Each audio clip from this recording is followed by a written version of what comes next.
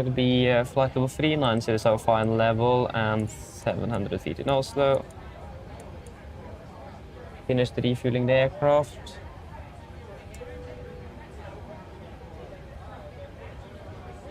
Go ahead.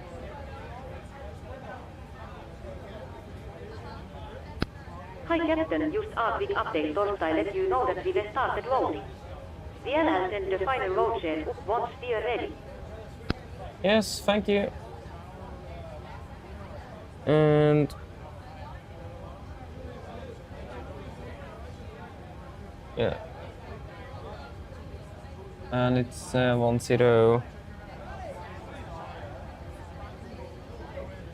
weather.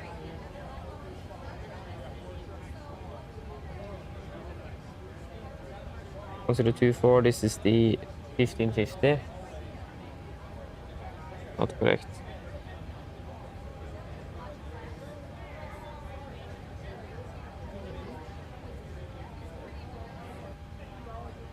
That is correct. Huh. Yeah, definitely some cold temperature then, that's for sure. Yeah, if talking about cold temperature, we need to correct the altitude says is 7001. Upper elevation. Forget all the time. Longness is at 32 feet. 32. And it's an outside temperature of plus 3 degrees. There is something wrong with the weather. It's not in live weather. Yeah, then that explains a lot of it.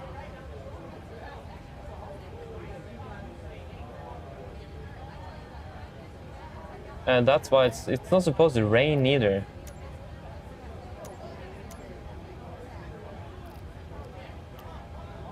Live, thank you. That's much better. -9 degrees. -9. And 7,100. 7,590, yeah, that's right.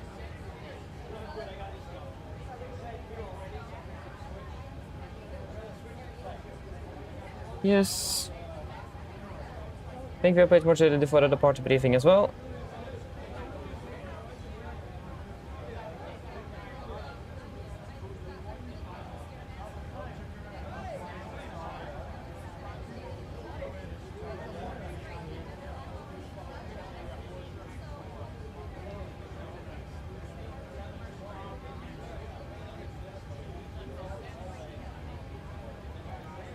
Yep. Are we ready for departure briefing? So we can start off with the taxi out. Oh, that was a lot of things open at the same time. Can you close that? Yeah. So let's start off with the taxi. Import charts, Petters 9, effective 22nd of January 26. That's brand new. We parked at stand 22, expect a straight push, and then a left turn onto Yankee. And we will see if we can do a calculation just out of Alpha. If not, we'll then need to backtrack and then use full length fair runway 36, but we'll see what we can do. But we'll try from intersection Alpha at least. And just stand by a moment. Hello. Hi, Captain. Okay, here's the load sheet from ground. I've written the passenger count here, the crew count here, and the total number of souls, not including yourselves, here. Yes, thank you. Okay, looks like we're all set to go whenever you're ready. Okay, great. Yeah, we should be ready for push-off soon, so just give us once ready back there. No problem. Thank you. So Alpha or full length 36. We'll just see what we can do. No hotspots affecting us. Tax restrictions. No times today. The only noteworthy thing is that the AIP, or not AIP, but the AIRAC changes here at Tromsø with the SID, stars, IAC, VAC, ground charts, all of that. And that is then going to be in the charts, so we should be able to catch those, but be aware that it's going to be changes from what we are used to. RCR, not sure yet. We'll look at that soon. but there is some cautions here. So wind shear eddies may occur in short final for MV1836 with winds 200 to 70 degrees, about 20 knots. And that's pretty much the only caution we have on this one. But the conditions are generally looking good as well, so should be a good, nice straight good departure. SID, we're expecting a MIMO for Alpha, 10-free Foxtrot, effective 12th of June 25. So it's going to be straight out 003, maximum 230 knots to Tango Charlie 603. And then it's left turn Tango Charlie 604, maximum 230, and then a left turn towards Ulnik, and then to Evpus and a MIMO. MSA corrected for temp is 7,590 feet. Initial climb clearance is up to flight level 90, with an obstacle clearance as well, or a close and obstacle warning. Vegetation on close to threshold 18 require more than 7.5% climb gradient and must be avoided visually or by other means. And that's going to be up to about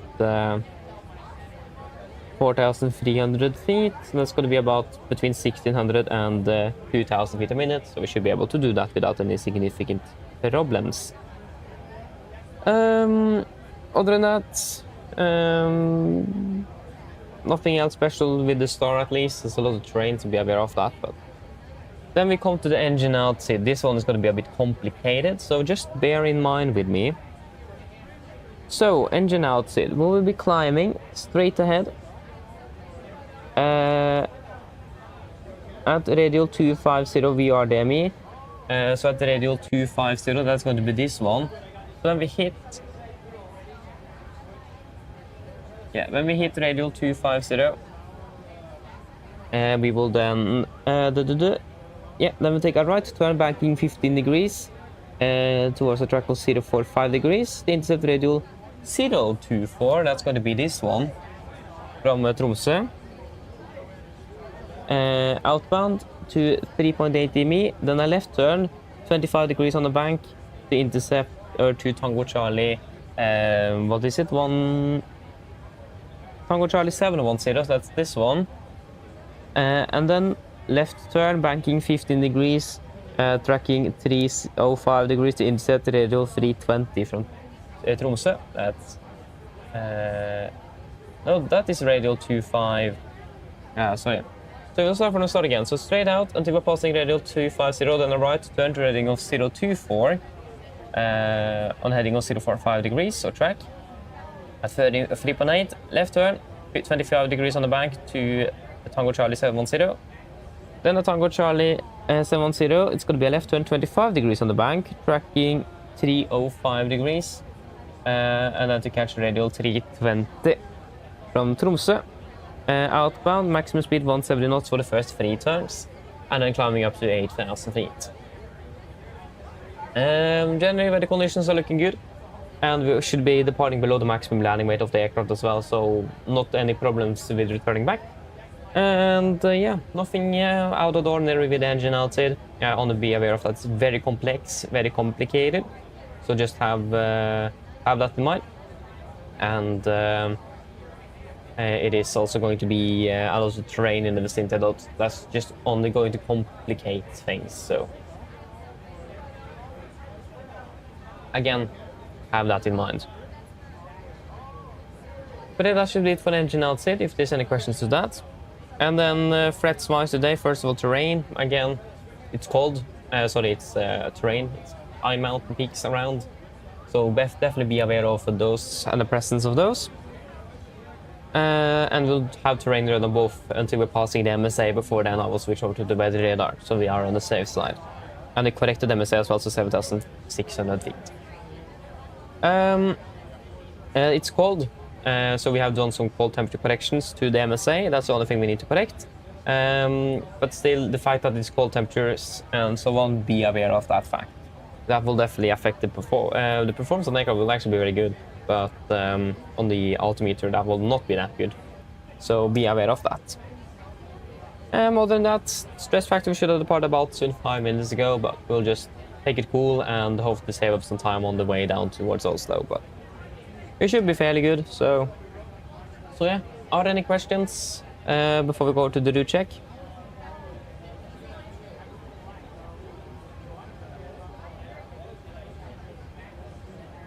No.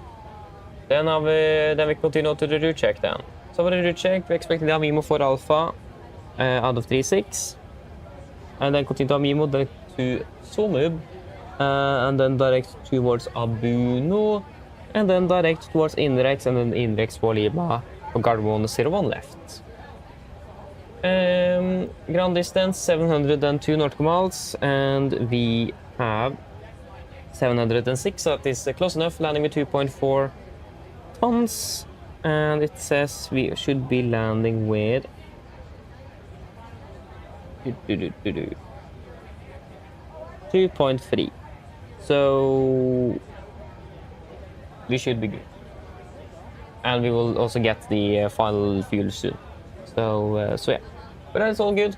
So are there any questions for the departure briefing?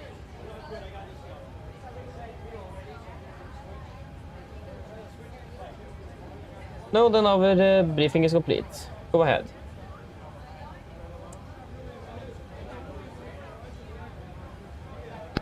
Loading has been completed. We are sending the road share torstai you now. The airline contact you for pushback once your rotor up and the beacon light E has been shut off. Yes, Roger, thank you.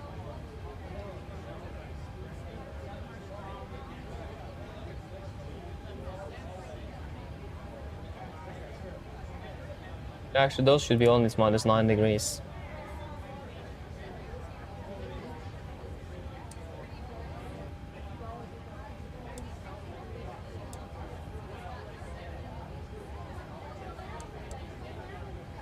And it's 840 feet.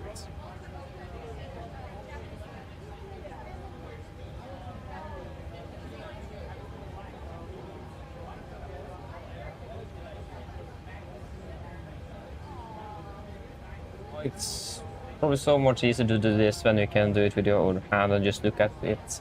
So much easier. Yeah, right, this is not the standard. This is not how it's supposed to be.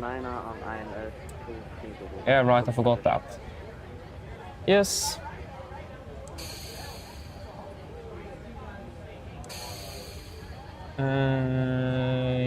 Yes.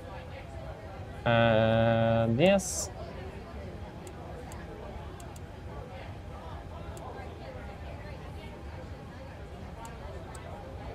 We just have that one open as well. Everything here is looking good. Preferred checklist, or almost. One thing I actually noticed is no, I didn't notice anything now. Sorry. Preferred checklist to the line. Pincer course, remote, oxygen, 24%, natural hazard and displays VHS. Normal auto, window heat, on, precision mode selector, auto, flight instruments, tracking 272 degrees, QNH 1024, and we are reading 40 feet. So that will be 40 feet. That's 50. Yes, that's plus 10 on the standby and 0 on number 1, number 2 there. On the primary, I mean. Yeah, primary set. Engine starter is cut off. Tax take briefing completed. Preferred checklist to the line is complete. Yes. RVS on the ground is checked. And yep, let us get everything loaded up here and should be good by the balance. Packs on board. How many? We have 174. 174 confirmed. A firm plus 174. And the cargo on board.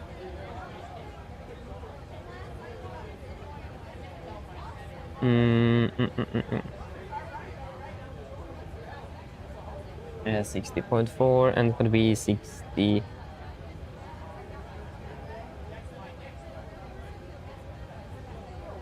.65, so that's going to be 200 kilos. Yep. And fuel on board, we requested 8.5 8.5, 8,500.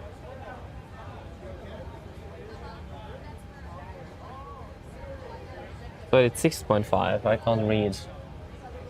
6,500.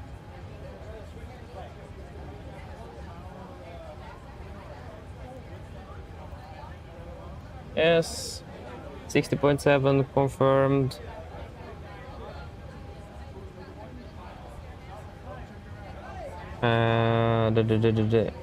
Yes.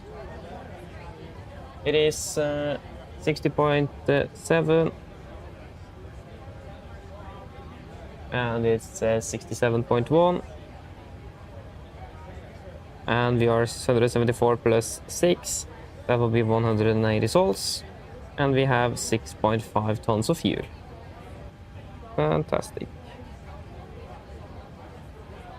And that is all weights checked. Let us get that to the performance too. And that will be a good runway. It's reported. Weather conditions is winds are variable 2, -9, 1024.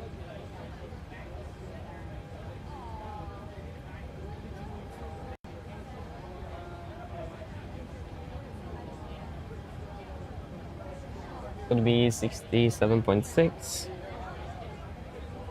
and 24.2.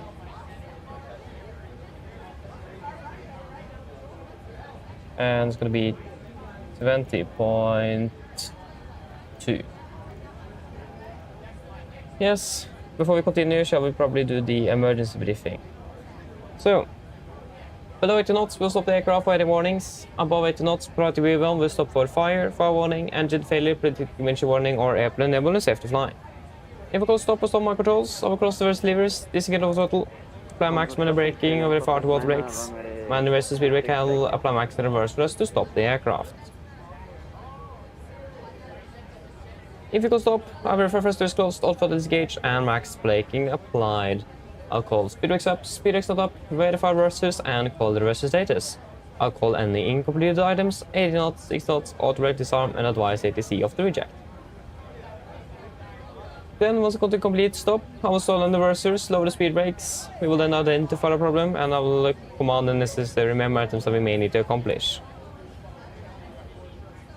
I'll assist in identify the problem, and I will accomplish any memo items in your command. Then we will evaluate the situation. If no evacuation is needed, OMPA remains seated, situation under control. If the situation is unclear, OMPA can make congratulations. If you then decide to evacuate the aircraft over the flaps 40, we'll go back over to Q range and read through the evacuation checklist. Happy? Hope so. So there were no actions below 40 feet, except to cancel any warnings and resting gear when a positive rate. 40 feet, verify heading select, mounts the outbound track, and to radial 250 before we then continue with the engine outside, and as discussed then on the departure briefing. Any questions?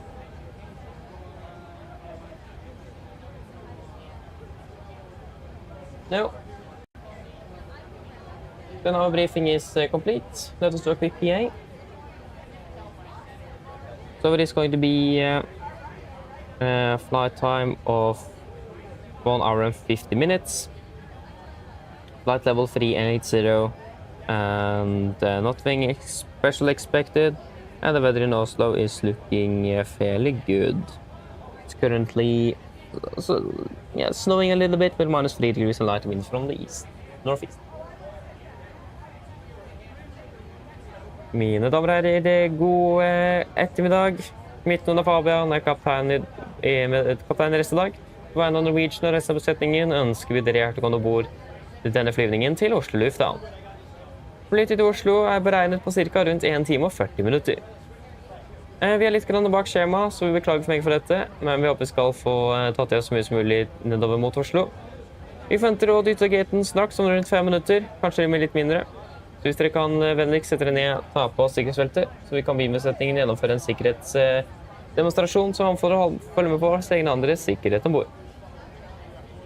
Vi planlegger for øyeblikket en nordlig avgangsrute, før vi da fortsetter server mot Oslo. Vi forventer en marsjere på rundt 38 000 fot med gode flyforhold. men vi anbefaler deg på sikkerhetsrettet gjennom hele flyturen, bare som tilfelle kommer bort til noe ufunnet turbulens. For Oslo ser rimelig greit ut. Det er litt svakere vind fra nordøst. Derfor bruker jeg også noe lett snøbyger med -3 grader. Ellers sitter jeg slapp av, så vi vil fin flytur med Norwegian. Ladies and gentlemen, good afternoon. My name is Fabian. I'm your captain today. On behalf of Norwegian and the rest of the crew, I want to wish you a warm welcome aboard this flight from down to Oslo Airport. The flight towards Oslo today is expected to be about 1 hour and 40 minutes. We should be ready for push to depart here shortly, in about 5 minutes. And we're slightly delayed, so we do apologize for this, but we're going to be able to reduce that as much as possible during the flight down towards Oslo. But if you may, please sit on your seatbelts, and the cabin crew will go through a safety briefing that's been encouraged you to follow for all and other safety on board the aircraft. We're currently planning a northbound departure out of Tromsø, with quite quickly left turn to continue southbound towards Oslo. We're anticipating a cruising altitude of 38,000 feet with good flight conditions, but we still recommend a supersonic for the entire flight, just in case encountering some unexpected turbulence. Weather conditions in Oslo looking fairly good, with some light winds from the northeast. It's -3 degrees at the moment, and some light snow as well. Yeah, otherwise sit and relax, and we hope you're going to enjoy this flight with Norwegian. Thank you. Yes, let us start up the APU and finish up. Yes, weight I checked, it's -9 degrees. -9. And it is an D rate to 30%. No assumed, so that will give us a rating of 78.8. Go climb climb because of the performance. And I will clear itself out. Flaps 5. 6.1 and 32, 41, 46. 32. 41, 45.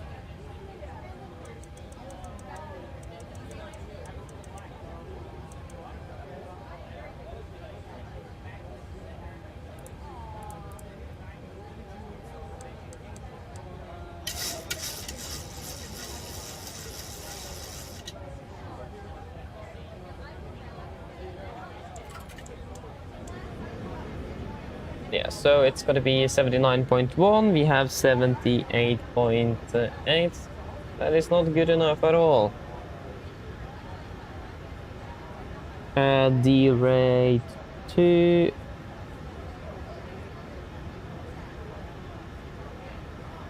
Oh yeah, 79.17. Yeah, that's close enough indeed. Yeah, that's valid.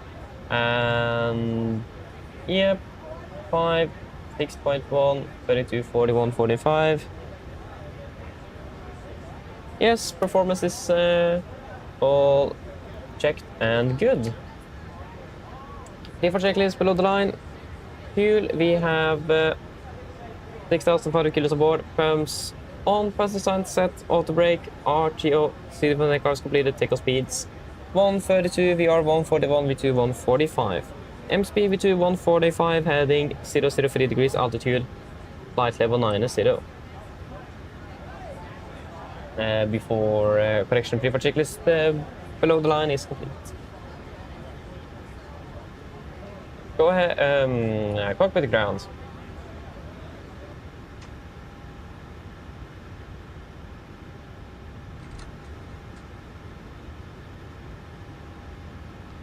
Whoa, ahead. Yes, can you please disconnect the ground power and prepare for push start? Roger. Stand by.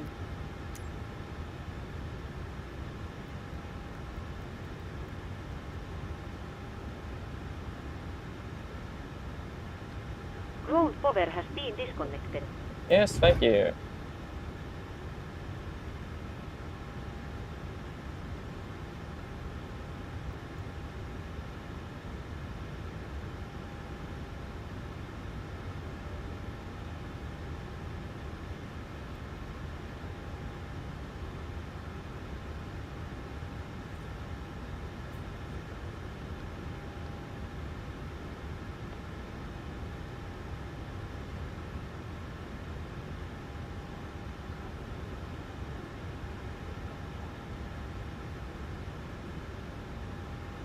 Yes, Roger, thank you for pressurize hydraulics.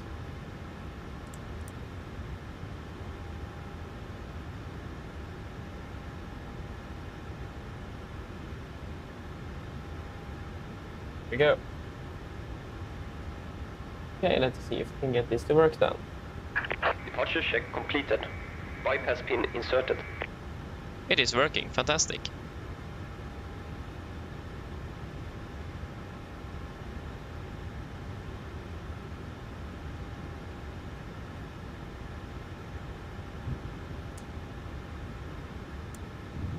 Before start checklist, flight door closed and locked, doors, windows closed, locked, anti-collision light on, transponder set, rudder and trim 3 and 0. Before start checklist complete.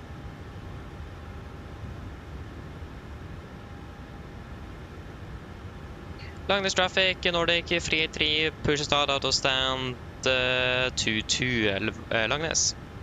Yes, cockpit cleared push, brake set, facing south. Obi nose left. Release parking brakes. Yes, brakes released. Commencing push. All engines clear. Start at wheel. Thank you, we'll start to 1 in sequence.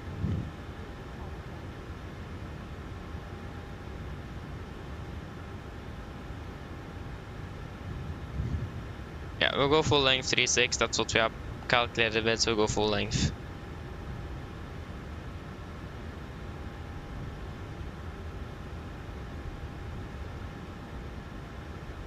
Yes, starting number 2.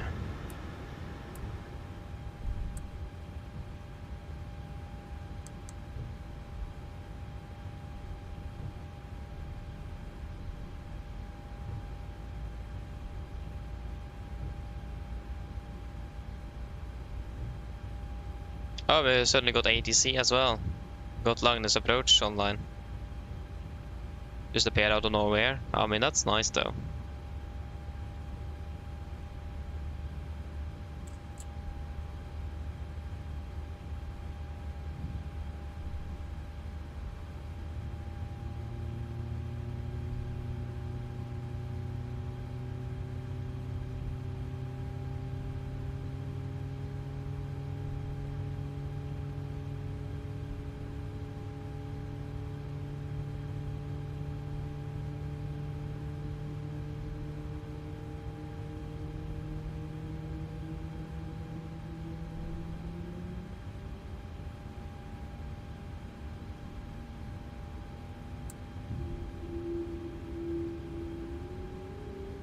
Start it out. Starting number 1.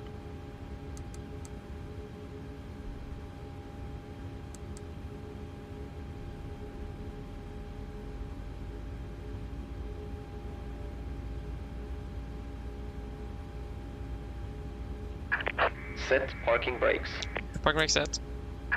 Waiting your confirmation for good engine start. Yes, Roger, stand by.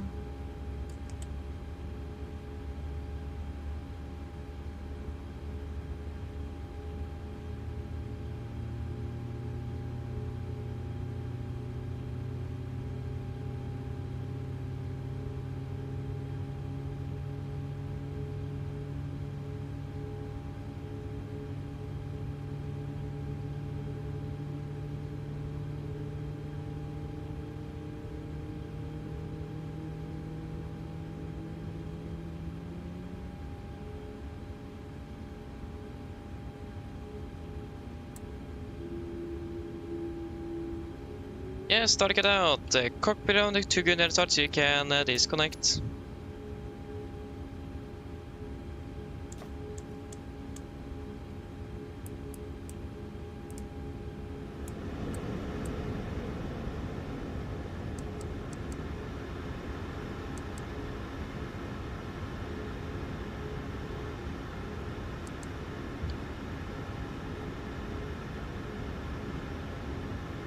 One, 2, 3, 7, 5, 5.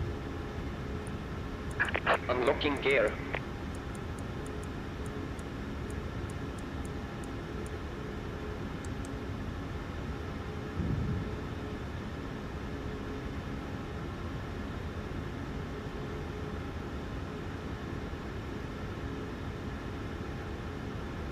Tow truck disconnected. Bypass pin removed. Left is clear. Right is clear.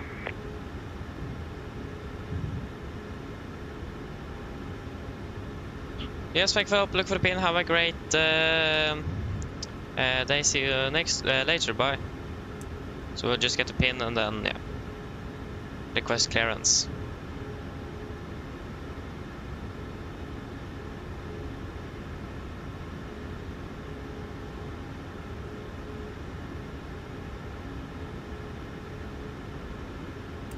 Got the pin.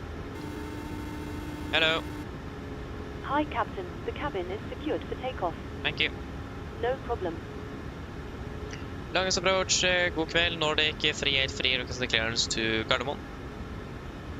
Nordic 383, god ettermiddag, Tromsø approach, hadde vært vel på Boris, og skulle komme en Boris version approach, god ettermiddag, til Gardermoen, inn mot Federal Departure, runway 18. Initially time, flight 79, 02, Ah, 18. Is it possible to take 36 today, 383?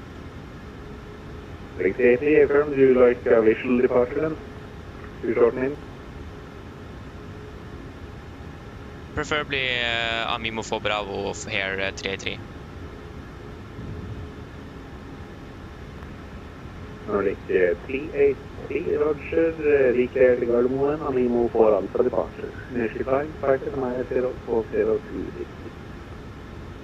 0262. Nordic 383 is cleared to Gardermoen via Amimo for Alpha departure out of runway 36. Initial climb flight 190, squawk 0262. Nordic 383, is that correct? Assuming you need the version of needed yes. Negative. 383, Roger, reported it. 0262. 0262. Light level. Yeah, just wait a moment here.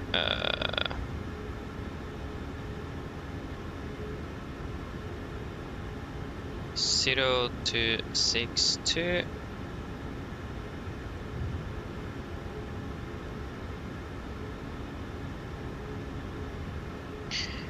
Flaps 5, flight control check.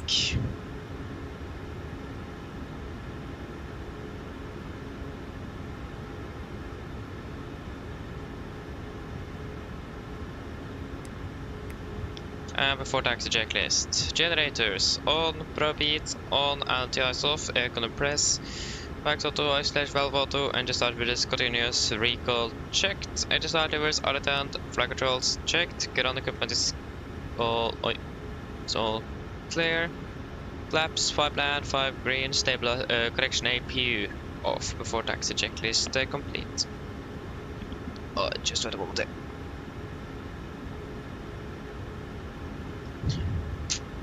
Nordic 383 requesting taxi. Nordic 383, taxi Yankee Alpha 1.36. Yankee Alpha 1.36, Nordic 383. 383, do you need backtrack? Affirmative. 383, Roger.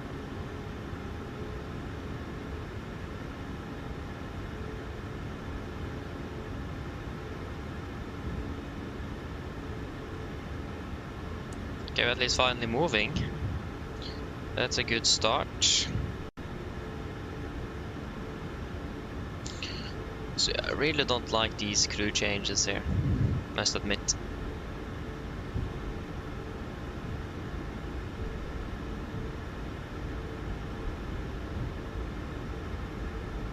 Sorry for that, it was just my tiller.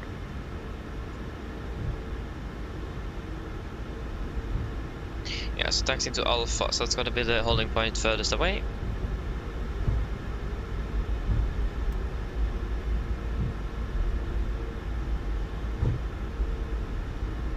Speed.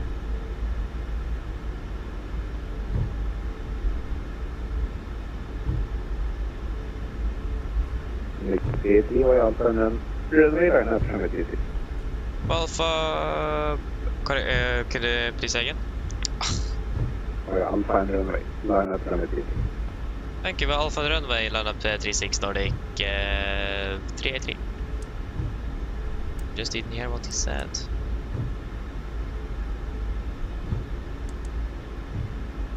I've never heard Alpha and runway before, that was something new.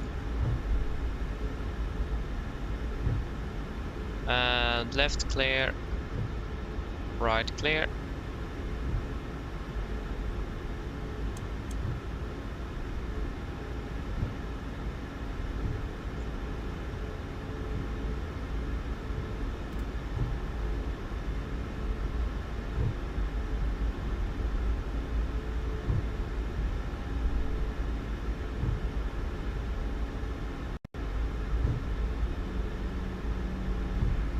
QNH 10224.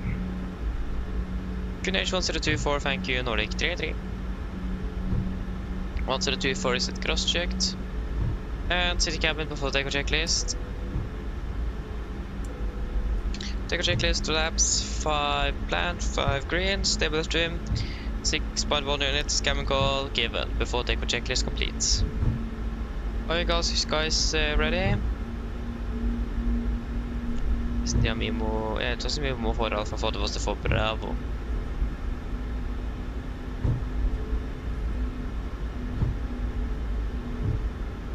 Yeah, there's something wrong with Attila, that's for sure.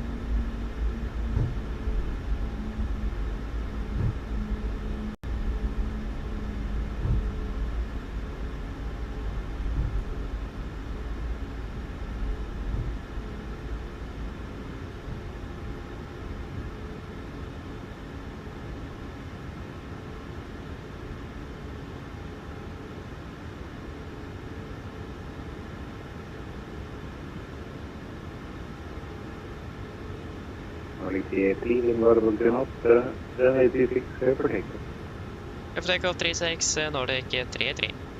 Yes, we are ready. Are we clear for takeoff? Ready.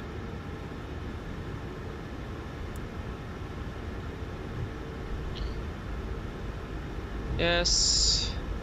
Takeoff.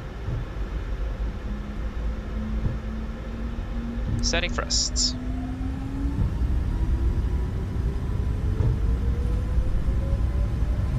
Thrust set.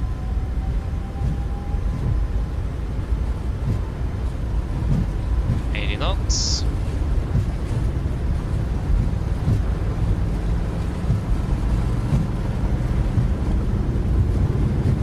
V1. Rotate.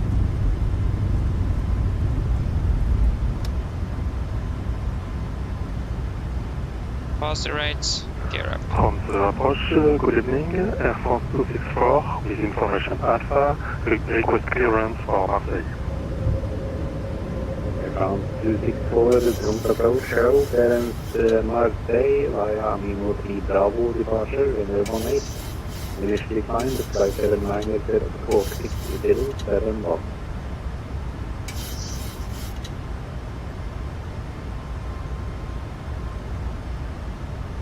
Maps 1, speed checked.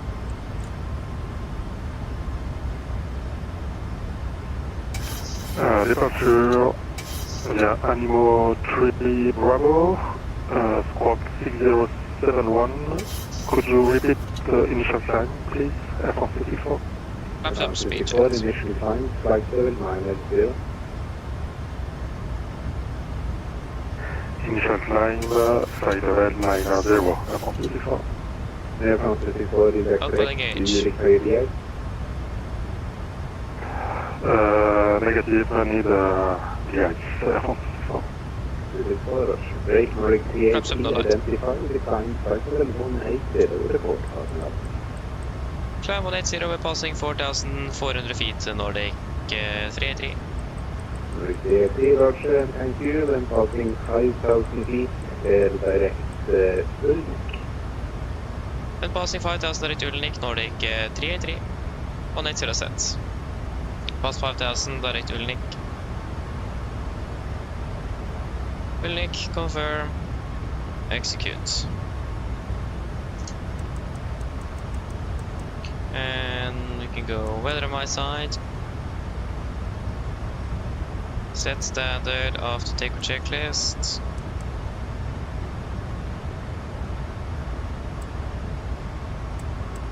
Take checklist, engine bleeds. On, packs, auto, landing gear. Up, flaps, up the light altimeters, yeah, standard. Set passing through flight level 7 free. Now, that's plus 40 on the standby. Yeah, after take checklist complete.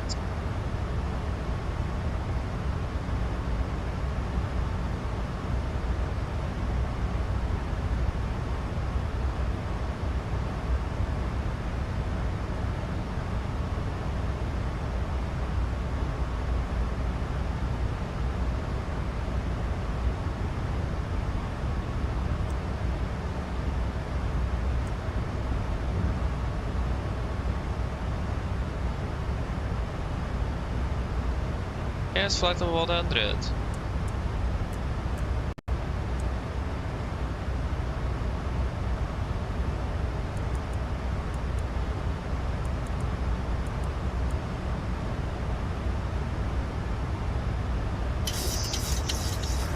Tromsø approach, ready for push and start, Air France 34.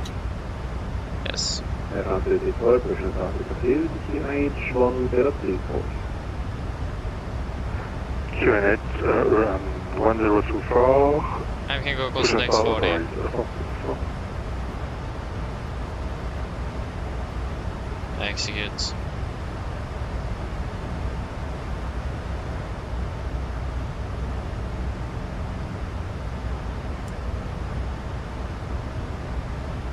There you go. Yes. Oh, you was so just about to land in Edinburgh, you had to go around. Oh, that's unfortunate though. Unfortunate. You're starting push, or you're probably finished by now then, square shift. Jakob, eller welcome opening well. Marcus, eller welcome opening well. Yeah, right, I forgot to say that. It's Norwegian's 33rd birthday today. Or anniversary. They are 33 years today.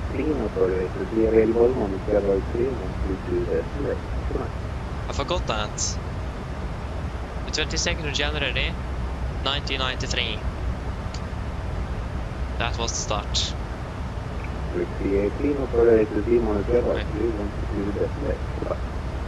Port advisory, Nordic 33, ha det bra.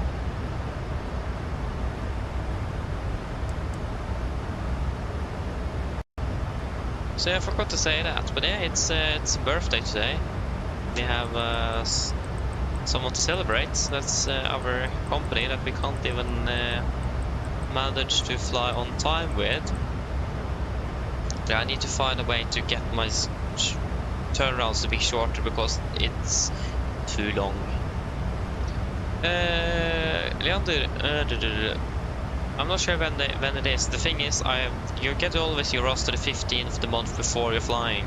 So in this case, the next roster I will get is the 15th of February.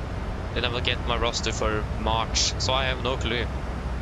It just needs to line up perfectly. That's pretty much how that will work.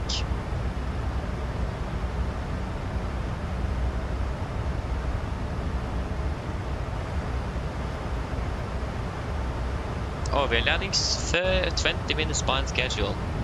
Oh no.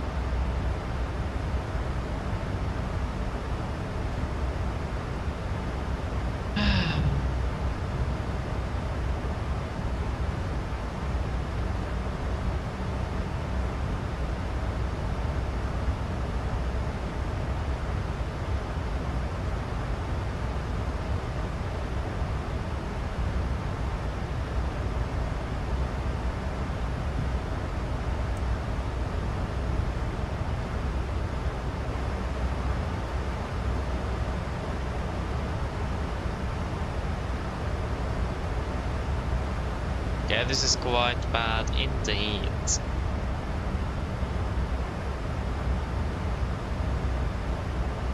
Okay, she will take the RVSM checklist.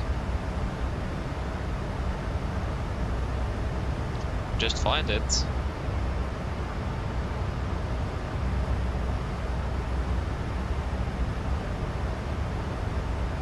this is for the max. Huh, there is no RVSM airspace checklist. Where have that checklist gone? Engine cross bleed starting with ground air source. No engine bleed after takeoff. No engine bleed takeoff. Go around. DI single engine landing. Okay, we don't have that, and then we don't need to do that RVSM check. We did it on the ground at least. Not sure if it mentions anything on the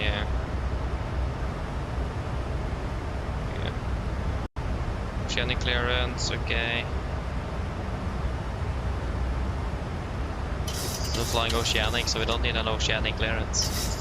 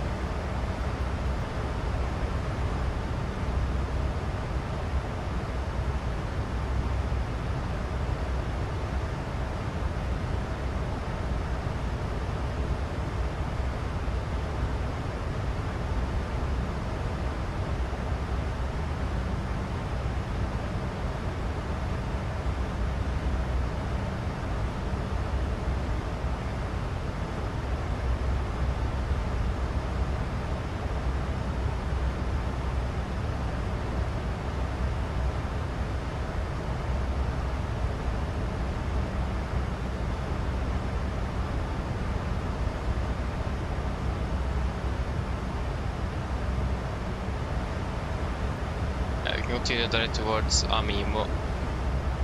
Confirm. Execute.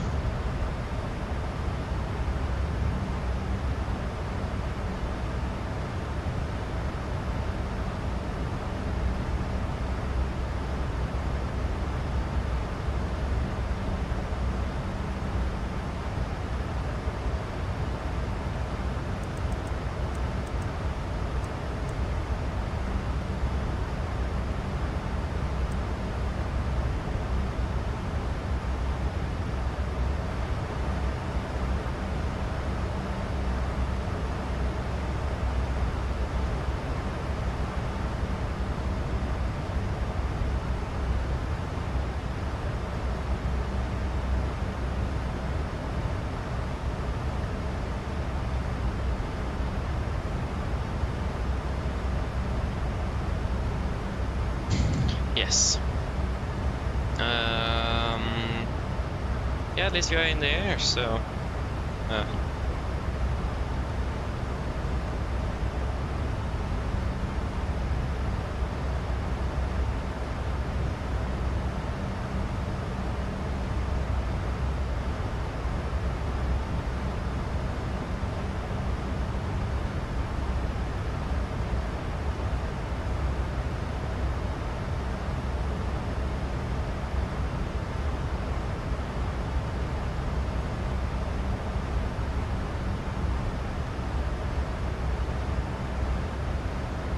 Yeah, so they just changed the runways in use, so it's okay, they're delayed as well.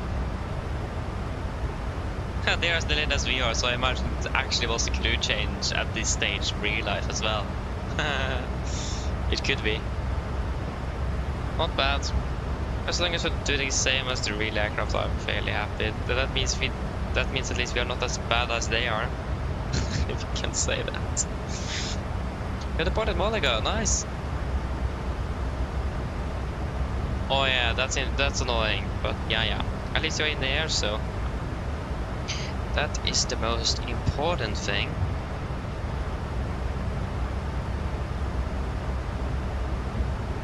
But the thing is, I think at Abuno they want us to climb to flight level 390.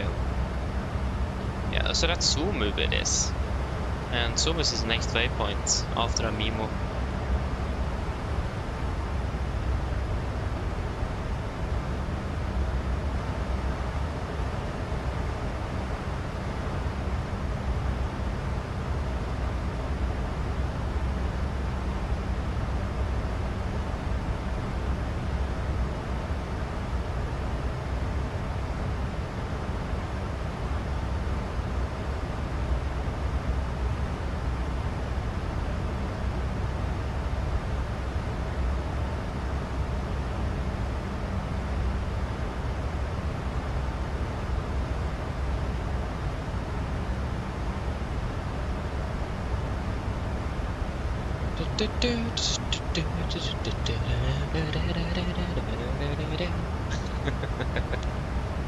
Take off flight level 300. We can find at least relax a little bit. Yeah. At least I can also eat a little bit. I have still not eaten since lunch. That's not optimal, but... yeah.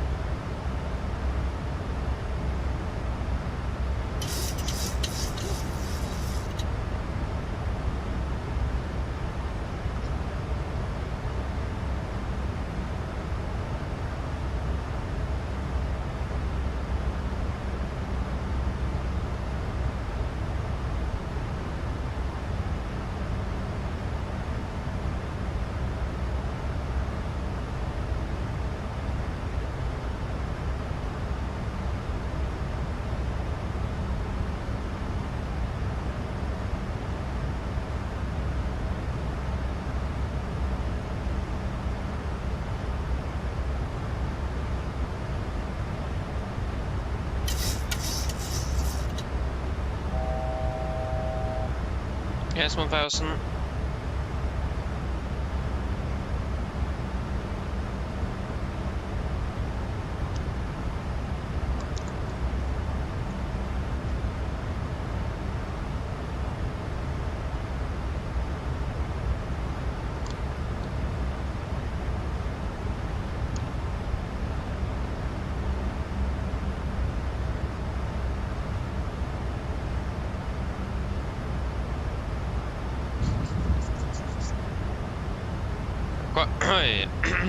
Yeah, quite slow climber today.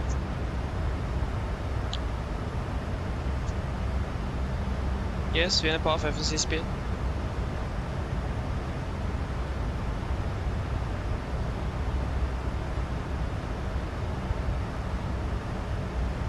I will do a fuel check as well at Mimo. Oh, yeah.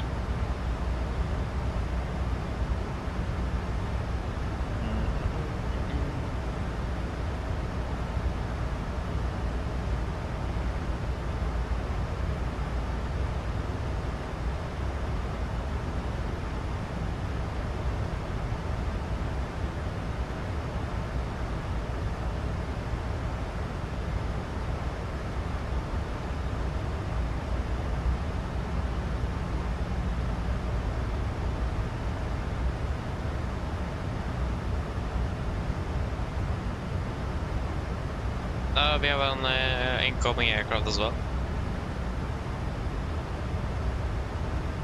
Missed descending into Tromsø, then I imagine somewhere else at descending already to Tromsø. Nah, maybe.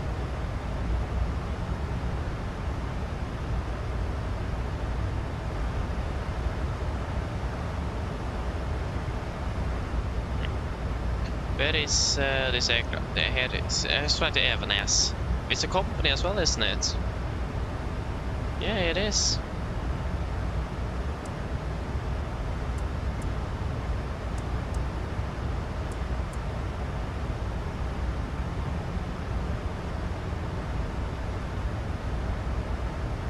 Don't think he saw us. Det er fuel check Mimo.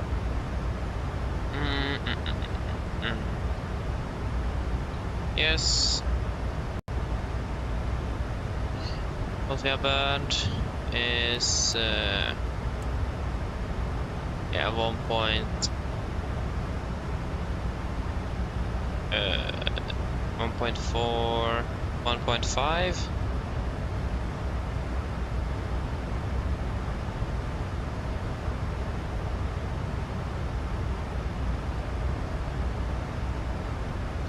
We have 4,900. Time.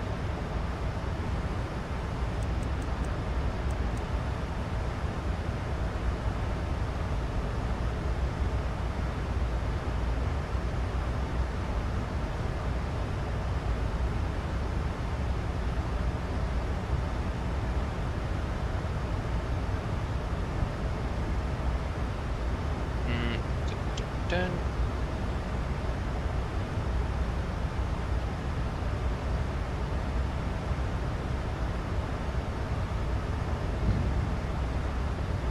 Yes, good. What now then? What now?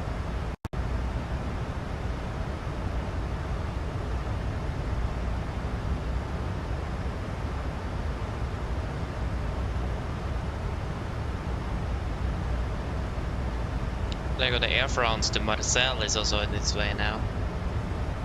Hope we get some ATC to Oslo, that would be fantastic. I need to say that it's one thing I hate, or not hate, but one thing I don't like with the X-Flyr aircraft is the magenta line on the missed approach procedure. I really do prefer the cyan tripled line instead of the magenta straight line. It looks so strangely left confused between missed approach procedure and your actual flight plan. So that's one thing I don't like, but yeah.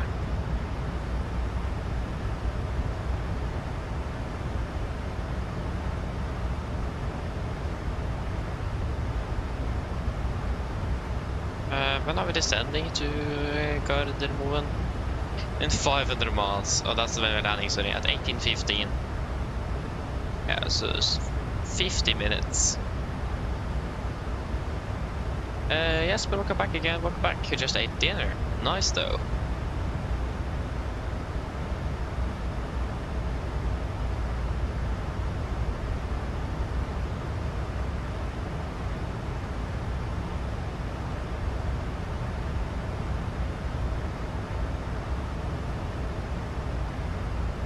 What is the weather like in Oslo at the moment? Let me get that.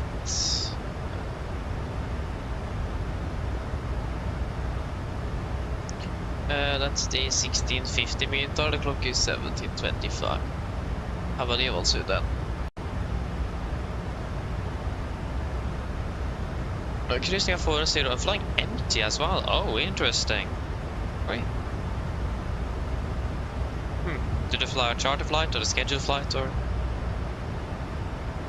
Did you fly the aircraft empty home again? That's, if you're flying a scheduled flight, then that's quite rare.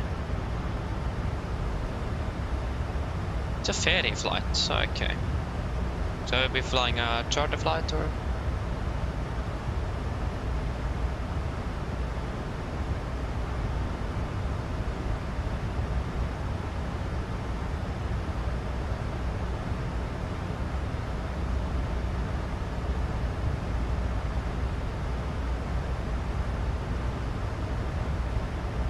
Yeah, so it was a charter flight down. Yeah, okay, I see. It was a charter flight.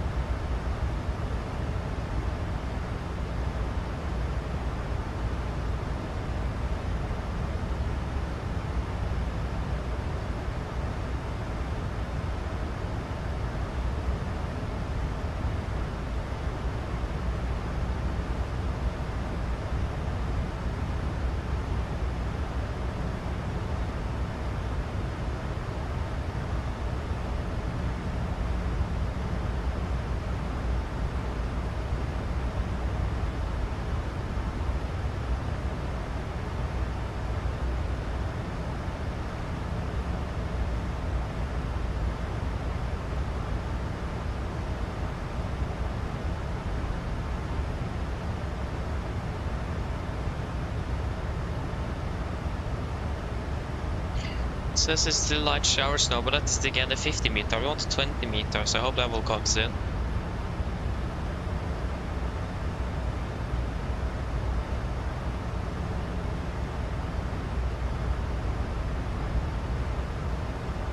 Ah, nice. I see. Enjoy it then, Jesper. You are quite busy this week then.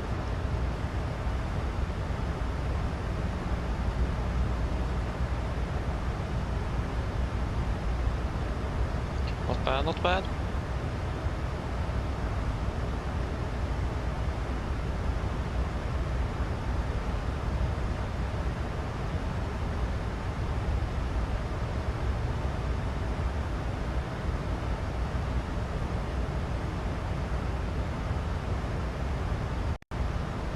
Oh, I see, yeah. Nice though. It's important as well to get some rest. So yeah, that's good to hear. Hope you will enjoy it.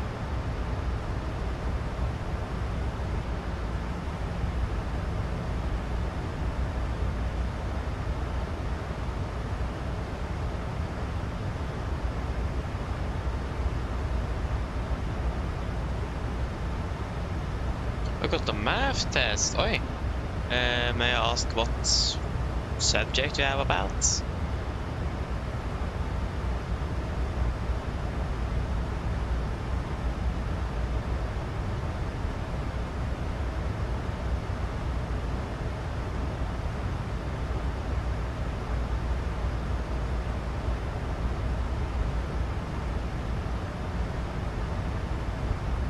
Oh, you have about functions. Aye.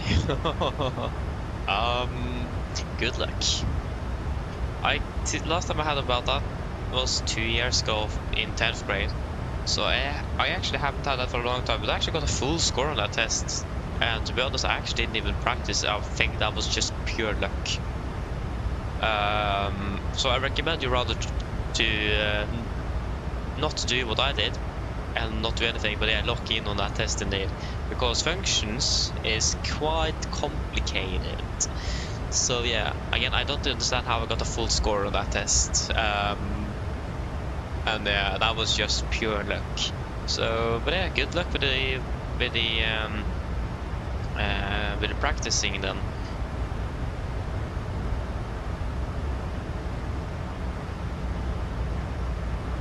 Yeah, I understand that. Again, they are quite complicated. But once you first get your hands on it, or so they have, once you first get to understand it, it is probably quite easy. But you just need to get your hand around and just head around, I mean. Just learn it, basically. Oh, you're getting that tomorrow. I see, Scardift. Hey, nice. Not bad, not bad.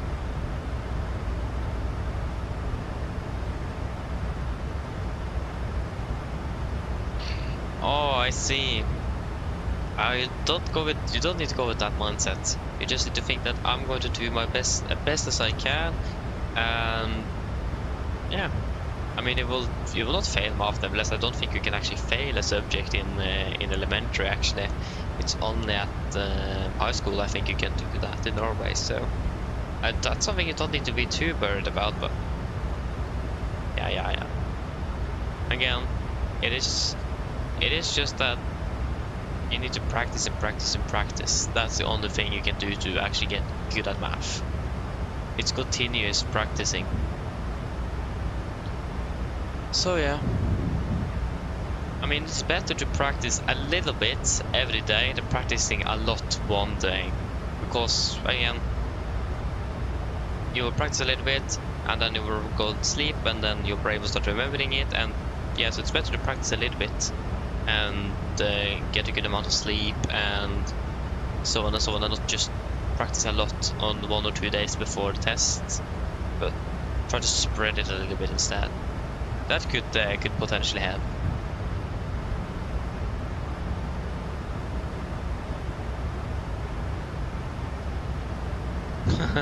Oi, interesting, Skyrift. Yeah, good luck with those wins and icing as well. You talked about icing between 3.7 and 3.8. Yeah. I never heard of that before. That's something new. I mean, that's actually possible though with high altitude ice crystals. That's actually possible. It's quite a new phenomenon.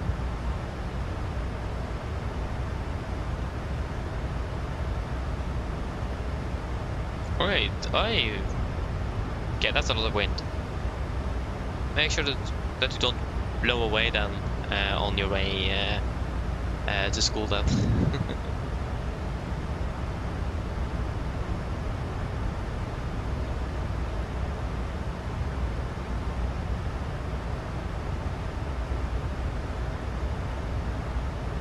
Repetition is best, exactly, and again, a little bit of repetition every day is better than doing a lot of repetition one day. Continuous repetition. So yeah, I need to start with that for my exams coming up now in spring and summer. I have an electronic exam in March, so that's going to be about transistors, diodes. I mean, that's pretty much all we have had in those subjects at the moment. We have had that for half a year, and that's those two things. I mean, I think we're going to have a little bit of integrated circuits and so on and so on. I'm not sure actually. Hello. Hello. Hi, Captain. Would you like a drink? Tea, coffee, or water? You guys want anything to drink?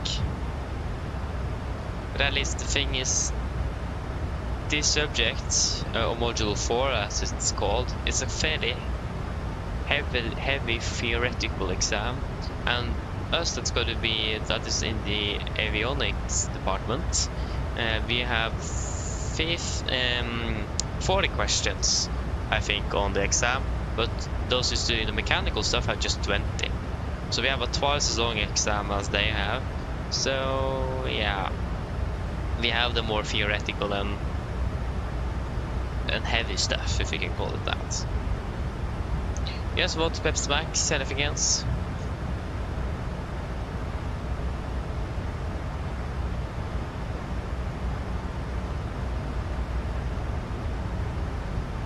Oh, that's very good to hear though, Jasper. That's very good. Just continue with that. But yeah, that's very good. Good job. I hope you will be able to do your best, or definitely do your best, and yeah, just go for it. I think I can do quite well on that that test if you just continue doing that. But then nothing else. Can we please get one water, one Pepsi Max, and one cup of tea? Of course, just give me a couple of minutes and I'll bring it for you. Yes, thank you.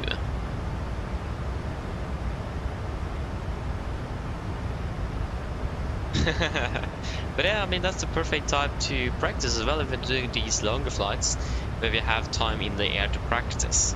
So not a bad thing to do at all.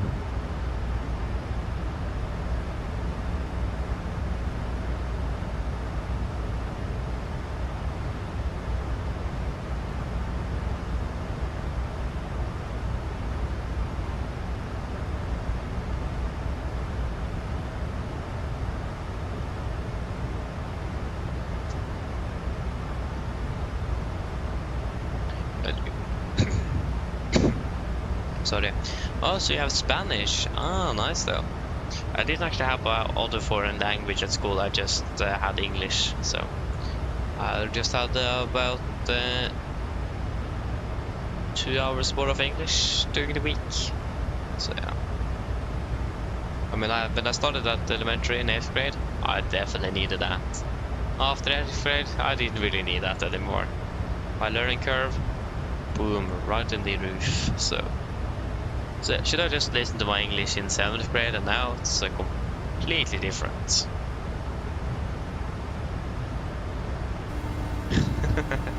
Yeah, I understand that indeed. I do, yes, but again, you're looking good. I think you will make it. I don't see a reason why you shouldn't make it, so yeah. Hello. Hi Captain, I've made your drink. So waiting for you in the galley area. Thank you. No problem. Yeah, it's just some light showers of snow, so maybe it looks like we put the de-icing in Oslo. Yay! More delays! Ugh. What a fantastic day this will be. But yeah, let me just grab my tea and then I will be back in just a few moments.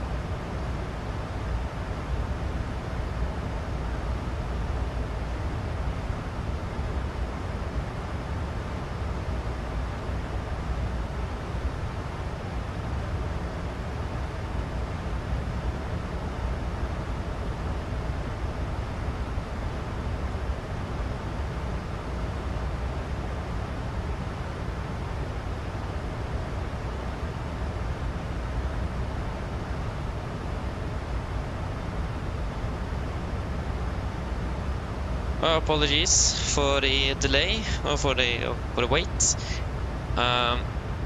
Just need to help my dad with something.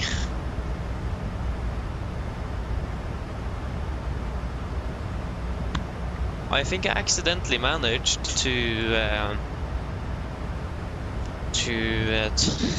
mute the mic while I was talking. So if I got cut, apologies for that as well. Okay, so how are we looking? Descending in 200 miles. Yeah, so you should start prepping soon again.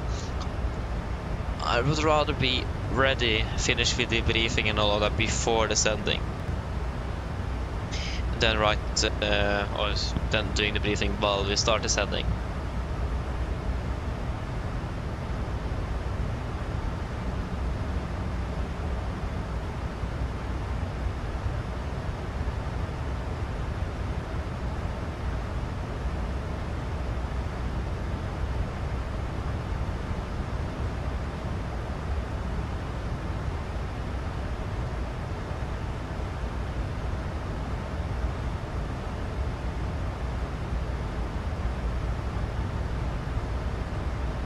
Okay, Oslo approach online, so that's nice.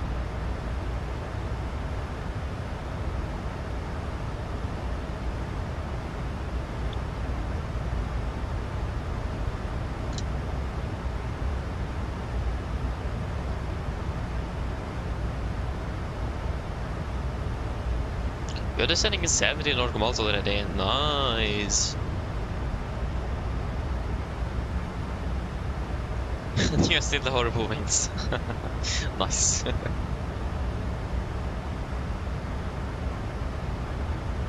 You know, some need to be unlucky.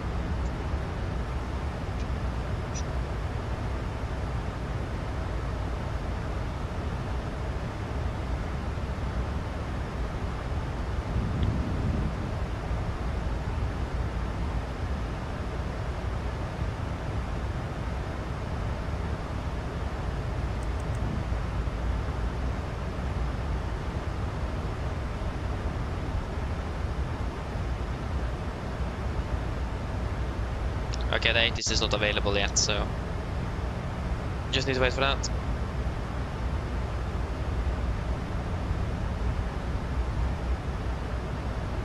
Norwegian eller welcome opening well.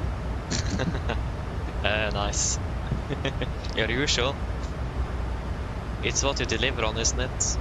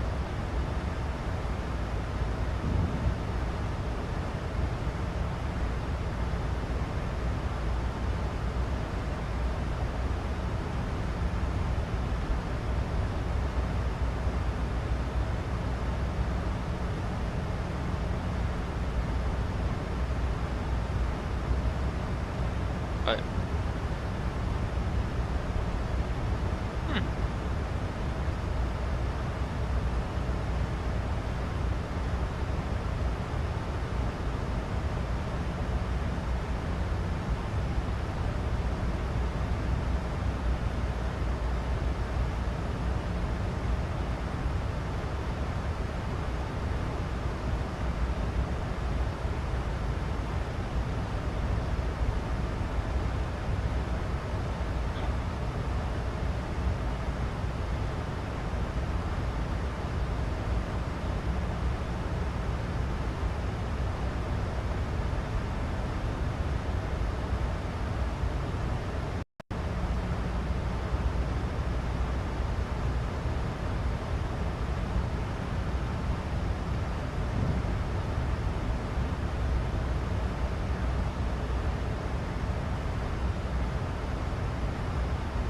Oh, head close with 19 knots. Okay, I see. That explains a bit, indeed. Yeah. Oh, whoa. Okay, speed, altitude, we just lost 1300 feet. Please do not prioritize altitude for speed aircraft. Okay, we go level change select. And we'll rather accelerate the aircraft, preferably. Okay, we just lost the winds. Yeah, thank you, Microsoft. Yeah, but we want to climb up to flight level 380, please. Okay, vertical speed select. We go plus 50 feet. At least you don't descend.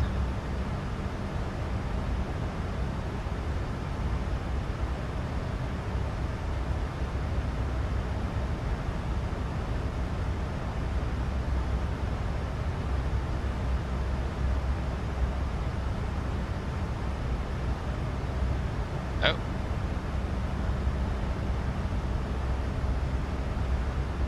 Yeah, but the thing is, the aircraft doesn't really accelerate. Do we have max altitude flight level 219 or disregard? Yeah, I see that our performance is just severely downgraded for some reason. I see that we're not able to maintain. Go 0 feet. So our maximum is flight level 219. And where did that come from?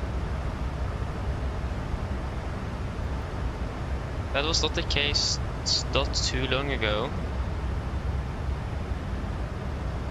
Okay, we can descend down to flight level 290 initially then. And we can descend with about 1000 feet a minute. Where did that come from? At least I can see that we are limited by thrust. We have auto. Yeah, our thrust suddenly got... Huh? What happened? Oh, we suddenly lost a lot of thrust as well. Like continuous thrust is just 87%. Yeah, there's something wrong here. There's nothing on the master caution. It's like there's something wrong with the EEC or something, no?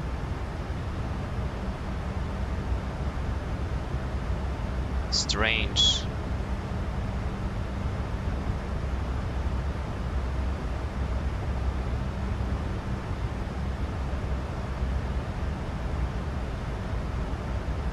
Right, yeah, I see your decision there. Terrain, yeah, I mean, that's a decision you need to take, but yeah, I don't know. Good question, good question.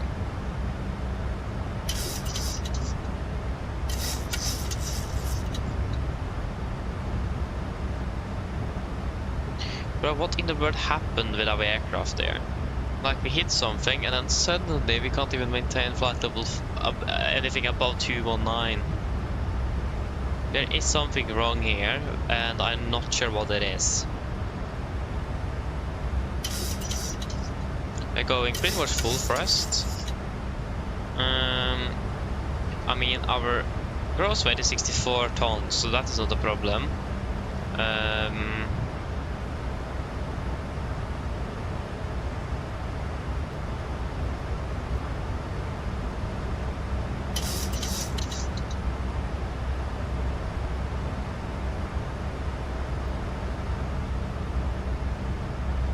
We can go 1500 feet a minute just to try to speed up a little bit to get the aircraft to accelerate.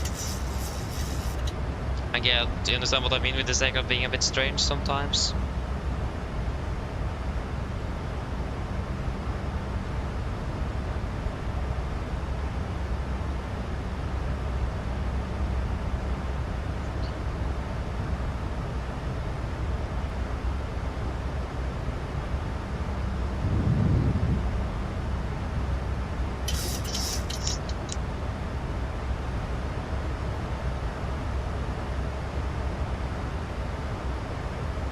Yeah, there is something wrong.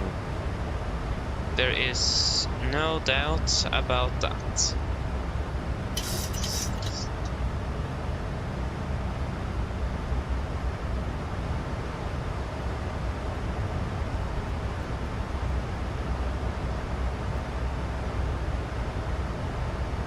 that altitude is starting to increase again. Yeah, we're currently descending down to 2990.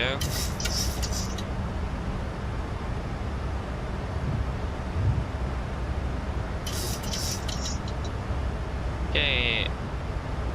Yeah, arrival runway is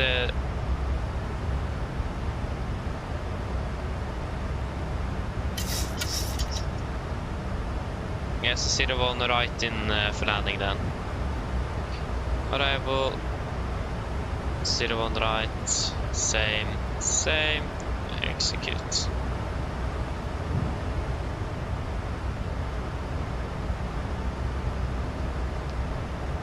Okay, you can go 1000 feet a minute, set.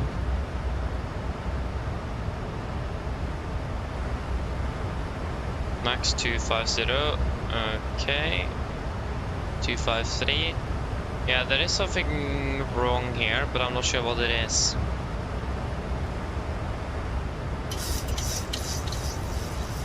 Don't have a fuel leak or anything, no.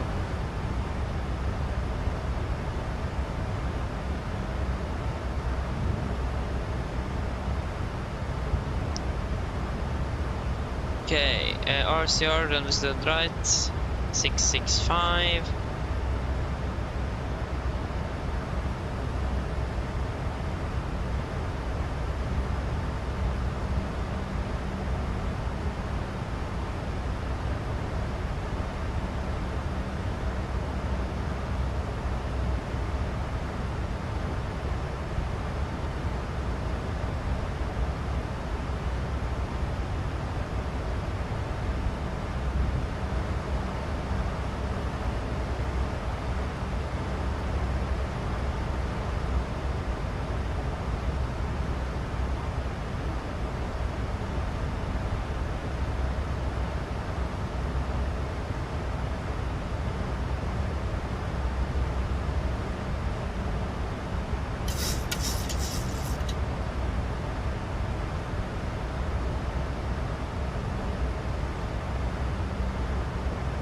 Transition level is 80.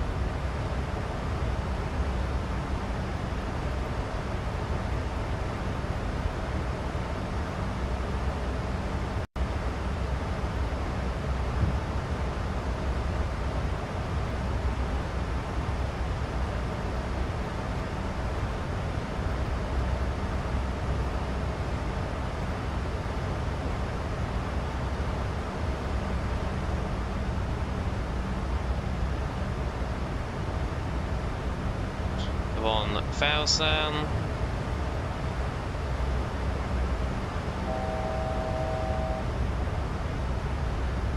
Yes, we'll do a fuel check here then.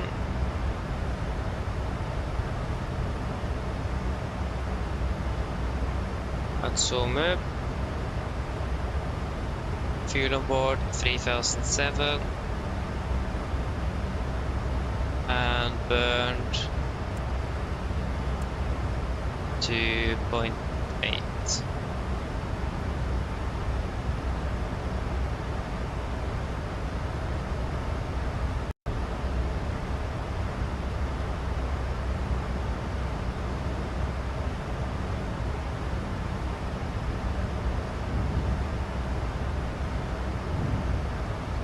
Okay, we're leveling off. It's 274. Yeah, we limited by our thrust, and I can definitely see that.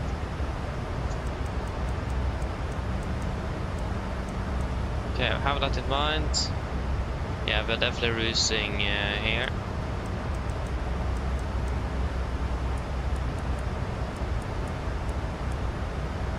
Two.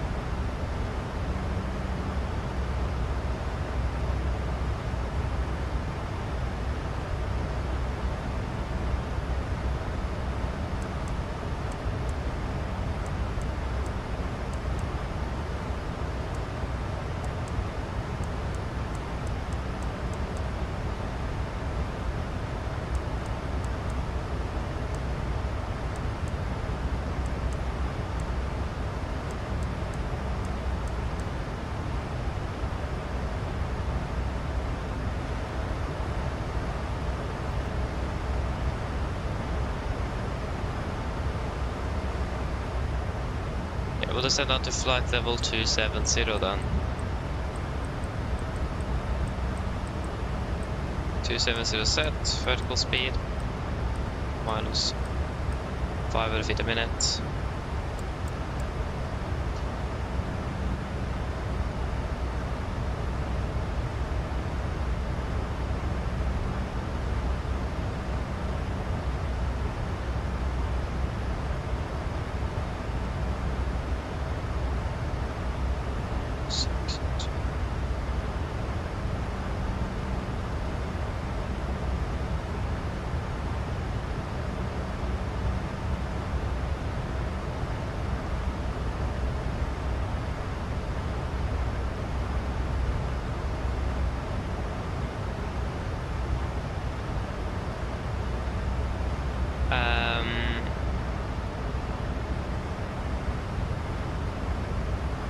Eight 7-1.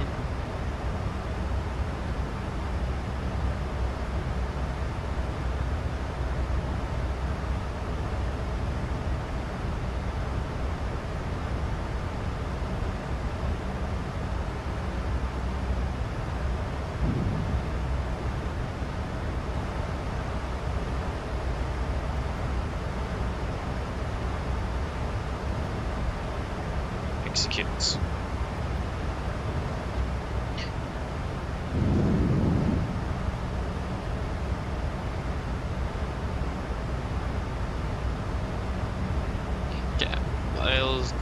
Descend on 1000 feet a minute. 1000 set. Yes, anything else we need to correct? 5000. I don't control the airspace, so that should be fine, but I can do it nevertheless. 5000. Yes, 1000.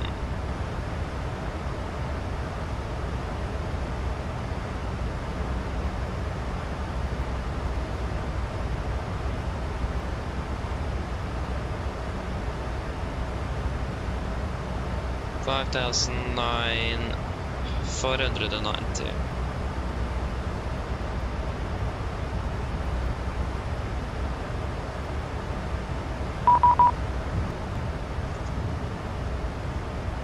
Yeah, 127,255.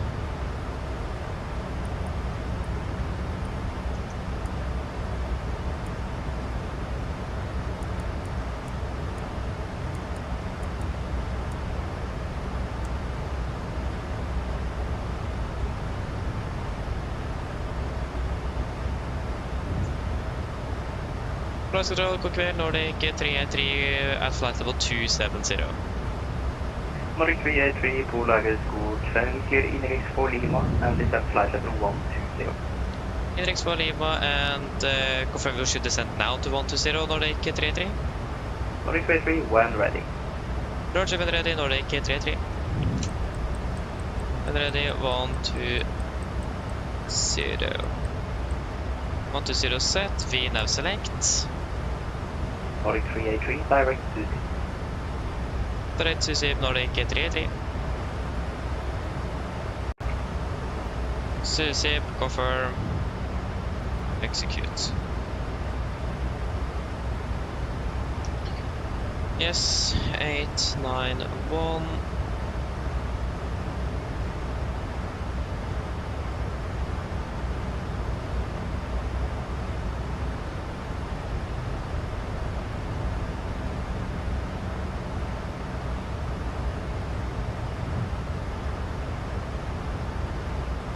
It is 4290.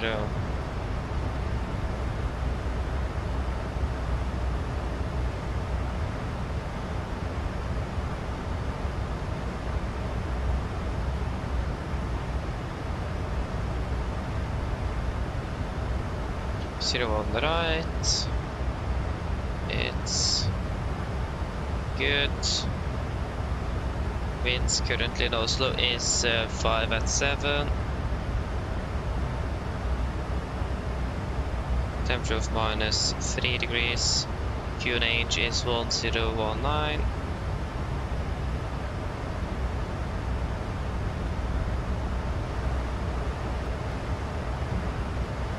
that's 1 ton. Yeah, so you can take 63.3 down. Just out of the margin.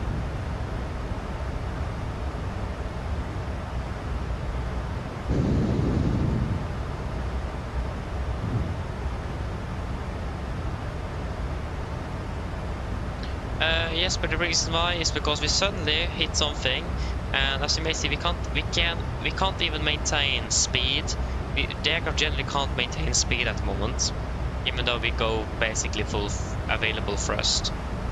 It can go 80. We can cruise 86 or 87. We can go climb. But yeah, so we are limited by thrust at the moment at 2.9. So I'm not sure what happened.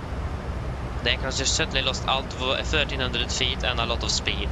So yeah, it is something wrong here, but I don't know what it is. But we are at least able to maintain the speed we have, so we should be fine for now. 142, flaps 30, 142. 141 works as well. Polaris Control, average and D16413, 980 in 13 pounds. 1641, Polaris Total Aviation squawk 1250.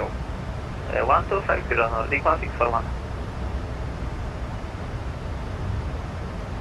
We got a master caution and air conditioning. And oh no, we got an auto fail again. Okay, QRH.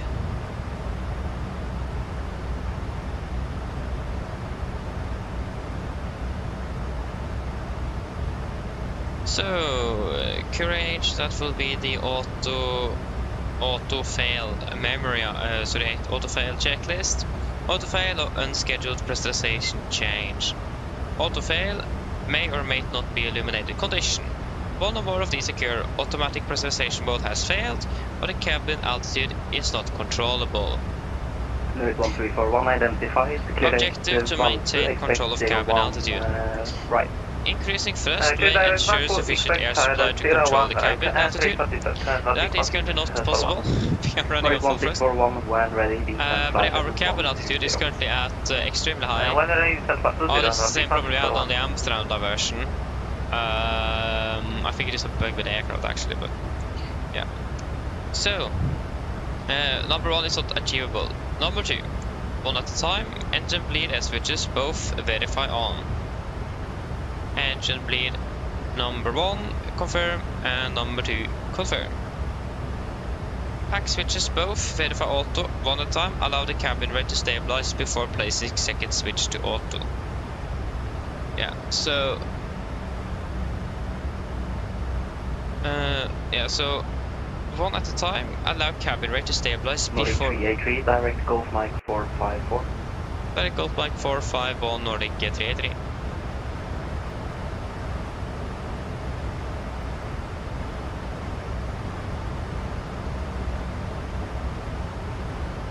Can you please say it again for Nordic 383? Nordic 383 direct Golf Mike 454. Golf Mike 454 Nordic 383, thank you. Correct. 454, I said 451. Execute.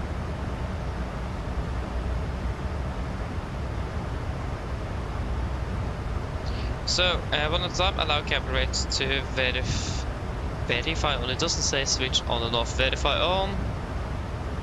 Both are on. Cabin altitude is not con. Yeah, so the thing is, we have currently a very high PSI and a cabin altitude at 0. Oh, that is not good. Nordic 383, we currently have some problems with the pressurization system. Requesting descent down to flight level 100. Nordic 383, roger, descent flight level 100. 100, thank you, Nordic 383.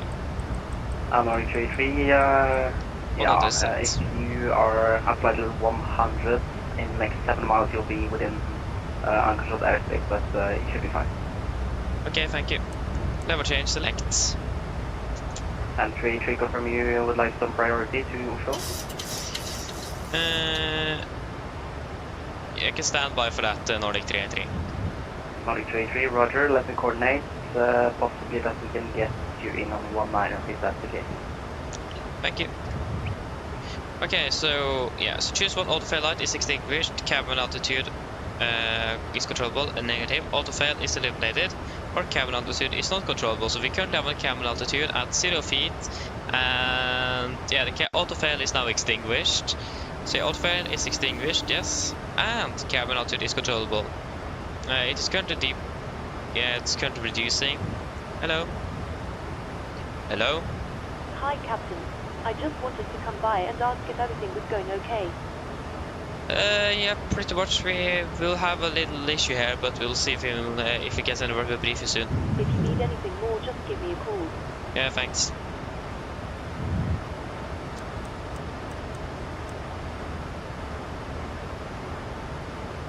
Yeah, okay, so the pressure is currently reducing, and yeah, it's looks like it is stuck. It is still at 0.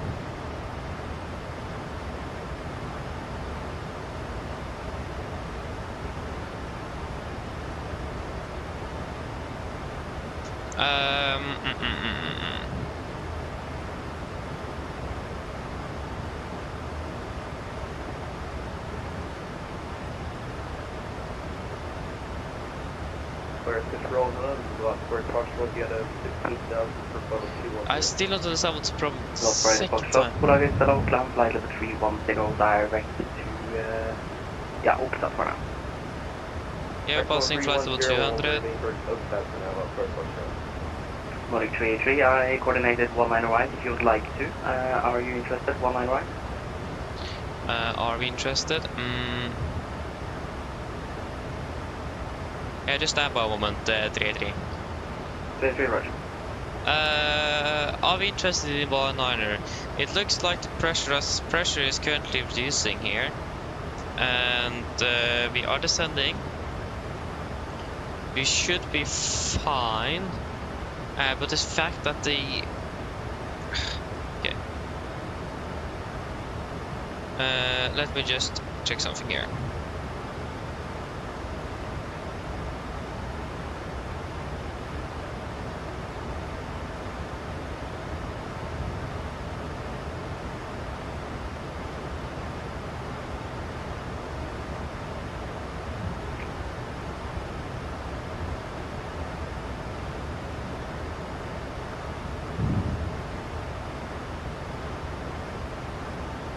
Okay, so the problem currently,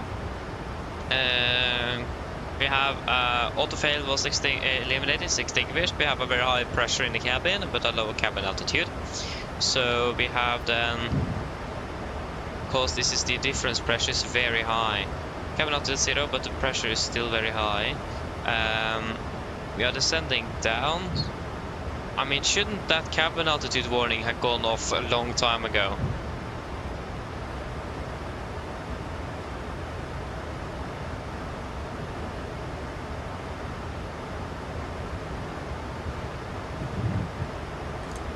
Shouldn't it?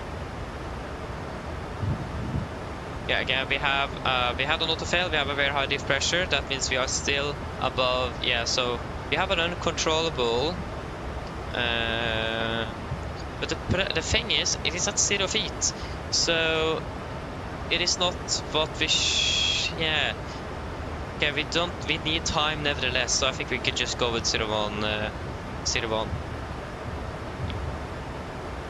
Nordic 383, we would like to still continue with 01s, we still need some time to troubleshoot here. Nordic 383, roger, in that case, continue Golf Mike 454. Roger, continue Golf Mike 454, Nordic 383. Yeah. But at least it's stabilizing, so I think we should be fairly good.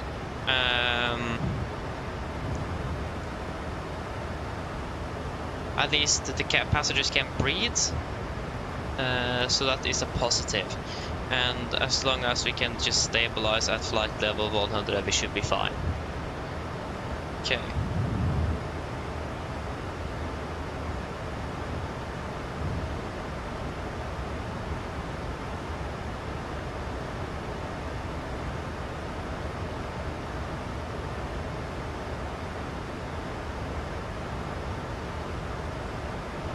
I mean, we can't control the cabin altitude. But again, the fact that the cabin altitude is at 0, I think what we will do is to... Again, I don't want to depressurize the airplane because that would be quite drastic. 1,000 to go, we are still leveling off. Okay, let us just stabilize at 10,000 before we take any continuous actions. There you go, altitude acquire and FMCP speed. Okay, so there's a high pressure, that means the aircraft have been pressurizing to 0 feet. So if it depressurize now, that cabin altitude will suddenly rise up to 10,000 feet. And you can feel that we will then hurt the passengers regards to their hearing, but in the ears, they'll probably pop. And again, the fact that we then increase the pressure in the cabin, or the cabin altitude 10,000 feet, is not an optimal choice neither. So come back to Sweden control. I think it's better to leave it at what it is, since the cabin altitude is not above 14,000 feet anything. Since again, Nordic 383, contact Oslo approach 120, decimal 455, he's aware of her situation, go ahead. Approach 120, decimal 455, Nordic 383, takk skal du ha, god kveld.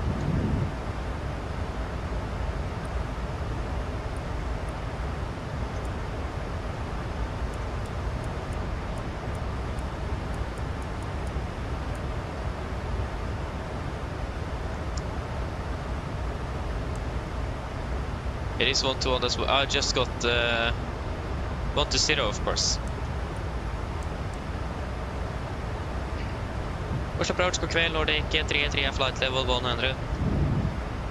First Nordic 881, please, you have 4,000 feet, cleared island in 1. 4,000 feet and cleared island approach for 0 flight Nordic 881. Again, if you depressurize the... Oslo to channel, expect to 1 line. Expect to 1 right, Nordic 383.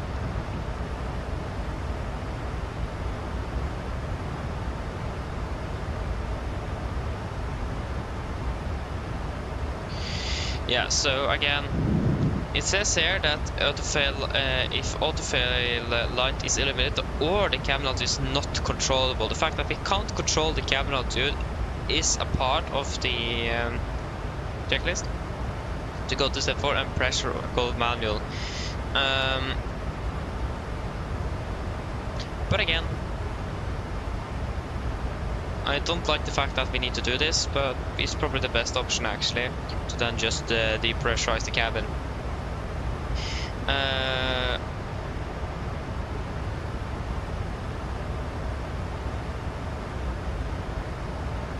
But the thing is that, yeah, because this is about the structural integrity of the aircraft, I would imagine.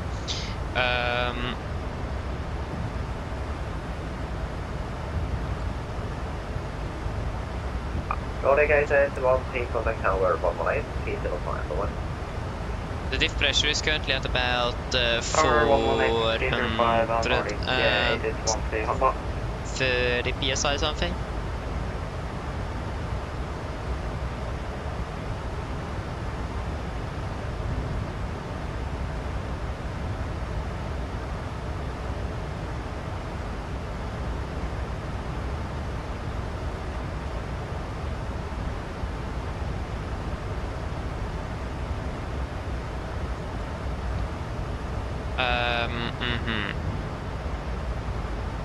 But again, we can't control the cabin altitude. The automatic pressurization system won't be able to do that. So in that regard, it's probably better to follow the steps than... Okay, okay, this is our alternate. Alternate selected.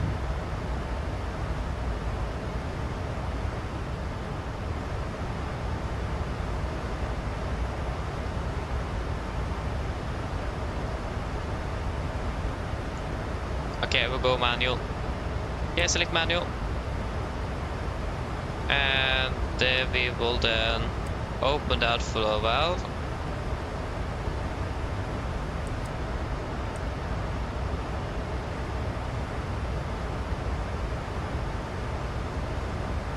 Okay, that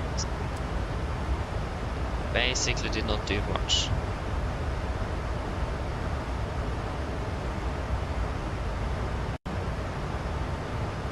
Okay, Alpha Lab is now fully open. Auto fail.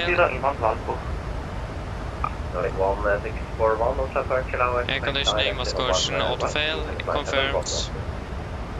Leave it as it is. Okay, let us brief the cabin crew, and then, yeah. Number 1 to flight deck, please. Brief the cabin, brief the passengers, and then we will land on the situation.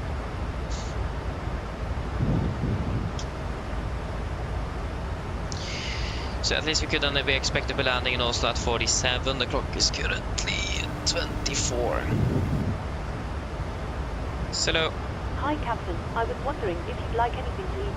Anything from the menu, or maybe a snack. No thanks. No problem. Give me a call if you change your mind. Yep, just please be here. Thanks. But yeah, we have a situation and we'll give you a needs briefing. So the nature of the problem is currently that we have we have some problems with the pressurization system. Probably noticed we have currently opened the valve, so it will now be equal, hopefully, to the outside air. So the nature of the problem currently is then the pressurization system not working correctly. Intentions is to continue to Oslo. We're currently maintaining 10,000 feet and we're going to be landing hopefully fairly soon. And so the intention is just to land in Oslo normally. There's no specials. Just be sure to make the passengers feel alright. And stand by. Could we continue to, or could we please just maintain present heading for Nordic 33?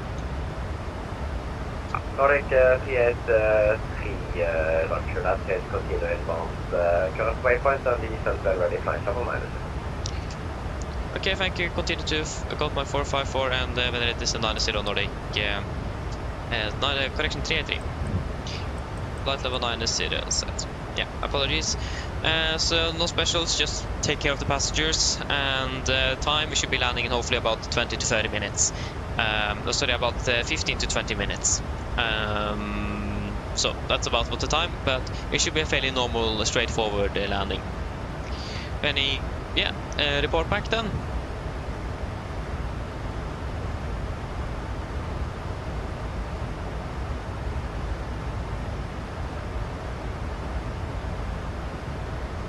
Yes, good. Yes, again, just we will brief the passengers now shortly, and then we will give you more information if you have that accordingly. Thanks.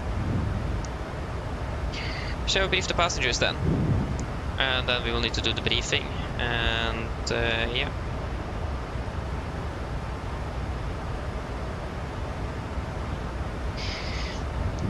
Mine damer og herrer, en liten notering fremme fra cockpit.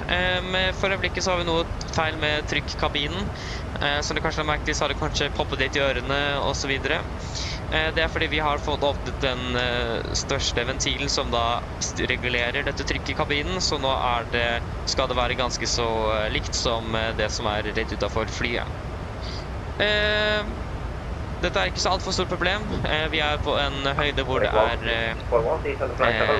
greit å puste, så ikke noe vits, det kan ikke være nødvendig å ta på noen oksygenmasker eller noe sånt. Vi forventer å lande i Oslo normalt om rundt 15 til 20 minutter. Så hvis dere kan sette dere ned, ta på sikkerhetsbeltet, så vil da kan vi-besetningen gå gjennom eller ta ansvar for dere videre, og så bare følge med på deres instrukser som de vil gi dere. Igjen, vi beklager meget for dette, og håper ikke at dette har vært en alt for ille opplevelse. Give us about 5 to 10 minutes, 383. Nordic 38, 3, okay, it's going to be vectors for delay, fly heading 190. Roger, heading 190, Nordic 383. 190 heading select.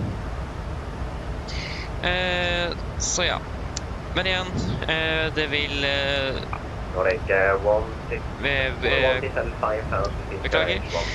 Norwegian vil da fikse noen som kan snakke med dere, og så vil vi da få noen folk på bakken, og så kan vi snakke med dere direkte etter landing hvis det er noen spørsmål dere lurer på, eller og så videre. Utenom det, så forventer ikke noe mer forsinkelse før landing i Oslo, så igjen kan vi i besetningen ta vare på dere og bare følge deres instruksjoner. Takk. Ladies and gentlemen, quick update from flight deck, it's the captain speaking. We are currently got some problems with the pressurization system on board the aircraft, so that means we will so we are currently some problems with the pressurization system. There is we have been opening the largest valve on the aircraft that will then regulate the pressure in the aircraft. So if you have felt a pop in the air, that is just totally normal and because of the checklist we have been following. We do apologize for this, and we should be landing also in about 15 to 20 minutes without any significant delays. The cabin crew will then take care of you for the rest, and if you have any questions, feel free to ask them. On the ground, we will hope to get some help from the company, so you can talk to someone, and you can also ask us if you have any questions after the landing about the situation. Nevertheless, again, sit down, take on the seatbelts, and follow the instructions from the cabin crew, and if you have any questions, ask them. Thank you. Yes, let us do a quick briefing.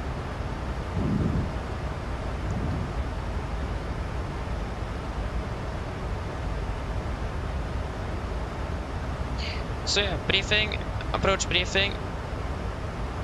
It's going to be, so we will just ignore the star. We're currently coming in, expecting ILS 01 right. Chart 11-2, effective 24 March 25. Should be expecting vectors in, so no slight intermediate fix, maximum 200 knots. We're going to be flying in SUV, initial fix mounted to 25,000. Rødmed Inge 012, ILS Mr. på 195, Oslo nummer Echo.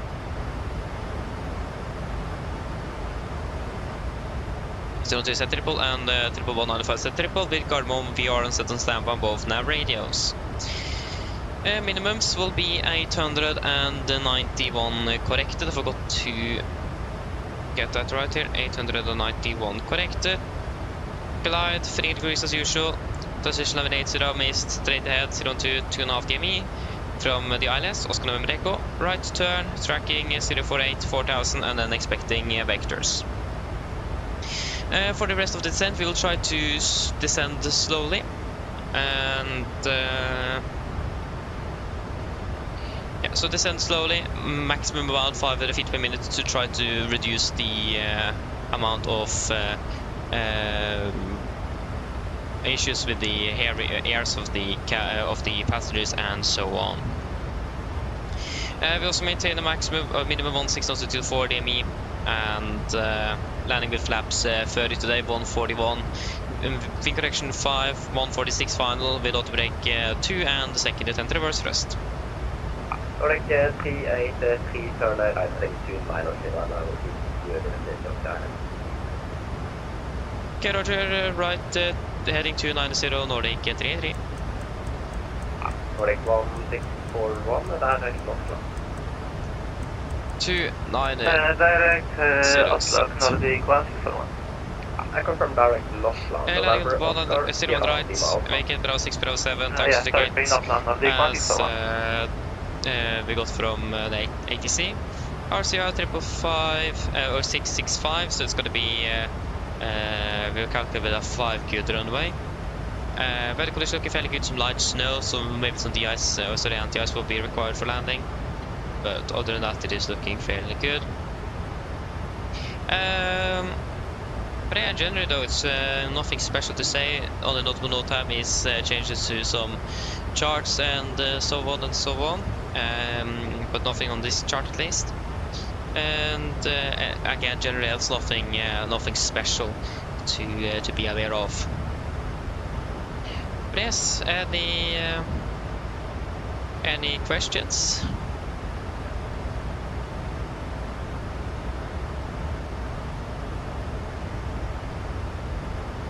No, then our briefing is complete and descent checklist. Presentation, landing altitude set to 700 feet, recall is checked, autobrake 2, landing data, VRF 141 minimums 891 feet, and approach briefing is completed, descent checklist is complete. Yes. Go 500 feet a minute. Nordic 383, we are ready for approach, and just to be inform you that we need to descend a bit slowly. Nordic 383, copy, details flight level 080, transitional. Descend to flight level 080, Nordic 383. Nordic 383, do you have an approximately how many seconds you need for descent? Need to descend out to 4,000, that's gonna be 80, so the 8 times 3 is 16, about 24 to 30-ish, Nordic 393. 383. Actually stand by a moment, Nordic 383. Yeah, that's a 3-degree glide. We have to stay with 500 feet a minute, so we need approximately we're descending about 4,000 feet, 5,000 feet, descending 500 feet a minute. That's going to be about 1,000 feet per 2 minutes. So that's going to be about 10 minutes of descent.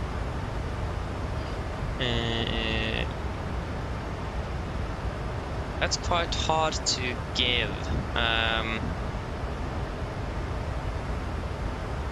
Okay, now we're descending 1,000 feet, we need about 15 miles. So 15 times 4 is...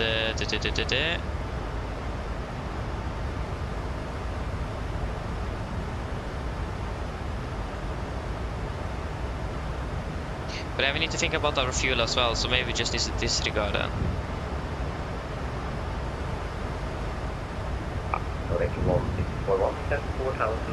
Yeah, we need to set a bit quicker actually. We say 40 miles then. Nordic 383, turn right heading 080, descend 5 feet, range 1019. Right, 080 degrees, descend 5000 knh, 1018 Nordic 383. 0. Approach, Courtrell Nordic 530 and 80. Descending down to 5,000 feet. 530 Oslo, identified climb flight level 210. 210 or 530. Nordic 383, knh 1019. Knh 1019 Nordic 383.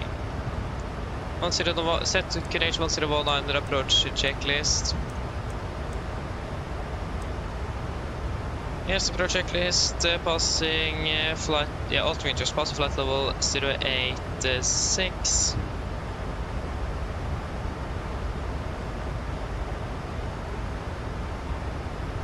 Now, that's plus 40 feet on the standby. Take 530, clear that exit. Send out 1,000 feet a minute, so at least so we need about 40 miles then.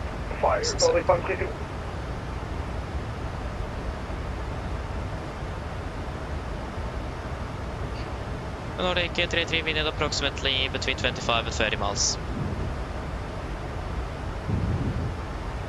Nordic 383, Roger, confirm 25 miles of descent channel. Please say again for 383? I confirm 25 segments of descent channel. Negative, that's to about 3,500 feet. Nordic 383, Roger, then further right heading 120. Right heading 120, Nordic 383.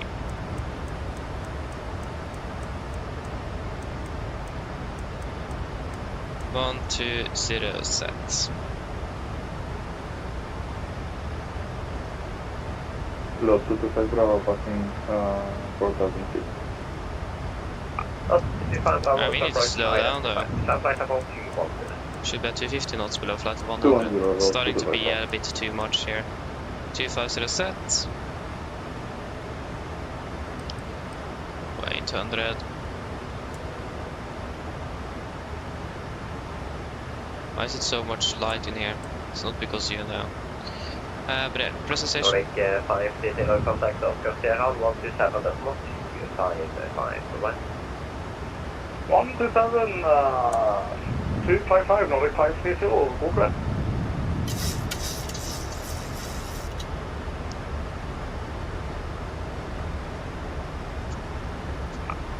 CTV Bravo clear direct Oscar. Direct Oxford, to the Bravo.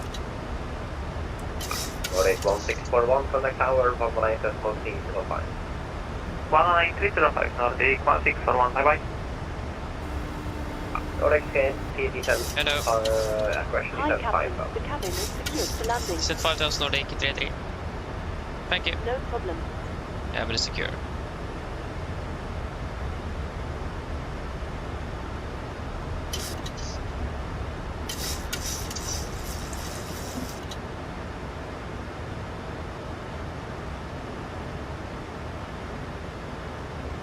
Nordic CLT on navigation direct Oslo. Oh, navigation direct Oslo, Nordic 33. Approach Nordic 526, times 3000, Nosla.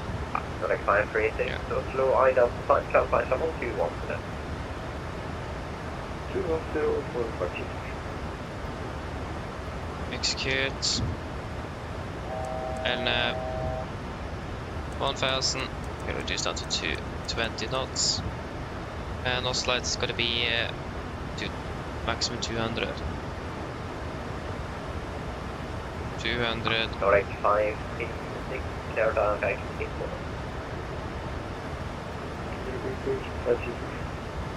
Nordic 536 clear direct equal. Good.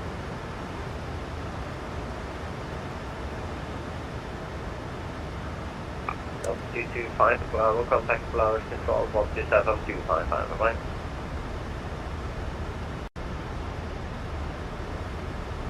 One 227 255, Velos 25 Bravo.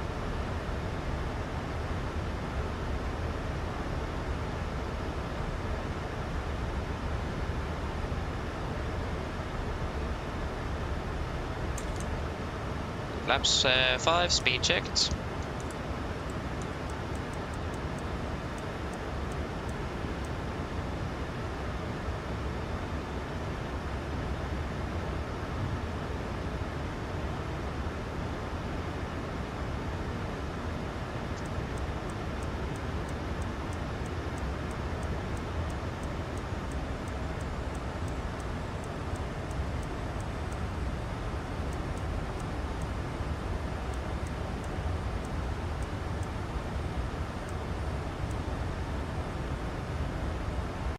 Flaps 5 set. Nordic CLT send 4000 clear direct 01 right. Send 4000 clear less 01 right Nordic 33. Nordic 536 contact Flowers 4000 set. 127255.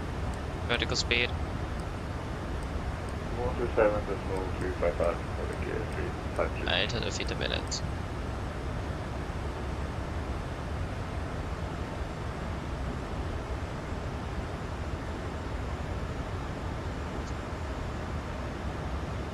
For clear for approach. 1000. The performance of bad as well. The approach armed.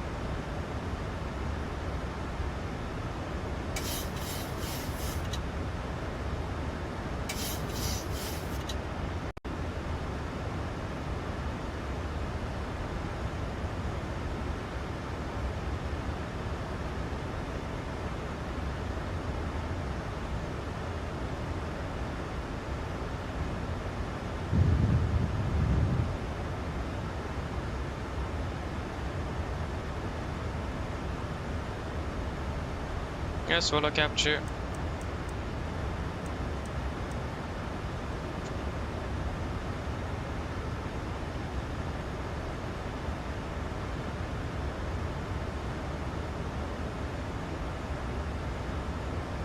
Nordic SSK contact tower 118 05. Tower 180 på 305 Nordic 33. Takk for hjelpen, ha det bra. Hallo.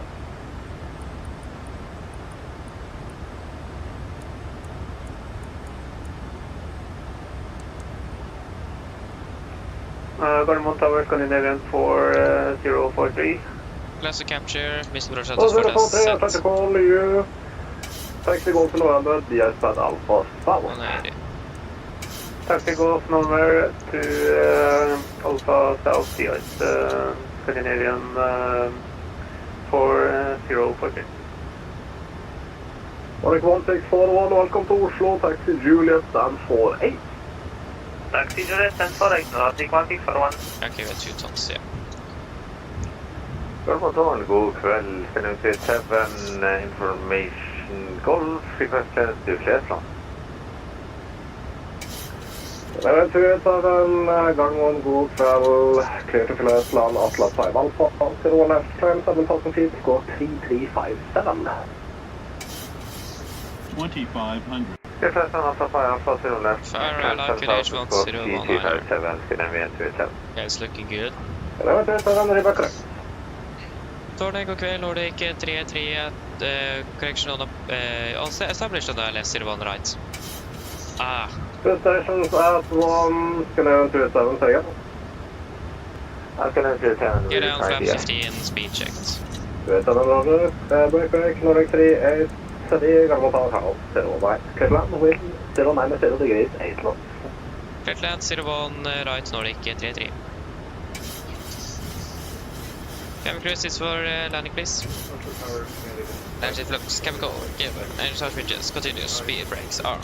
Landing gear down, holding at flaps. And then 955 Charlie, taxi, Delta, correction, Delta, Golf and November to the iPad Alpha Tower. Delta, Golf and November to the iPad. Flaps, ferry, speed checked.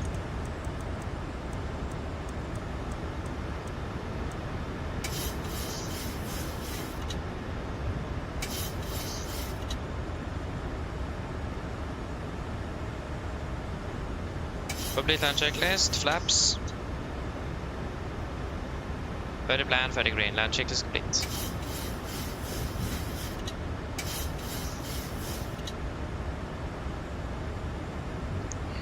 Yes, disengaging automatics. 1000. Scandinavian 0377, de-icing complete. Scandinavian 0377, taxi holding point Alpha 1, 0 left. Holding Alpha 1, 01 left, Scandinavian 0377.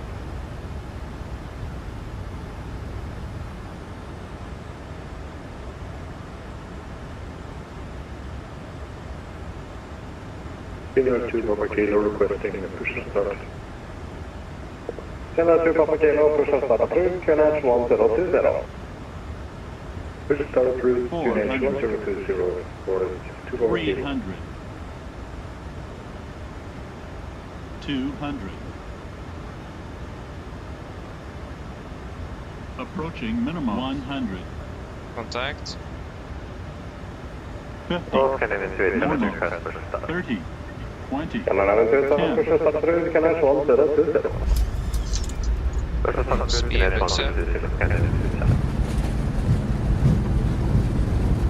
2 reversers. Scandinavian 0377, we have for 1 line up 0 left. 90 knots. Line up for 1 line up 0 left. 80 knots, manual braking. 60 knots. Take off, welcome to Oslo. Flight time ended up being 1 hour 38 minutes. And what happened? Okay, there's definitely something wrong here. Something wrong with everything. It's something wrong with the aircraft and the simulator. That's fantastic. Was the altimeter is completely off. Performance is off as well.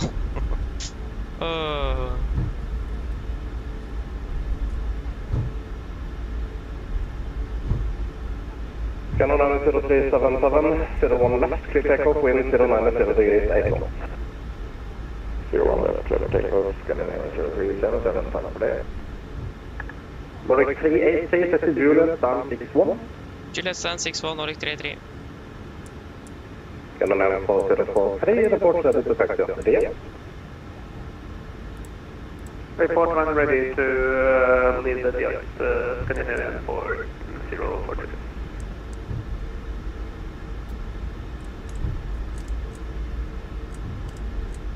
Left clear, right clear.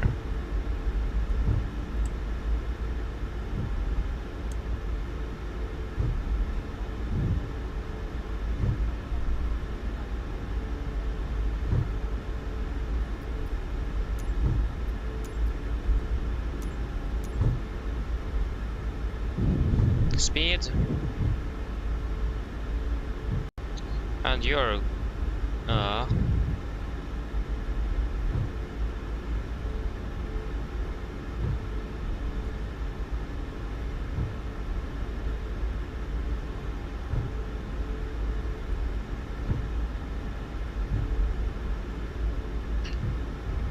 very soon stand 6-1.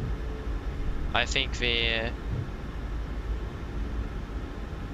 where is stand 6-1? Can't think. It's a Juliet stand 6-1. Contact approach 120.455. 120.455, Scandinavia. There's 6-1. Can I have 555, report ready to taxi after the Right clear. Yeah, GSX doesn't work. I think the cold engine is completely said hello and goodbye, and you opened there, thank you for that. Juliet, I did check. Navigraph 0377 class. Oh. Station calling ready to check. Call online.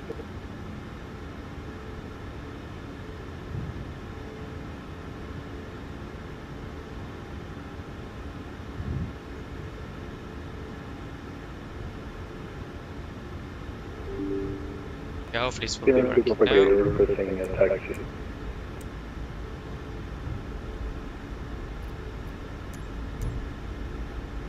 Alternative application terminated DS? Negative. Alternative application taxi Golf and November to holding point runway 01 left. Golf and November to holding point 01 left for 2 per kilo.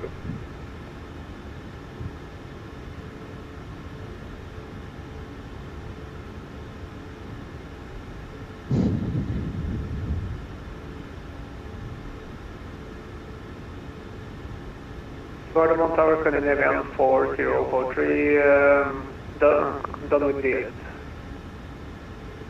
Scandinavian 4043, taxi holding point Alpha 1, runway 01 left. Taxi point Alpha 1 for runway 01 left. Scandinavian. Park brake set, shuttle number 2.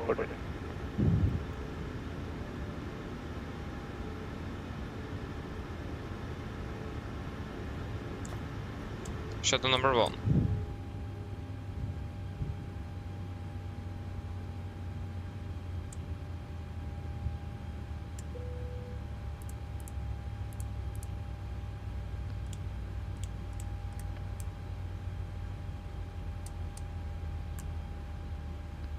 Ground Torstai cockpit. Go ahead. Hi Captain, microphone check please. Clear, Juliet is on Read it around going the to left land, takeoff, type 80, training on stand, 2034 IFL. Juliet, Golf Tower, hello. Speaking up, speed will be flight level 100. Roger. SCRA Juliet confirming flight level 100.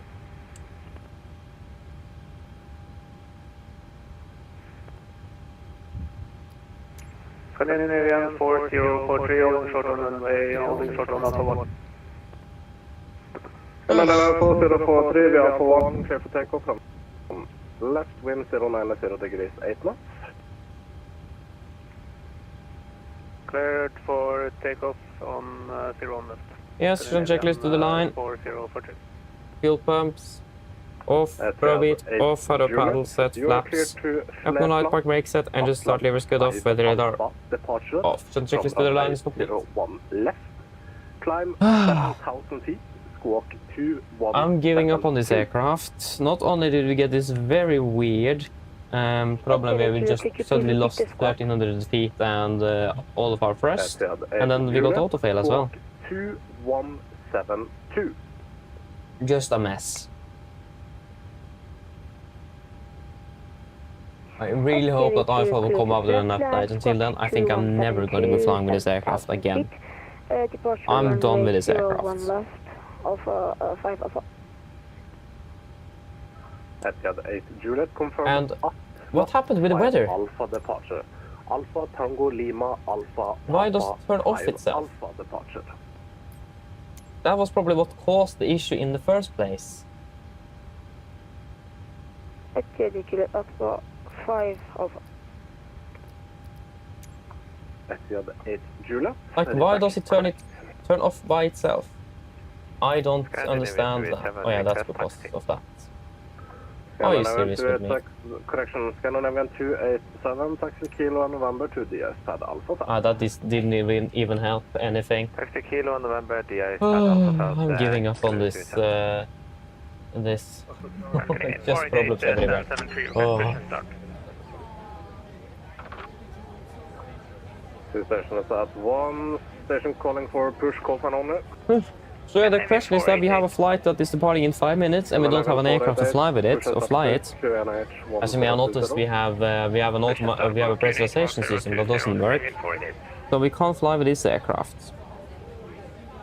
The question is, can we find a replacement aircraft, an NG, or do they need to cancel the flight? But I mean, they need that aircraft up there tomorrow, so they need an aircraft, that's for sure.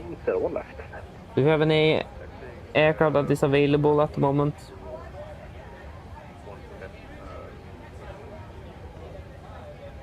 Two Papa Kilo behind departing Scandinavian 80 Tromsø, line up runway 01 left behind.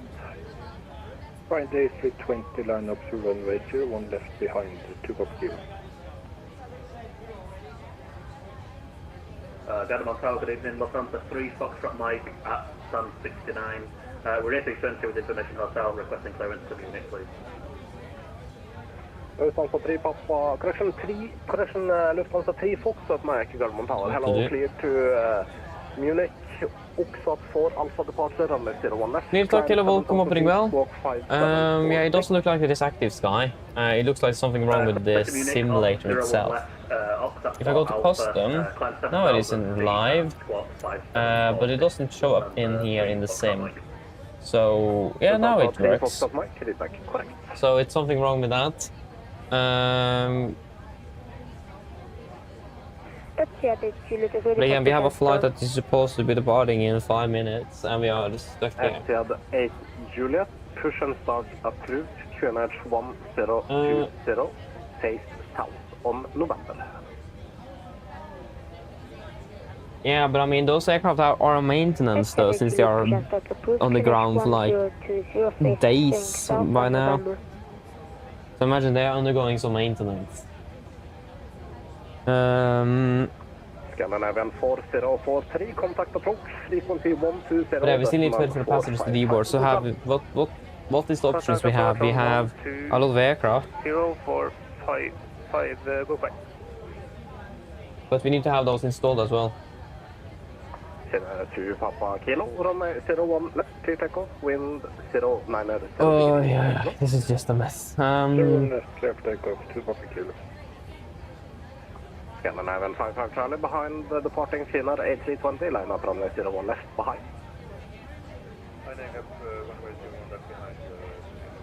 Yeah, I'm at least after this going to go into my schedules and get rid of all the max flights because this doesn't work. Like, we couldn't even maintain cruising altitude. Like, what was even that?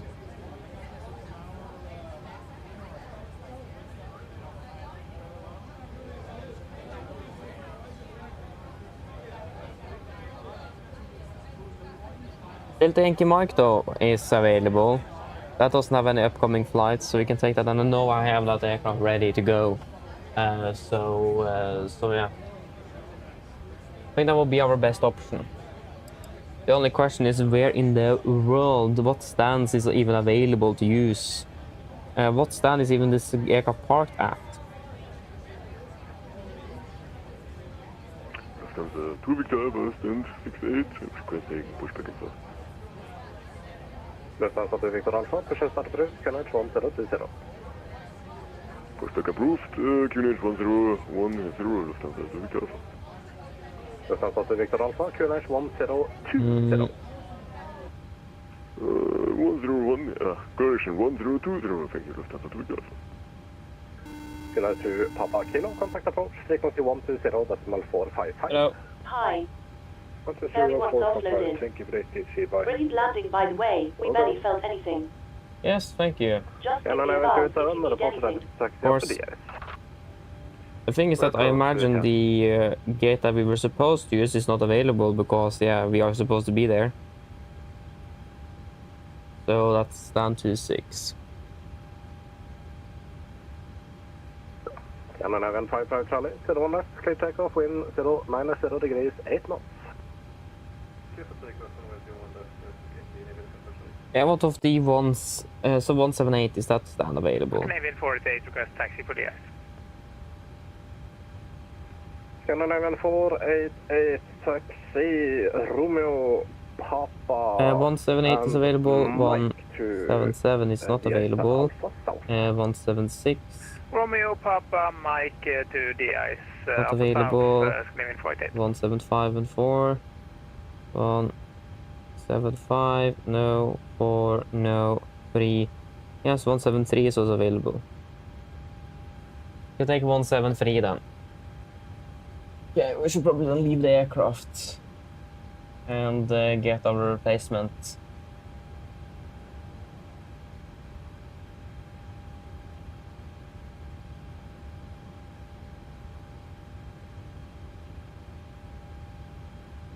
Yes, let us leave the aircraft. Just need to get everything with us.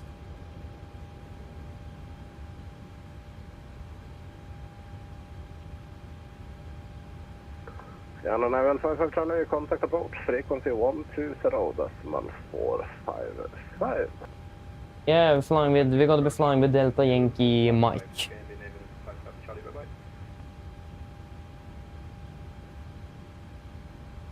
That one is available as a spare.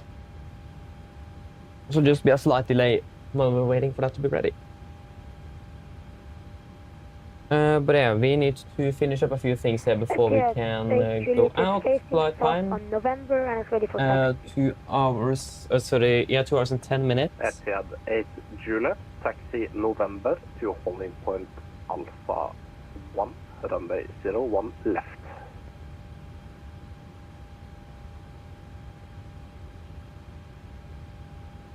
Etihad 8 Juliet taxiing via Loganburg Alpha 1, 1.1 way, 01 left.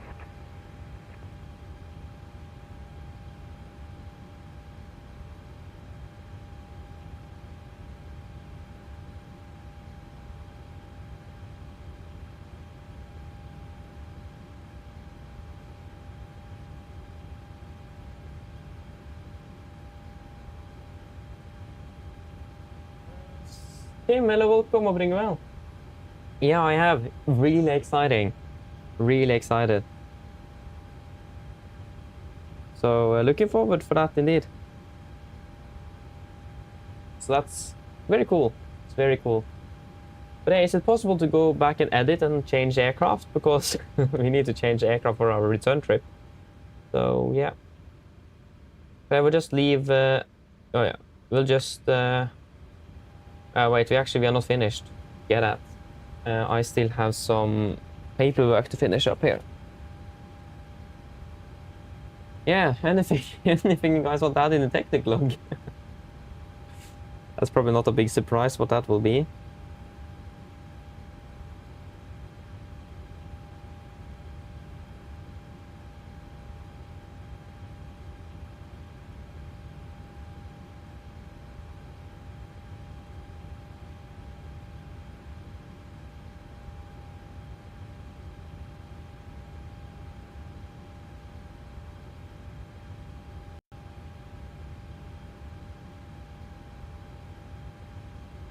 Yes, that's good. And the tech log.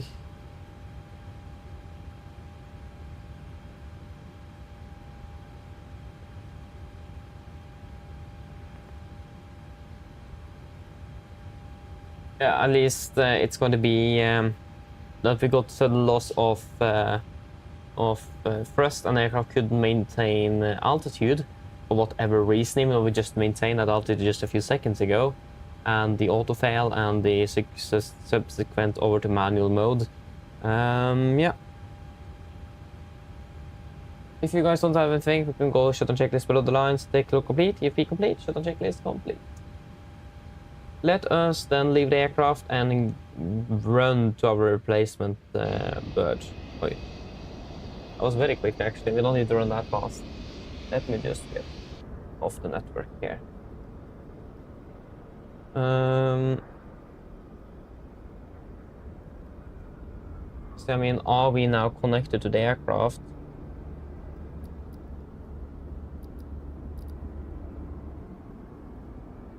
We can go to the terminal at least.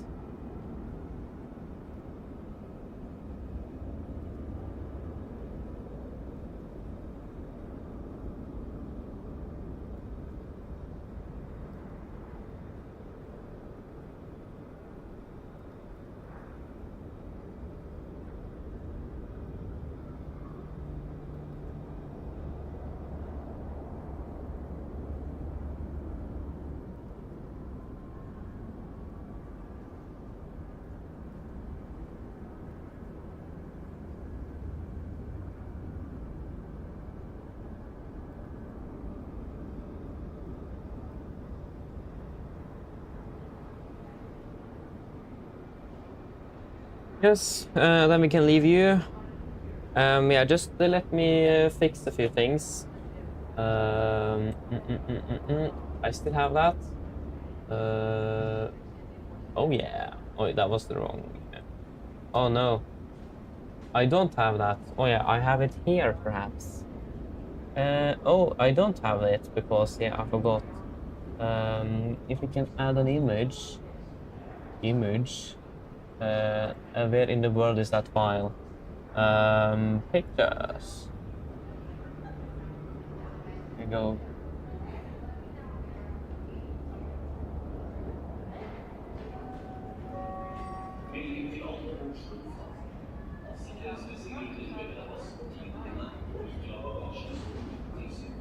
This one I think we used. Attention everyone at Oslo Airport. For security reasons, please look after your personal belongings and do not leave any baggage. There we go. So just enjoy the fantastic, fantastic. It didn't work, did it?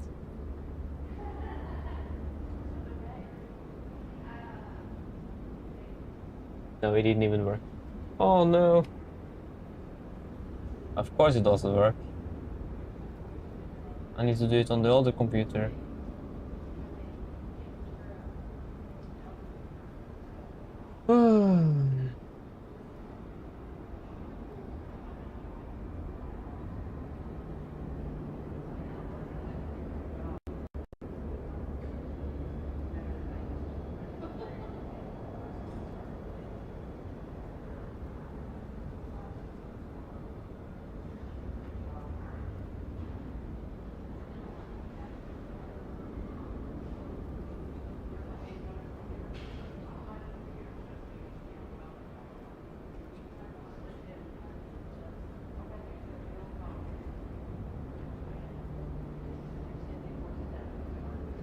There we go. Now we got the picture in. So, yeah, I will be back shortly. Just wait a moment while I make everything ready for the replacement.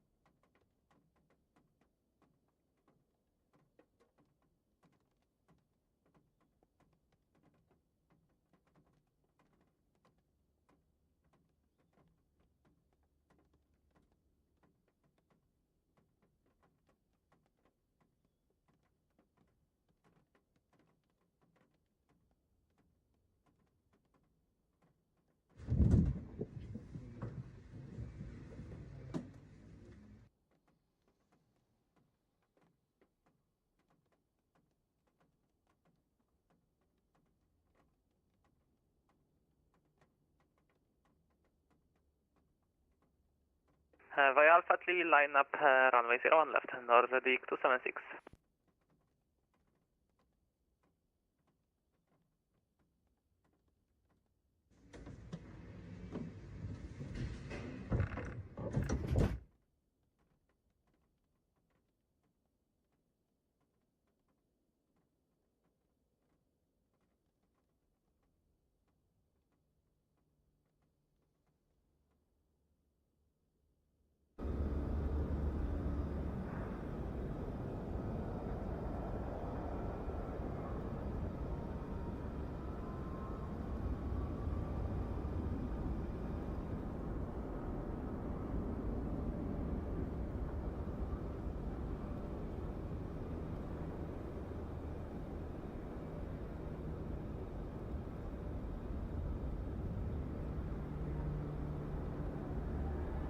Okay. Finally back again. Sorry for I need to restart the computer because GSX didn't want to work.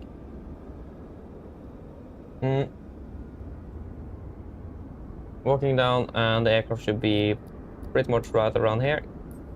Just verify that everything is correct. Okay. We'll just sneak in. I think it is B6. Yeah, there's our aircraft. So it will be quite delayed though. We are delayed already by half an hour. We're delayed by an hour then.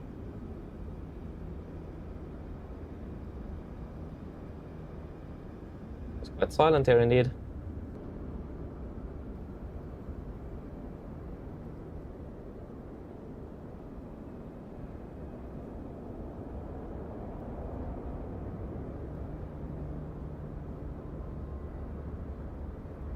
Yes, here is still to Enki Mike then. Ready to take us to Tromsø then.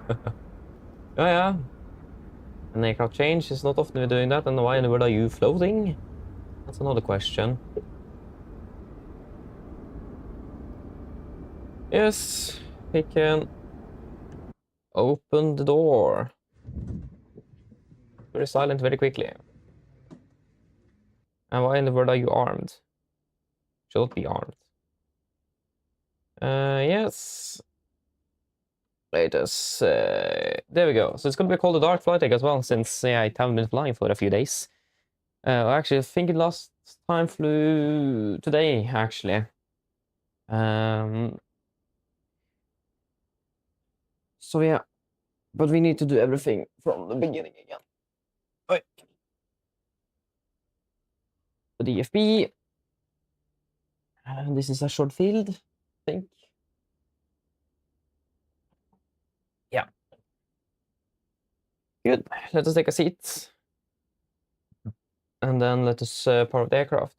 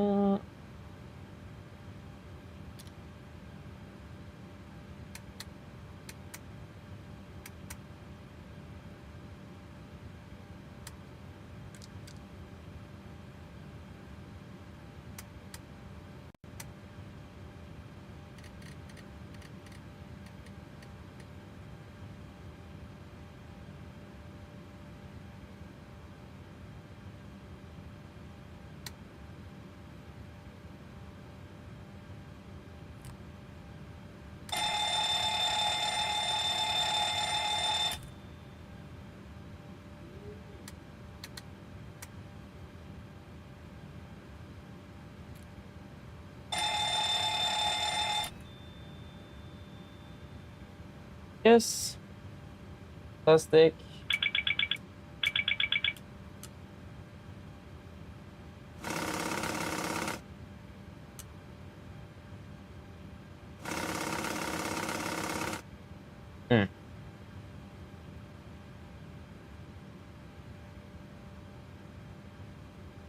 Yes, fantastic. Then we have got everything ready there, and we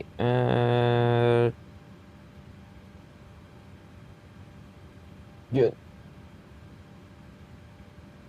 So first of all, we need to decide on the block fuel. What should we take on board? Minimum fuel is going to be block fuel is 7,300 kilos. So what do you think? Minimum is 7,003. Any thoughts?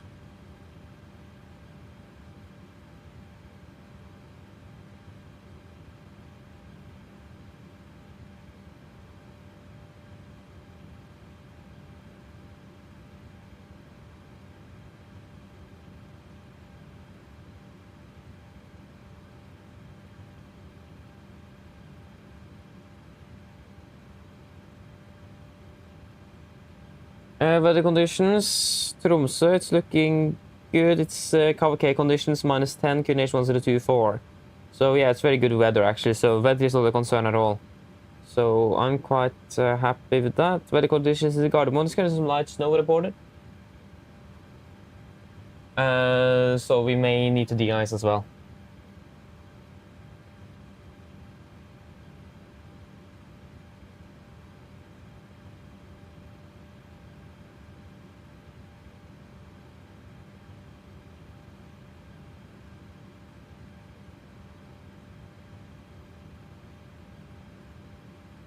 Yeah, it looks like we need to de-ice. We need a little bit of extra fuel for the taxi then.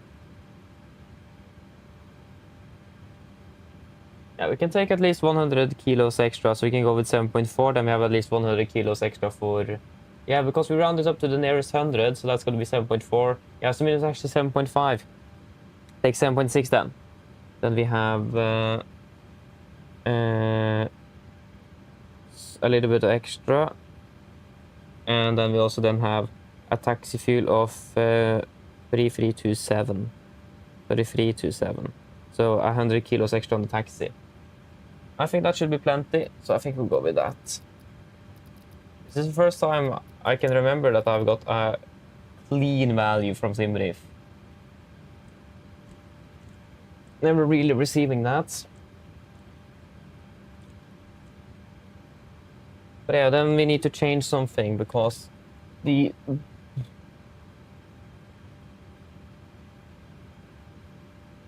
flight that we're flying now is actually then with another aircraft, so, and even another type.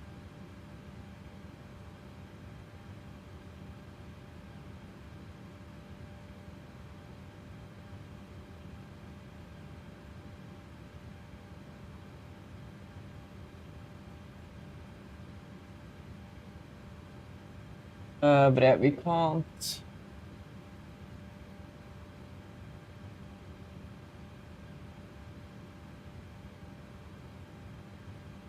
We need to cancel and rebook them. Yeah, nice. We can't just simply switch aircraft. So we're flying 382.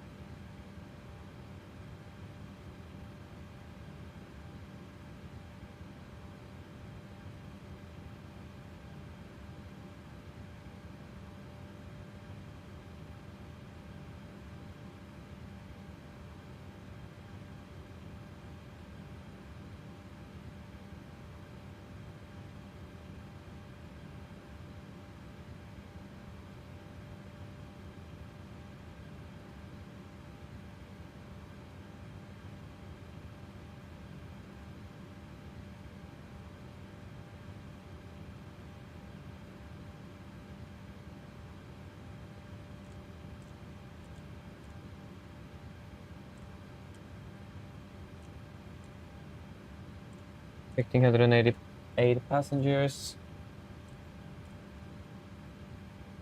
And it's going to be 16.254.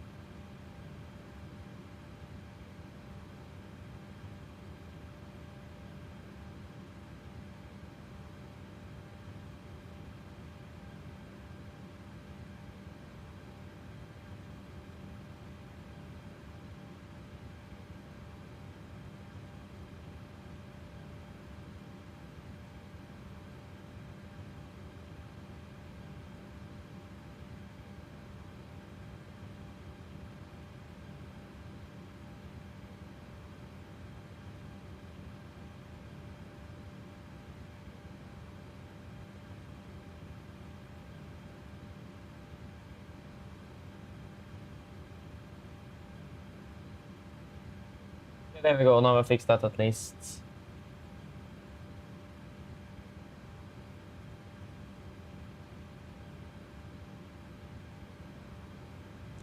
Yes, and then we can finish up you.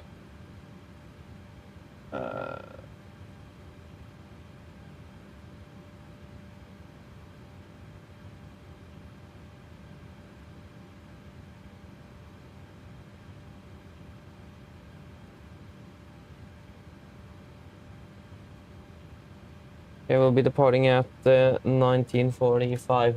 Yeah, we'll say 1945 here.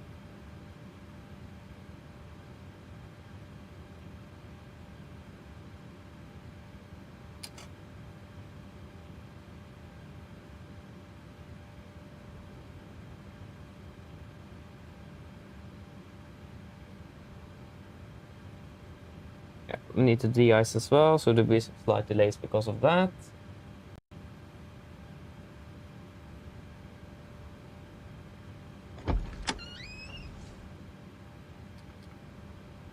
Yes.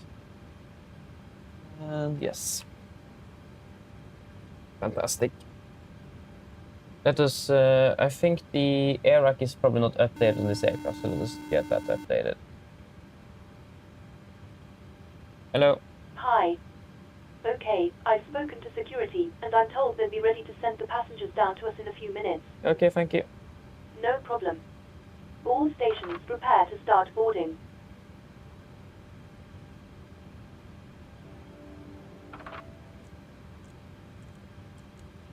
Yes, thank you. So we have blended winglets, 26K.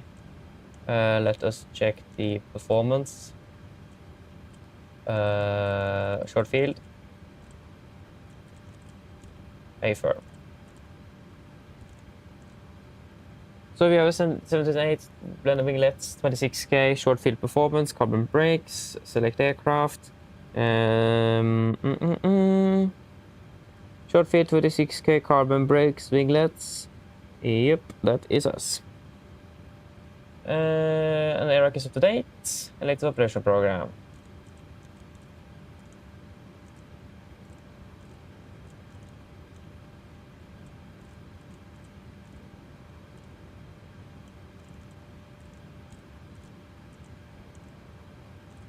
Departure is going to be out of Stefan left, Atlap, så det är Ribbe.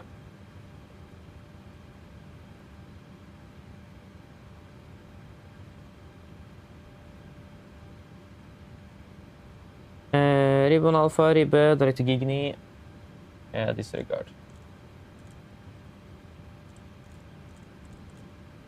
Gigni, direct to Sumub. Direct to Penno. Direct to Attveg.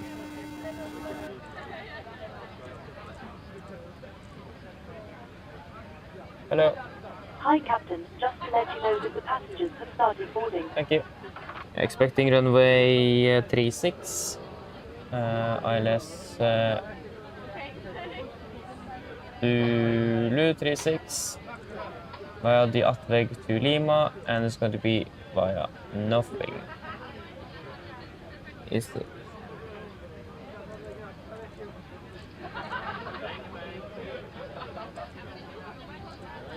What's next will be, we'll go with the 40 straight away. Final reserves will be 15 ones of 1.6. Oh no, sorry, 2.6. 2.6, zero fuel weight, 58.5. Flight level 370. Cruising wind 80-38. And it's going to be minus 64.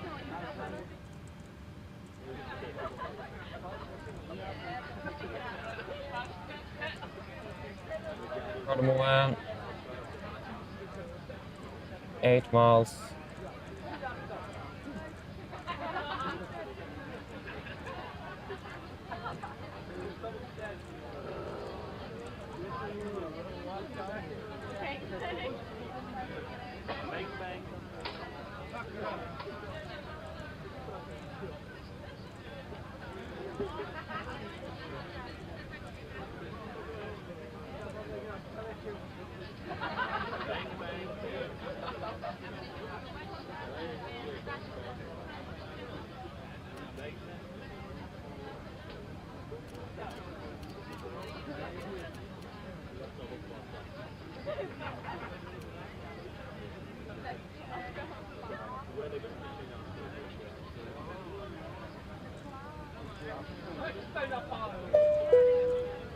0.6. Ladies and gentlemen, welcome aboard. While you're being seated, please remember that all mobile telephones and other portable Information electronic India devices, time, such yeah, as runway displays, 07 left laptop for computers, clearance, must be start up. turned off and stowed for departure. Thank you. Yeah, so information India, request clearance then.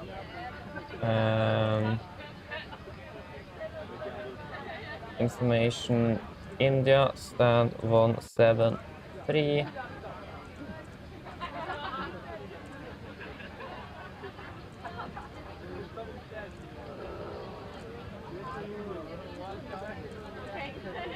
Yes.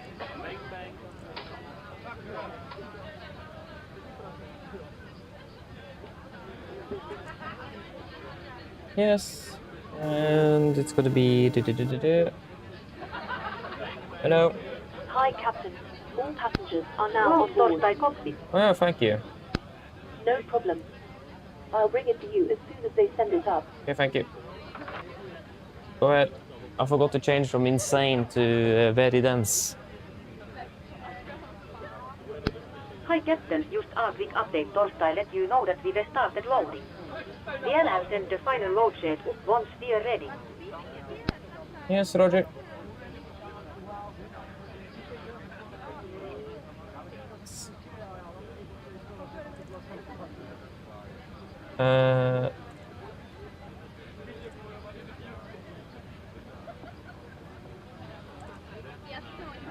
QNH is 1020.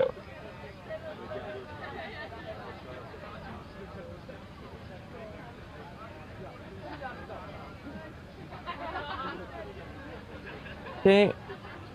Okay, we'll do an RVSM check. QNH is 1020 set, and it is cross-checked. Reading 680, 670. So 685 and 680, yeah, that's within the 75 feet limit, so that is passed. Fantastic. India.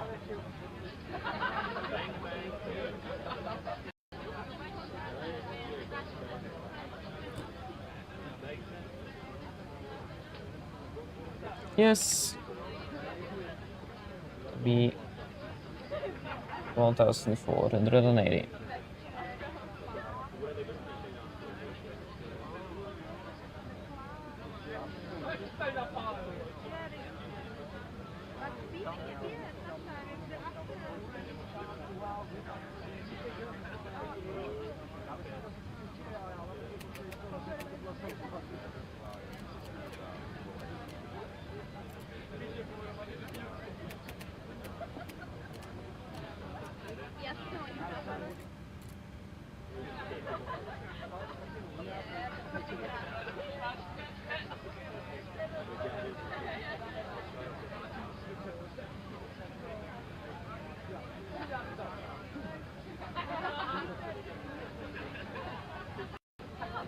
I think he runs CPDLC.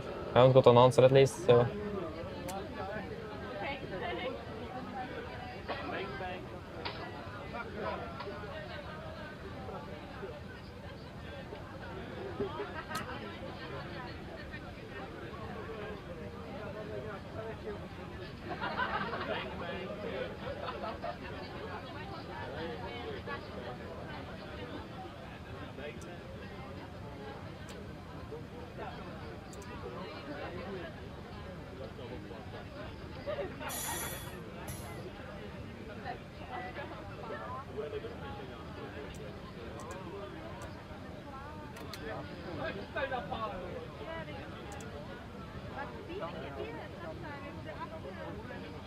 Yes, I think we just need to request our clearance ourselves, so it's going to be information India.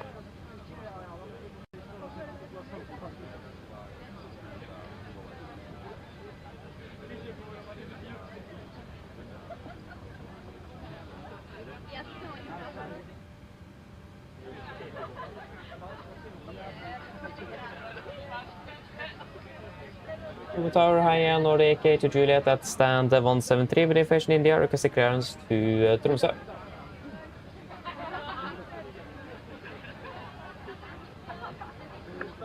Okay, to Juliet Garden Tower, hello AM, clear to Norden Paris, region 1 of departure, runway 01 left, climb 7,000 feet, squawk 5606. Nordic A2G declared to Tromsø var Ribbevann Alpha departure. Initial climb 7,000 feet, squawk 5606 and we request DX. Nordic to Juliet, correct.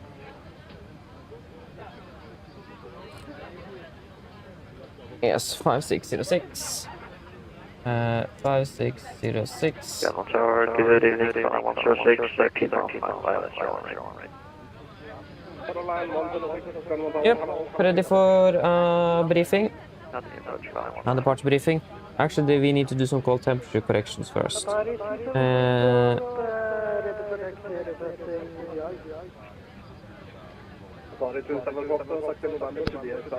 Torstai cockpit. Currently -4 degrees, -4, and MSA is 3,900. And I think that will be the only thing we need to correct, yes. So 4290.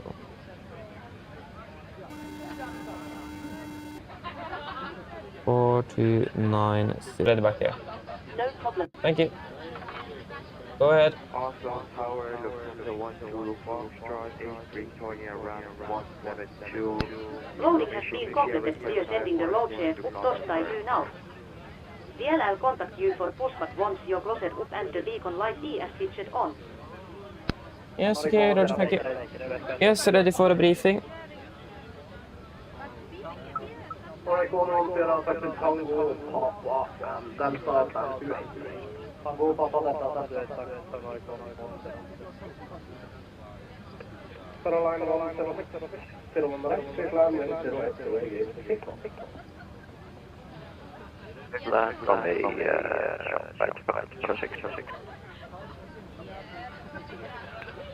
One Zulu, Garden Tower, hello, clear to Göteborg, landvetter, Uppsatt 4, Alfa, 01 left, climb 7,000 feet, squawk 5052.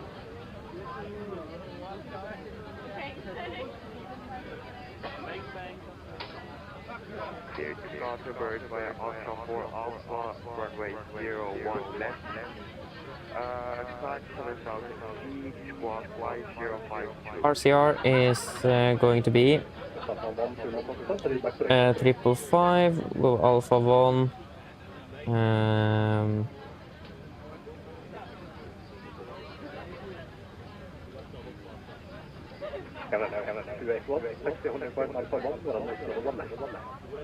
Zero left. RCR good. It's going to be Alpha 1. Yes, ready for the departure briefing. So we can start off with the taxi. So these are airport charts 10-9, effective 20 of March 25. Park to stand 173, that's going to be down about here. Speaking a straight push. Taxi Kilo, November, and then de-icing here Alpha South. And then continuing on Alpha, talking about Alpha 1, runway 0 left. One hotspot, and that's at Alpha 1, and that is angle taxiway, so difficult to see traffic on final. Yeah, it's still nice, we should be fine, but still be aware that it's going to be hard to see traffic on final there.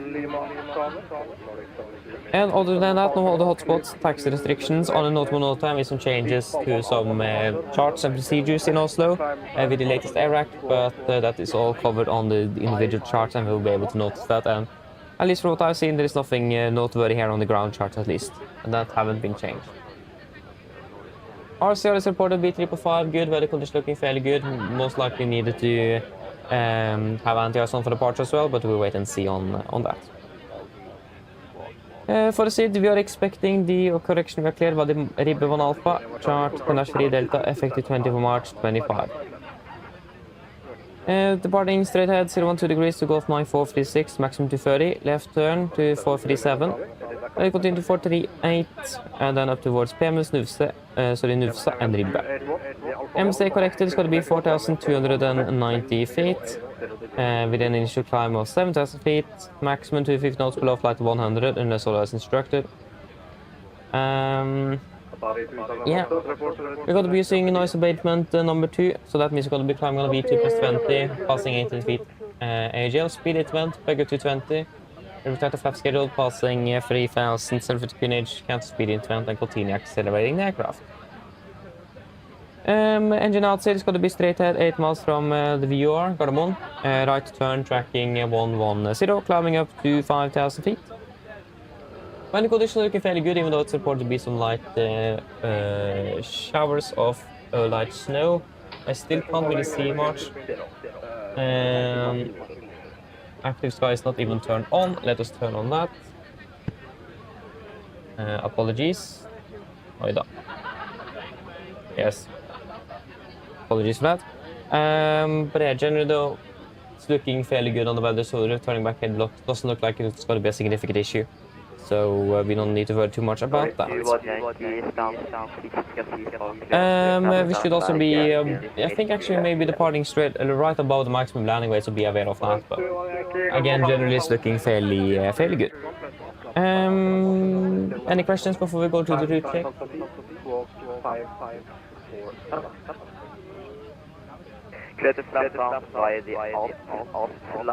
Moving up, we can go on to the route check. So we are cleared by the Ribbe 1 Alpha departure out of 01 left. Continue Ribbe, direct towards Gigdi, and then direct to Somu, direct Penno, and then direct Atveg to Lima into Tromsø. Ground distance 608, and we have 610, that's close enough. Landing 3.7 tons, and we have landing here 3 tons, so we're looking good on fuel as well. Fantastic. Are there any questions for the departure briefing? Oh my days,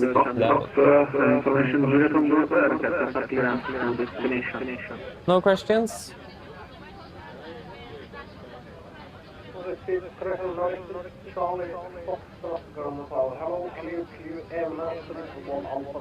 No, then our briefing is complete then.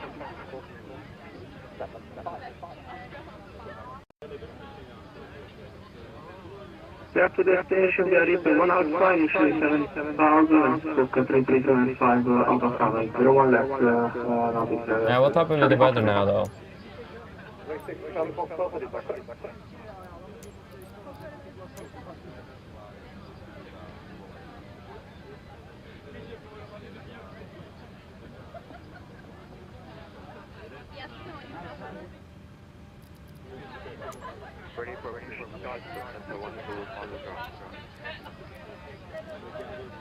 Why does it move all by itself?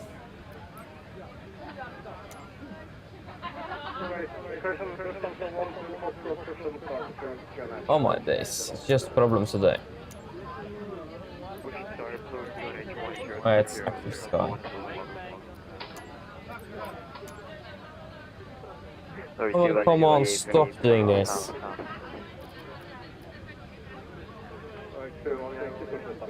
Okay, it is not in passive mode, that explains a lot. Why is it not in passive mode? That's my question.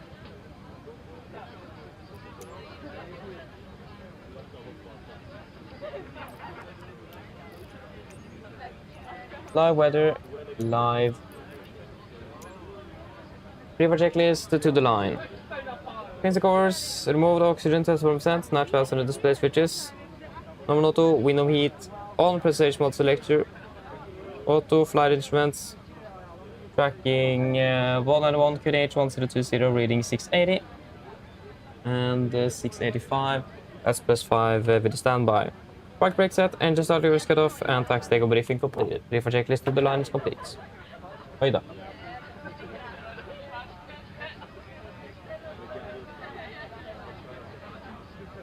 Yes, let us do a quick PA. So it's going to be 370. Flight time is about 1 hour and 40 minutes.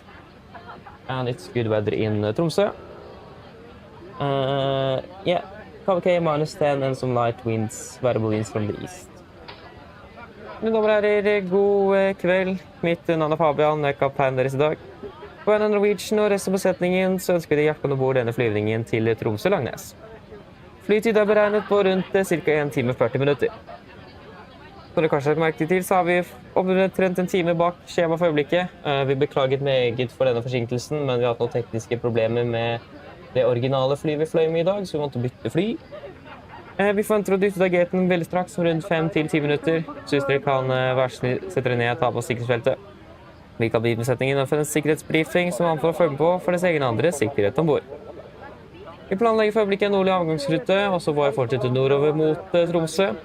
En varshøyden i dag forventet å bli rundt 37 000 fot med gode flyforhold. Men som alltid, vi anbefaler sikkerhetsfeltet på, bare sånn til vi kommer bort en uventet turbulens. Værforholdene i Tromsø ser bra ut. Det er litt kaldt med minus 10 grader utom det skyfri himmel, og litt variert svak vind fra øst. Ellers sitt ned og slapp av, så vi flytter med Norwegian.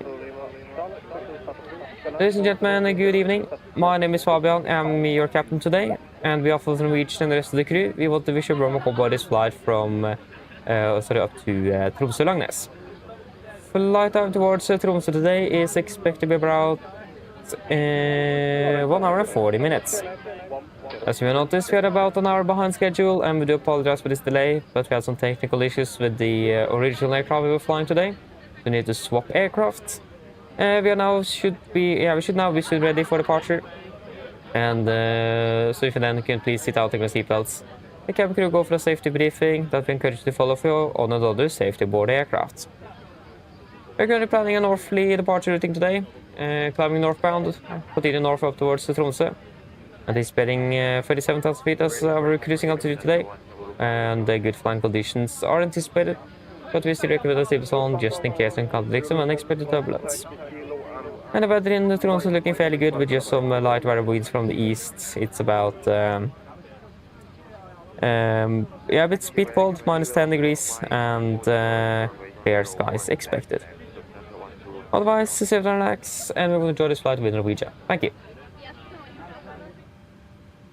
Yes. So we have got the load sheets.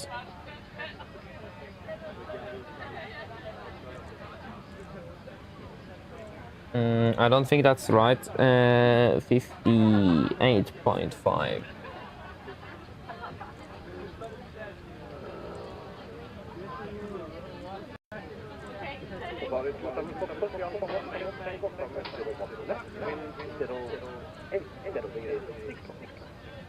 There we go.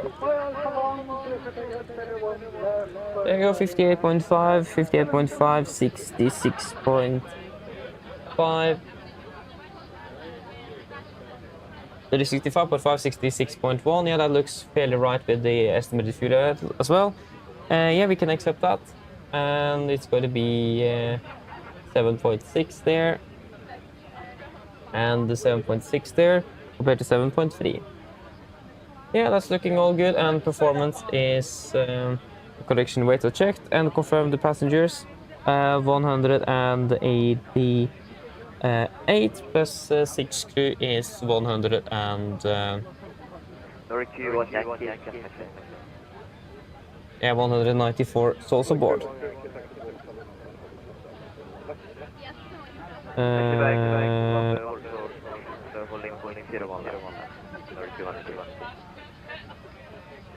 Yeah, so it's going to be 189 and 7.6.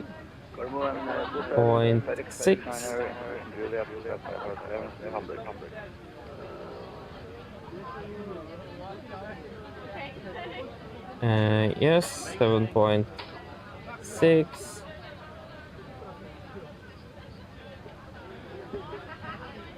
$58.5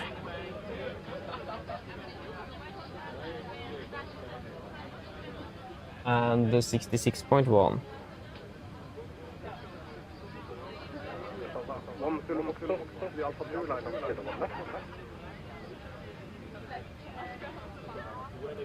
Yes, fantastic.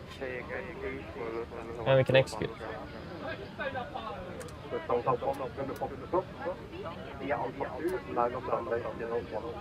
Yes, and then the performance winds are currently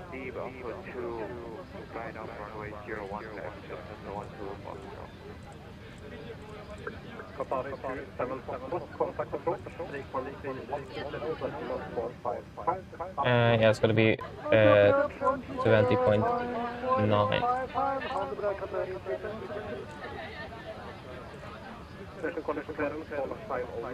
So it's gonna be 66.6, 66.6, and 24.9.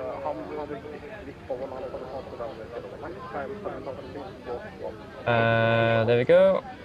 That's going to be light snow, -4. Yeah, so currently winds are 7 at 6. 70 at 6. It's -4. And 10, 20. 1020.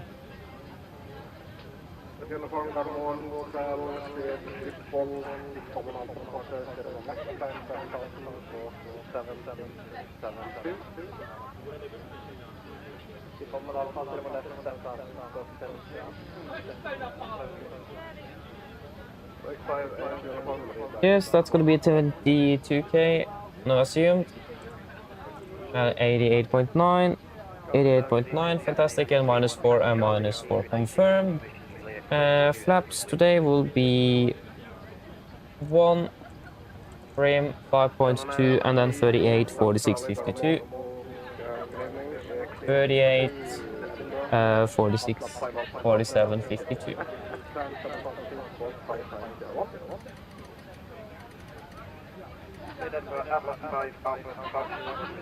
Yes, that is all looking good.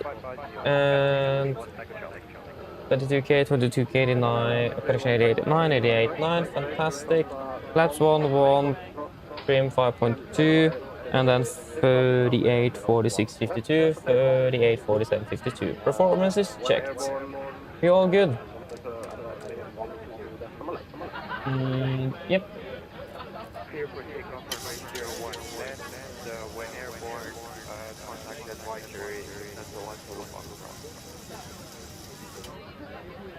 Pre-for checklist below the line. Fuel, we have 7,600 kilos on board. Pumps on. Pass the designs. Set. Auto brake.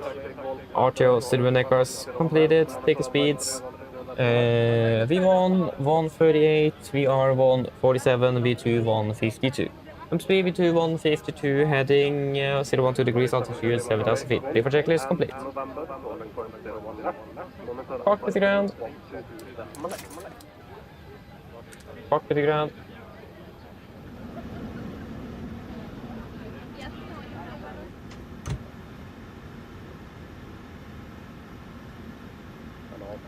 Go ahead.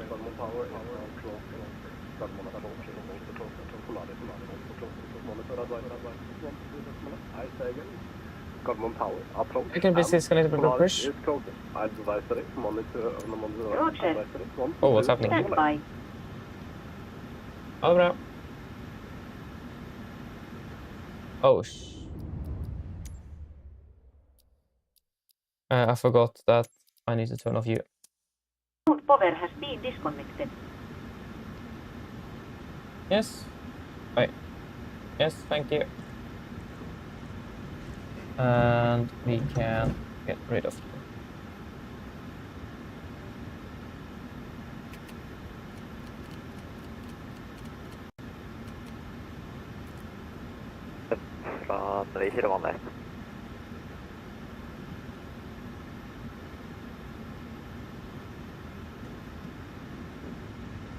Yes, Roger, thank you. We'll pressurize hydraulics.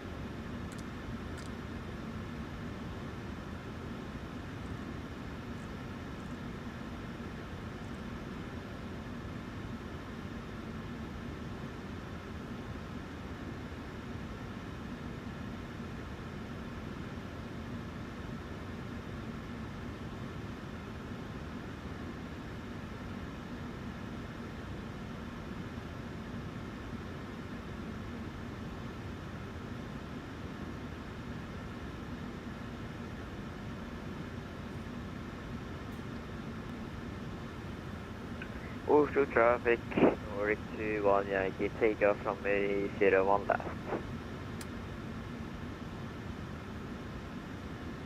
Four-star checklist. Flight door.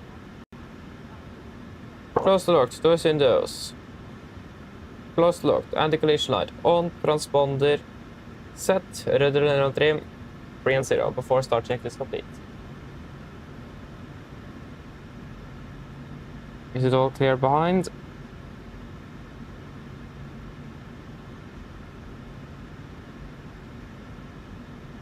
Yes, copy around, expecting, yeah, brake set, just stand by. Yes, stand by a moment.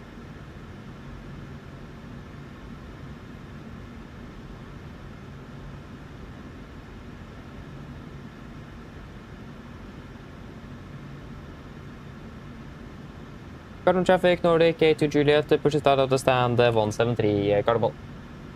Yes, brakes released. Nordic 6, Charlie Plus. Yes, starting now, starting to 1 sequence.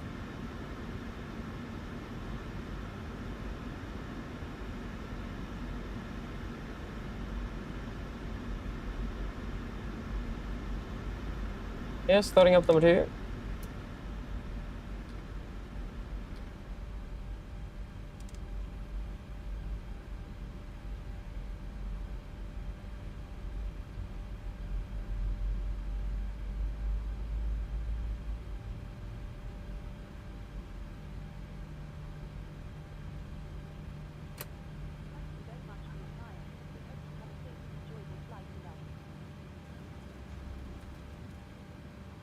Brake set. Roger, stand by.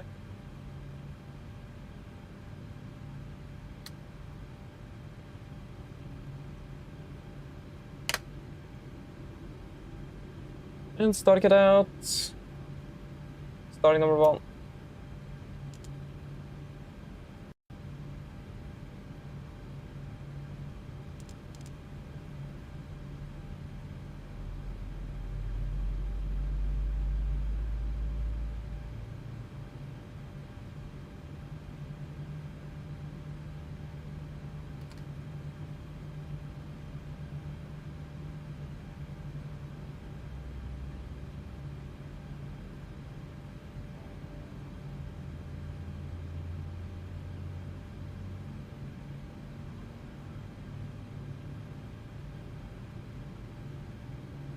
Cardinal traffic, FedEx 29 stand 205, pushing start. Start it out. Cockpit around to good start so you can disconnect.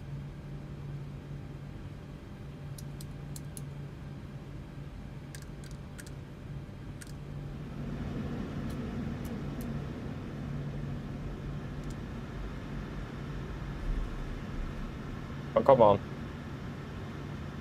There we go.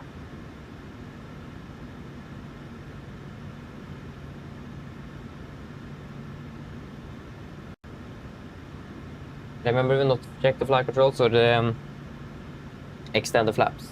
And what is happening here? Is someone that is trolling or is it actually a bug? What's happening here? I think there is someone that is doing something they probably shouldn't do, but interesting enough. And do that on the 31st anniversary of Norwegian as well. What a shame. Yes, look for a pin. Have a fantastic evening. See you later. Bye.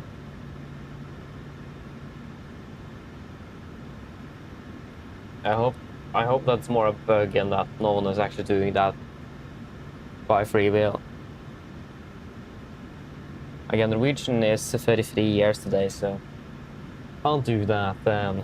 There you go, got the gear pin. And before taxi checklist. For taxi checklist, generators on, probeat on, anti-ice off, aircon press, packs auto, ice/valve auto, engine start, switches, continuous recall, check, engine start levers, R10, flight controls, check, ground equipment, clear, flaps, bump, yeah, flaps up, and AP off before taxi checklist complete.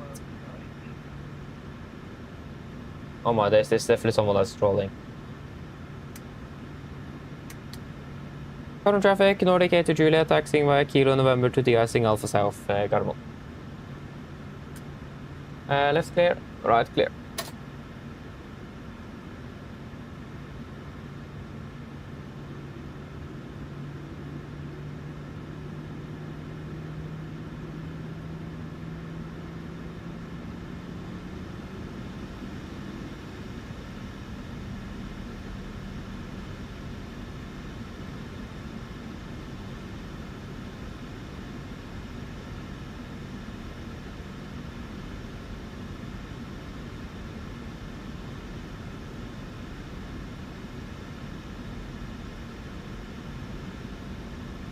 Probably taking a left turn actually.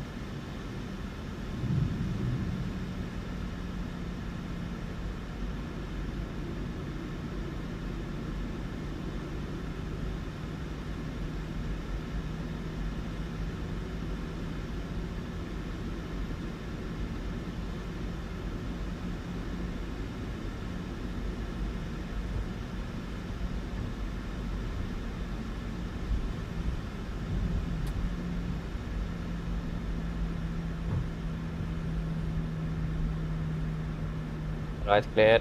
Gardermoen traffic, FedEx 290 taxiing November to holding point 01 left. Okay, good, the 777 is taxiing, so he's going to be moving at least. Is that the one aircraft is blocking our taxiway?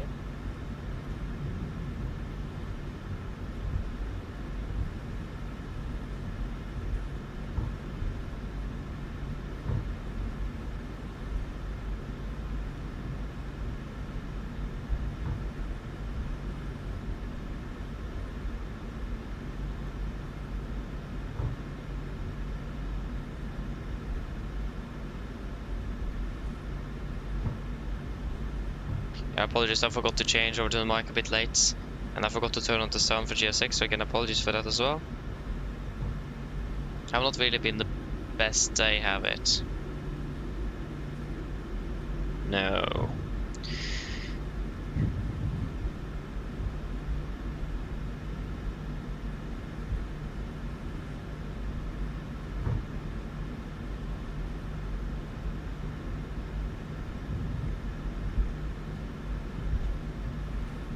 And right clear.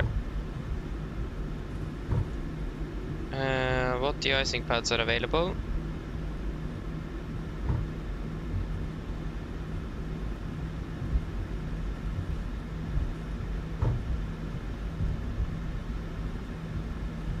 Uh, 983 is available, so take 983 then.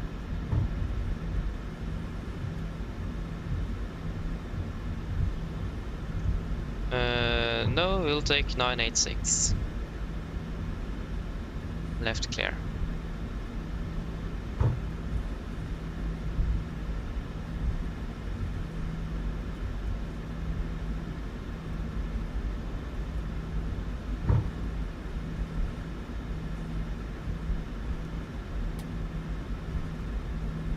Left clear, right clear.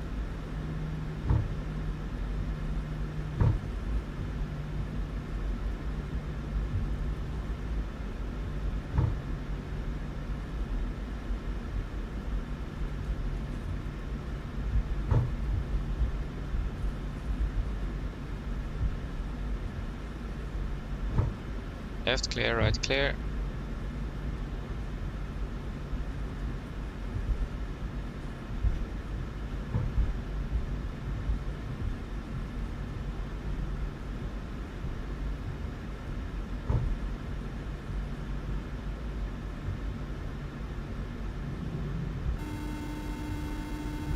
Hello. Hi, Captain. Just to let you know that the cabin is secure for takeoff. Thank you. No problem.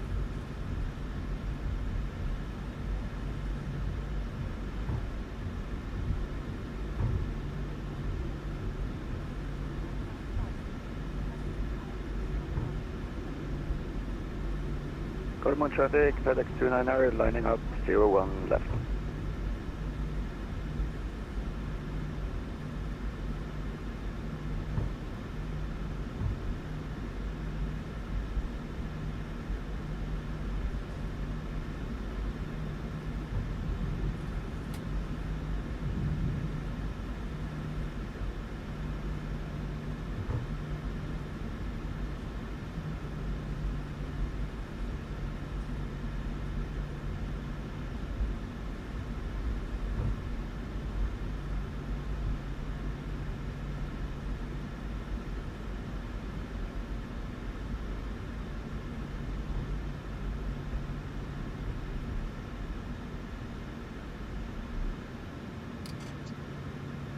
Yes, park brake set.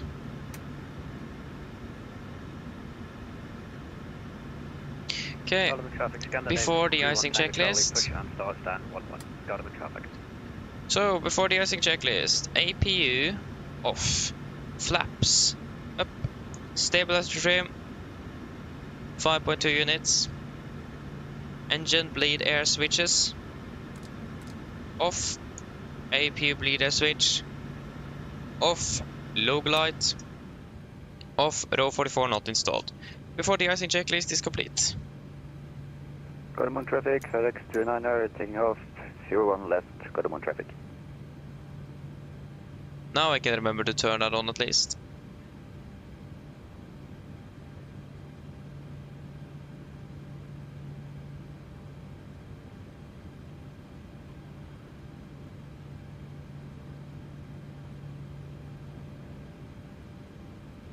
Confirm aircraft is ready for treatment. Affirmative. We are ready. We begin treatment now and observe fluid type 2, concentration at 75%. I will call you back when ready. Yes, Roger, thank you.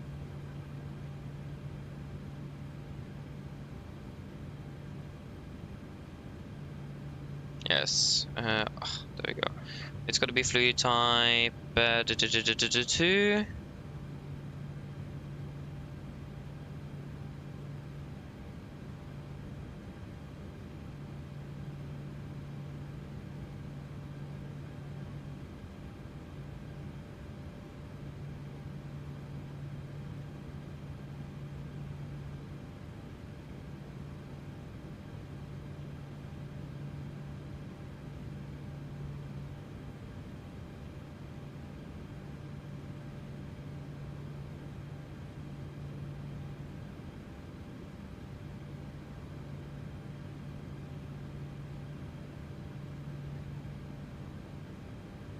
It was 1 hour and 50 minutes all over time. That was a lot.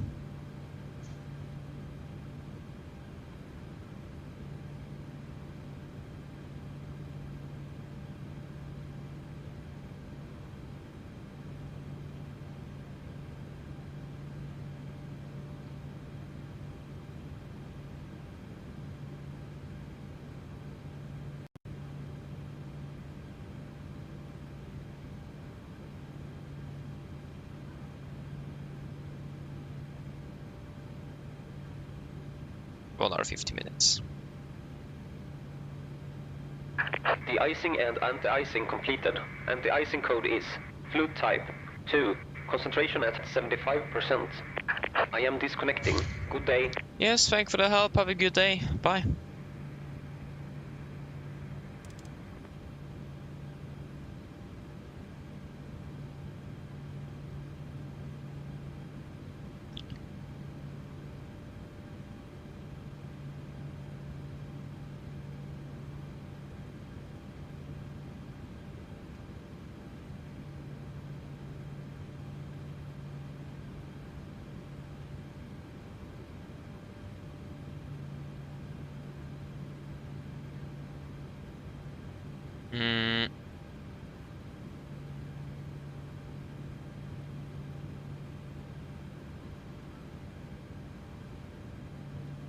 Okay, flaps 1, flight control check.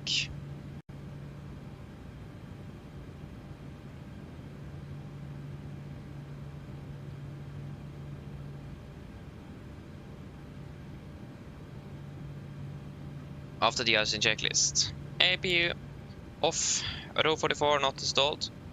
Engine bleeder switches after 1 minute. 1 minute confirmed. On, logo light. On, flight controls checked. Flaps 1 planned, 1 green. After the icing checklist complete. Common traffic, Nordic, 82 Juliet, the ice complete, taxiing to holding point Alpha 1, 01 left, Gardermoen.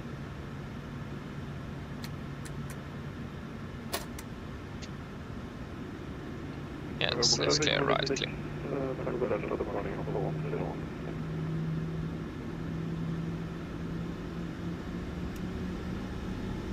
Gardermoen traffic, Scandinavian 31 Tango Charlie, taxiing 01 left via Kilo November, hold altitude, Gardermoen traffic.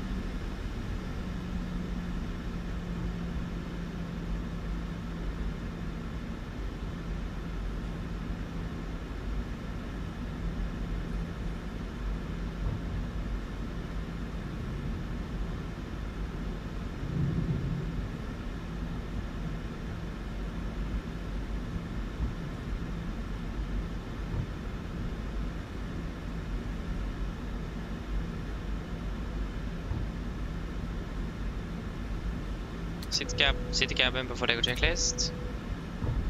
Deco checklist. Flaps. 5 land. 5 green. Stable rush to him. 5.2 units. Cabin call. Given before deco checklist complete. Gentlemen, traffic Elevatex 55 turning left onto the 01 right localizer. Yeah, right is clear.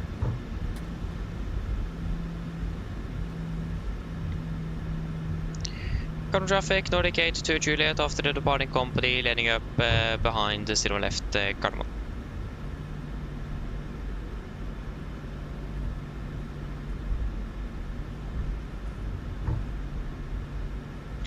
Yes, left is clear, he's departing. What is it with this? I need a new tiller, this doesn't work.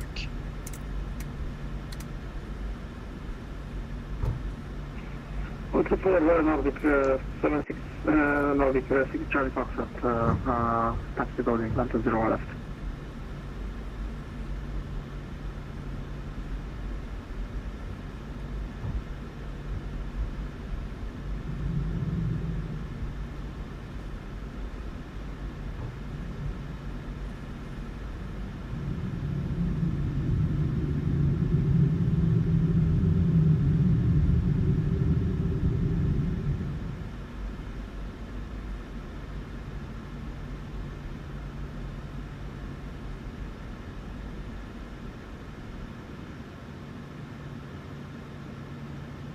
Okay.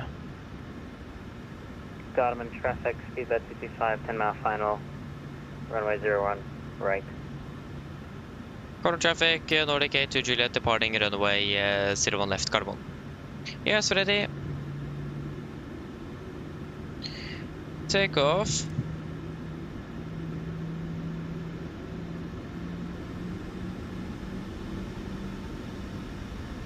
And setting thrust.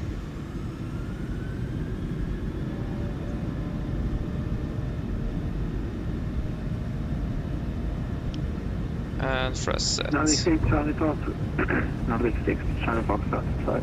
To gas and the way to 01 left. Checked.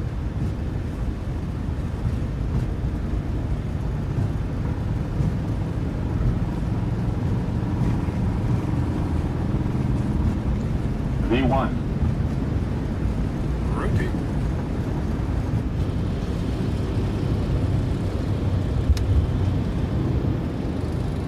Positive ring. Gear up.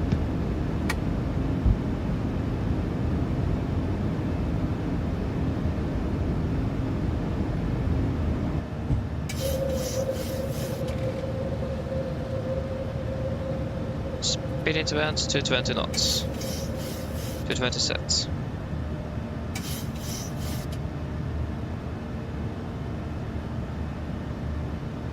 Flaps up, speed checked.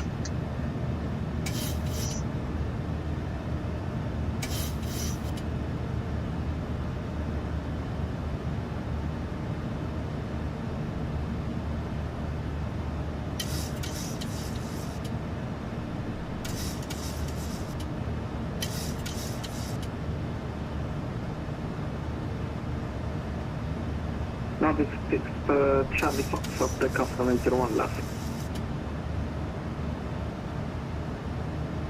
Godman traffic, Scandinavian 31 Tango Charlie behind the departing Norwegian, lining up runway 01 left via altitude. Godman traffic. And cancel speed into vents. Godman traffic, speed at 55, short final onto runway 01 right.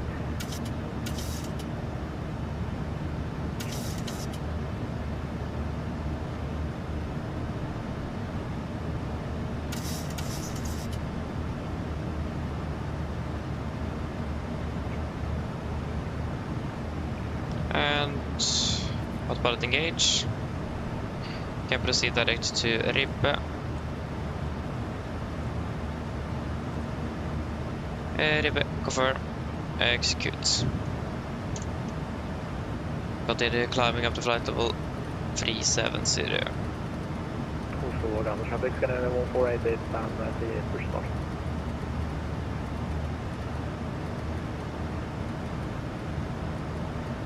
3700 set. Set standard after takeoff checklist. And flaps up, no light. Standard 6 at Charlie Fox, up there about now, 0 left.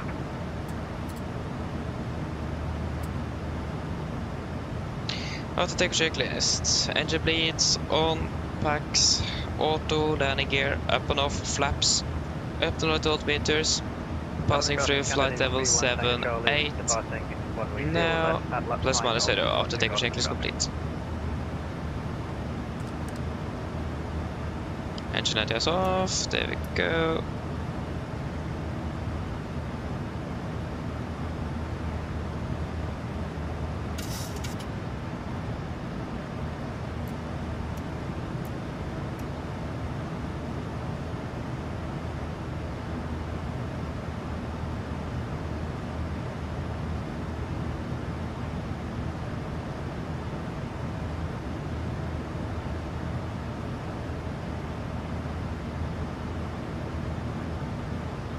Flight level 100.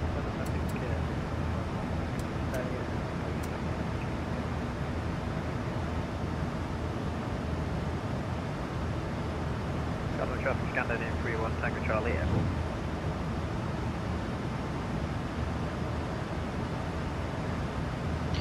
There you go, finally. We are up in air about an hour and a half behind schedule. Unfortunately. It's not our day today, that's for sure. At least we are finally on our way back to Tromsø. Panama traffic, 255, there, over runway 01 right.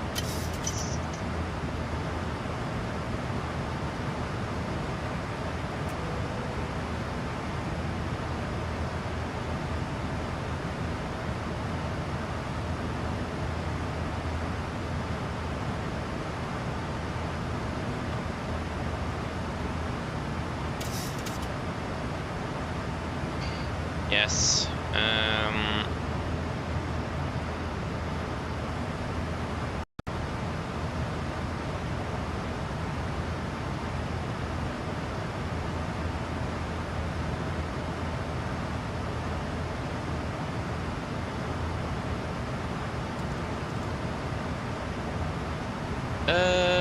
Skydrift, hello again.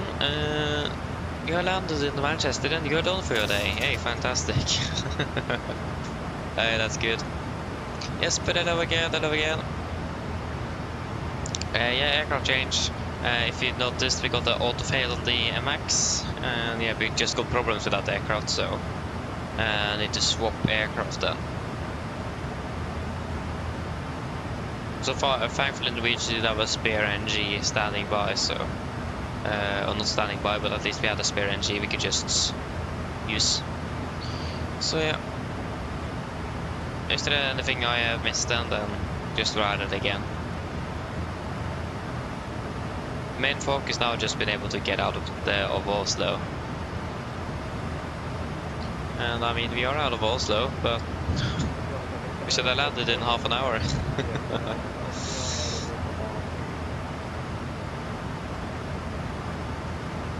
So we can say mildly that we are slightly behind schedule.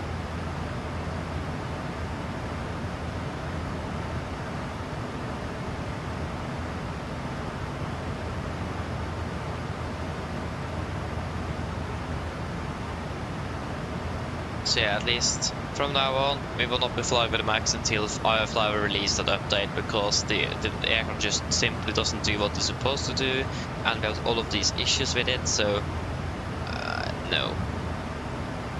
I don't want a repeat of this, to be honest. So we'll just leave the MAX until they finally get anything, get it working. So yeah. Prosper, hello, welcome, opening well. Apologies if I didn't say it correctly, so apologies and correct me.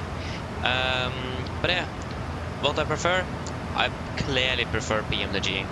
I have so many issues with iFly. It is just not behaving as it's supposed to do. And if you just look back, we had so many issues with the presentation system this is the second time I got that issue. Actually, the third time, because we got it into to Faro as well, but it fixes itself fairly quickly. I didn't even get the time to get off the QRH before that auto fail light was out. So, but yeah, so we certainly got the wind change. Something I think the MSFS2024 changed, and then suddenly we couldn't even maintain our cruising altitude. Yeah, it was just weird. So yeah.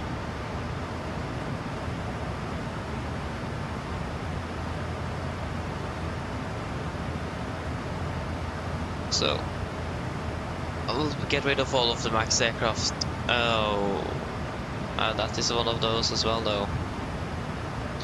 Yeah.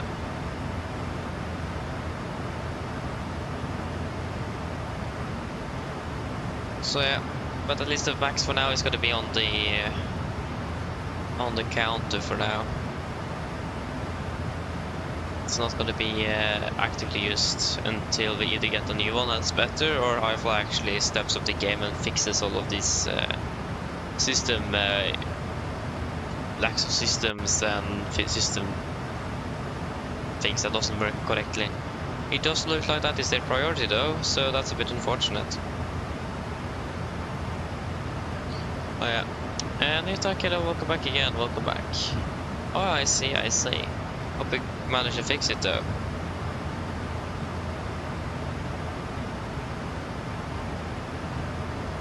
Yeah, I'll just redo with an NG. I will not make a new schedule though. I'll just get rid of the maxes and get a new roster with NG instead.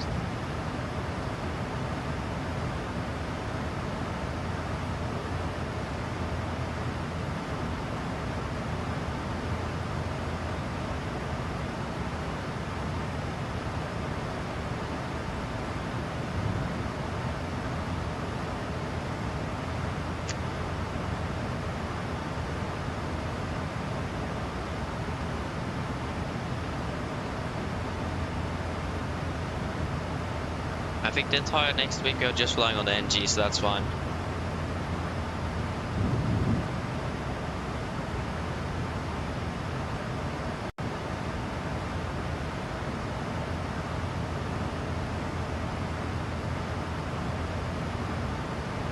But it would have been so nice though if PMDG just could make that max aircraft. I mean, again, the NG and the max is fairly similar aircraft, so I mean, making those alongside each other wouldn't really have been a bad idea at all.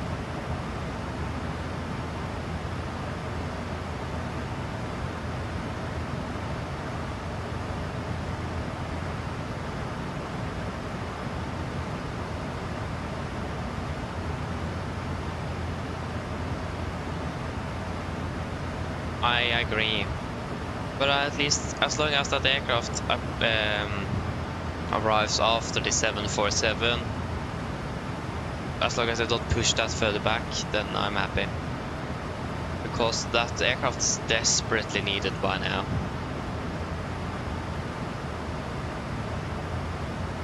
I've always had so many problems with the iFly, so yep.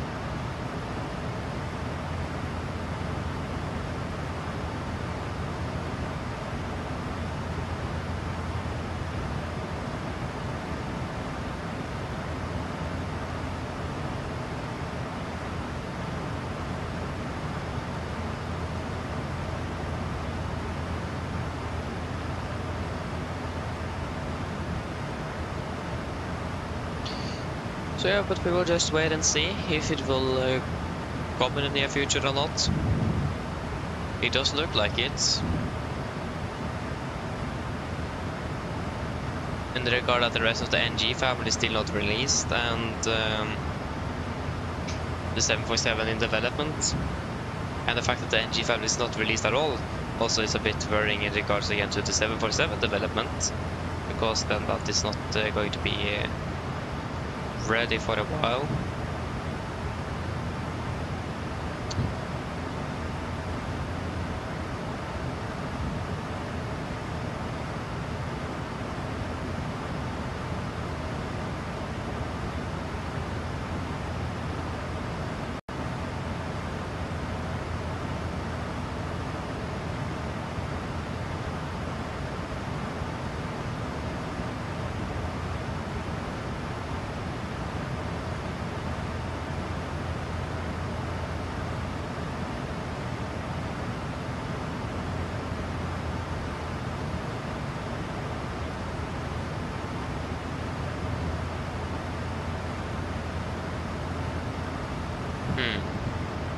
There's no news from what I can see at least.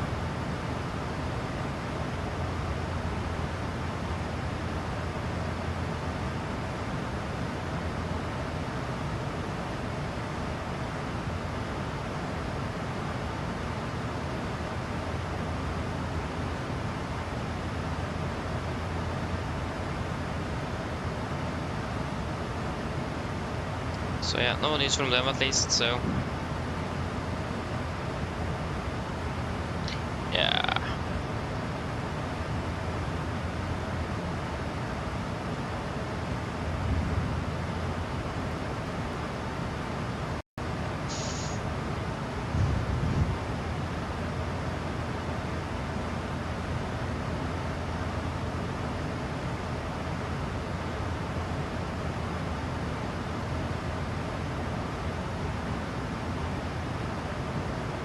Yeah, exactly.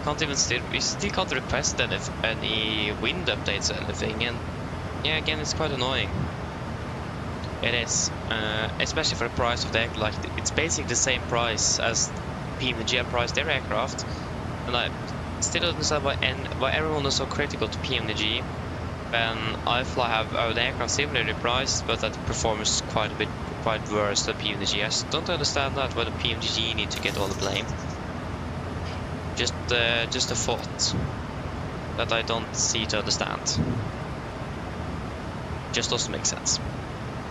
But I mean, yeah, for a lot of people, of course, the 747 will be exciting indeed. I mean, I don't fly it, so I don't really care. But I know that a lot of people are waiting for 6 years on that aircraft. So, yeah.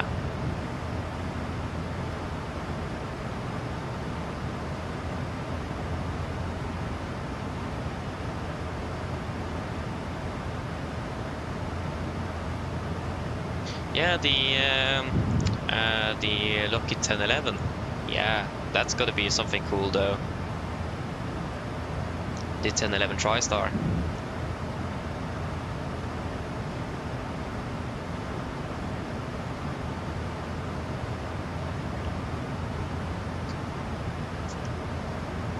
So yeah.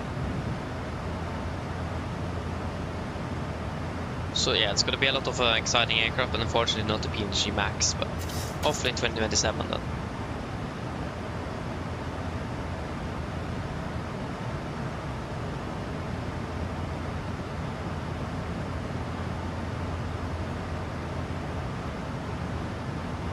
Yeah, exactly. I mean, the A330-300 they released was just a flop.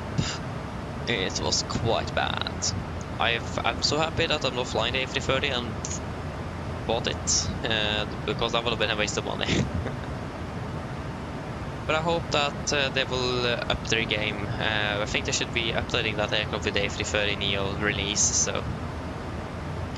So yeah, but I mean, Aerosoft makes a good aircraft. You just look at the CRJ, that's a very good aircraft. So they have the potential to do it. They just need to pull it out, get it right. So it is possible for them to make a good aircraft. Just give them some time.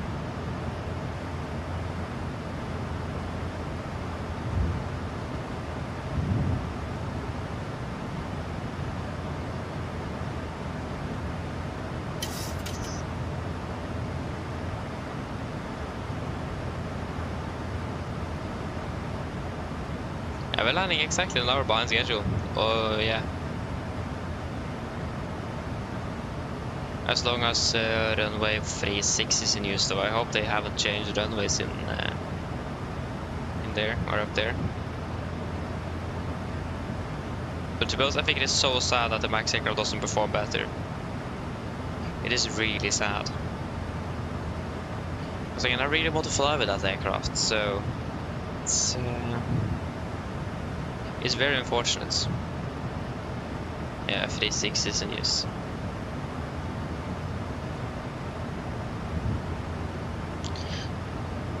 But again, at least we need to wait for the service backup to come out, and I will take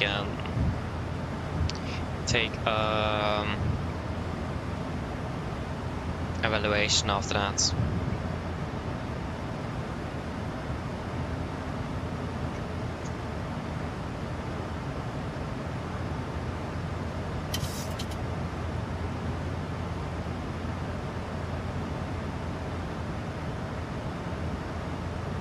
Yeah, but from what I've heard, it does look like the Max will be released before they finish with the 747.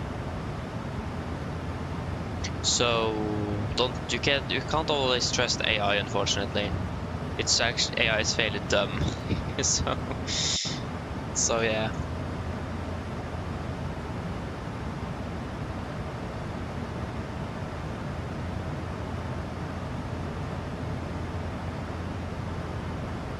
It looks like, from what I've understood, it looks like the Max will be released after the 747.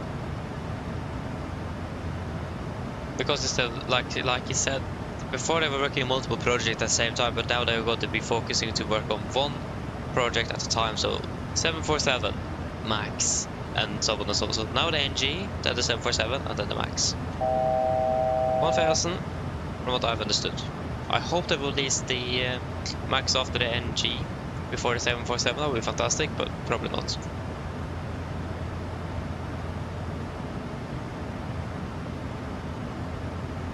Oh yeah, probably a delay. Yeah. But yeah, so people also that's testing is saying that's horribly oida.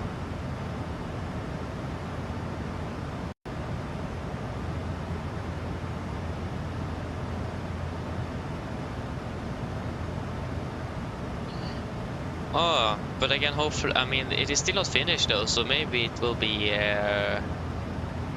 ready in the near future. And there we go, we're leveling off.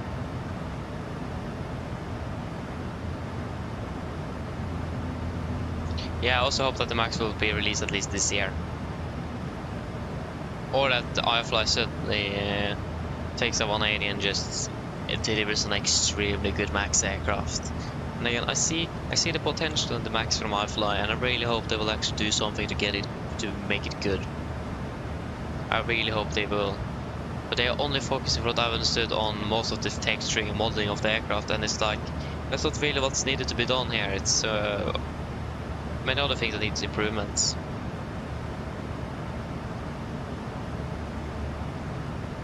But iFly is a much smaller team than PMDG, so I understand the fact that there is a difference there. But again, it's just for the price of the aircraft and what it delivers on, I don't see that it justifies it really. But a lot of people don't see that for some reason, but I don't know. I don't understand that. That again, PMDG, everyone says that they can't justify the pricing of the aircraft, and an iFly is pretty much priced it's one aircraft exactly the same price, and it's even worse than the PMDG aircraft, and that just doesn't really make sense in my mind, but it could just be me.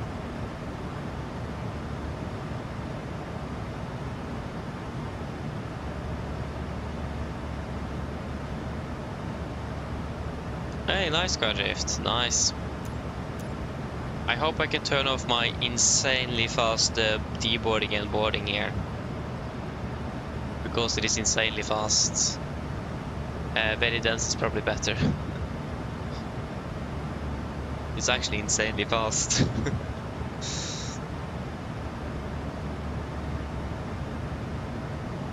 Yeah, they are working on a new EFP. They have I can see if I can find it. They have confirmed what they're working on for the service pack 1 update, like they call it. That's the update they're making now.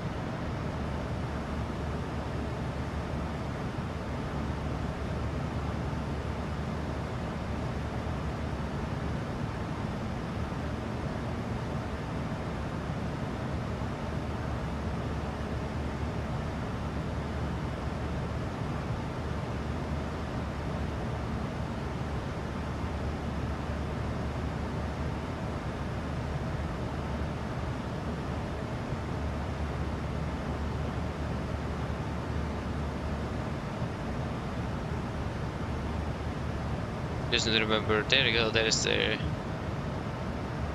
Yeah, so they are currently working on EFB, FSLTL via Hobby A cars, cabin voice announcements, Max 800, official APU model, main wheel and main wheel well model, updated fuselage exterior model, redrawn cabin material, multiple cabin layouts, that's something that's very nice to see. Updated cockpit materials, more details, redrawn landing gear materials, general bug fixes including LNAV adjustments in some scenarios, edit adjustments to model for improved VR capabilities, and other tweaks and bug fixes not listed that may come. And as you may see, systems was not on the first, was not the most prioritized there. It was just mainly visual improvements. So yeah.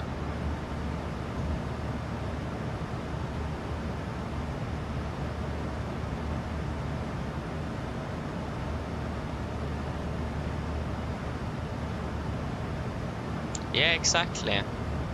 Again,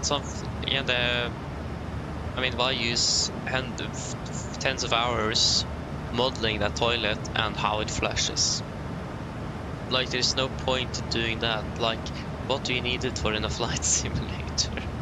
It's not really not anything you really need. So yeah, I also really like that. It's a fun Easter egg.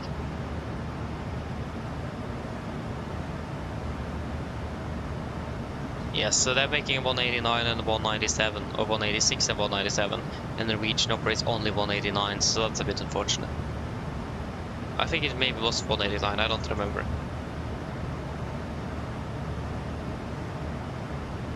Yeah, exactly, but I mean, the cockpit windows looks a bit strange, and to be honest, the coloring in the flight deck also looks a bit strange, but except for that, yeah, I don't see a point why they should focus more on the texturing side.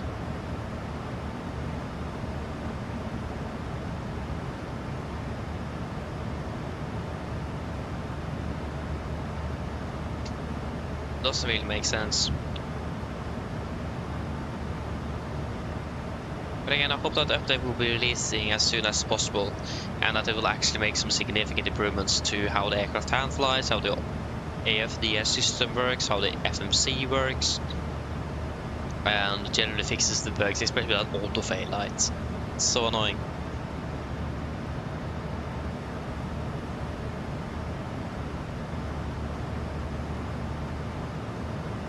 Yeah, exactly, they are just smart, but again, it's personal preference after all. I mean, there's so much controversy around PMDG now, it's insane. But, yeah. I'm not a real pilot, so I can't really say how this aircraft should be in real life, how it should look, or how it should hand fly, how it should work, but at least from what I read through the FCOM, I have extensive experience on this aircraft through PMDG and learning a lot through YouTube, again reading the FCOM and so on. And at least how the iFly is handling things, it isn't really what I've seen anywhere. So yeah.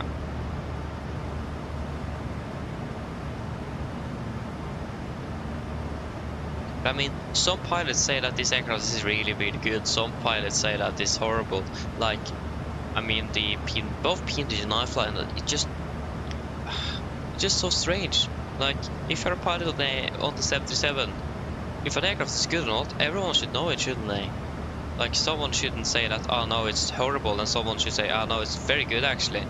Like, shouldn't everyone know that it is good or bad? I don't understand that. It just is too much.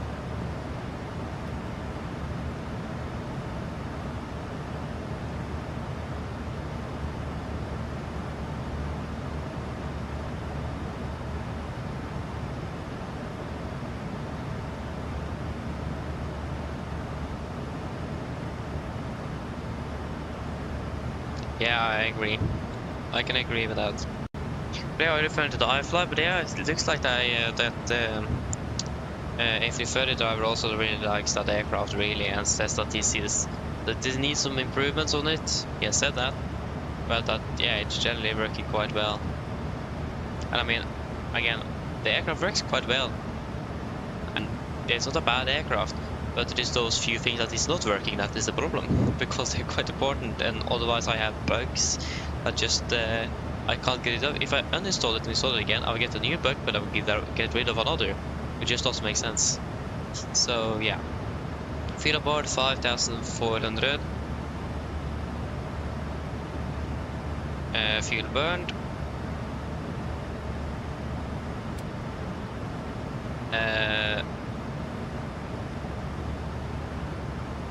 Did I hit? I didn't just hit. At least. Oh, serious with me? At least I saw 1,200, I think. And we can just take. We had 7.6 minus 5.4. 6 minus 4 is 2. And yes, that's 2,200.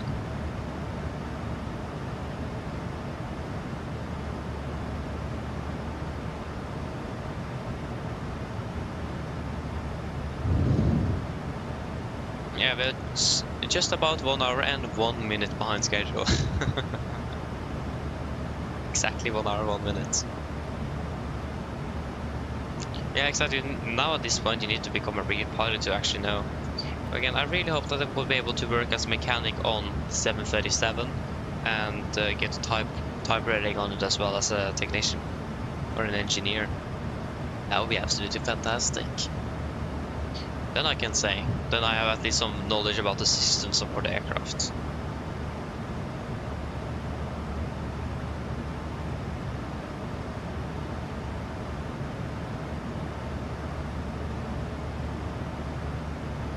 I've actually seen there's a company.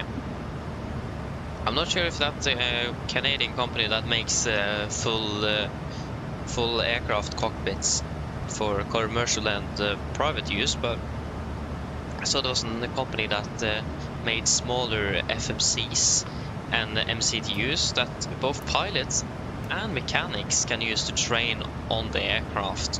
Instead of like using a full sim or something else, you can have just a unit that doesn't cost that much, and you can type all you want in that unit, like make a flight plan or do some maintenance work on it. Really cool stuff, really. Hello. Hi, Captain.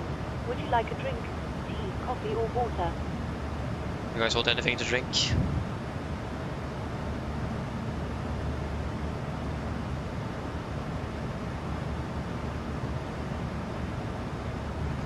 Yeah, exactly. It's like, yeah, I mean, you never know. Yeah.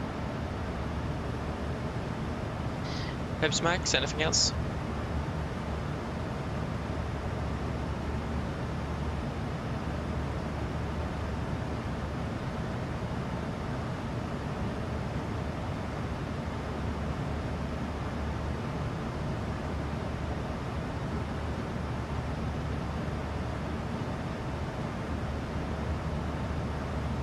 Yeah, so 1 Pepsi Max and 1 tea then.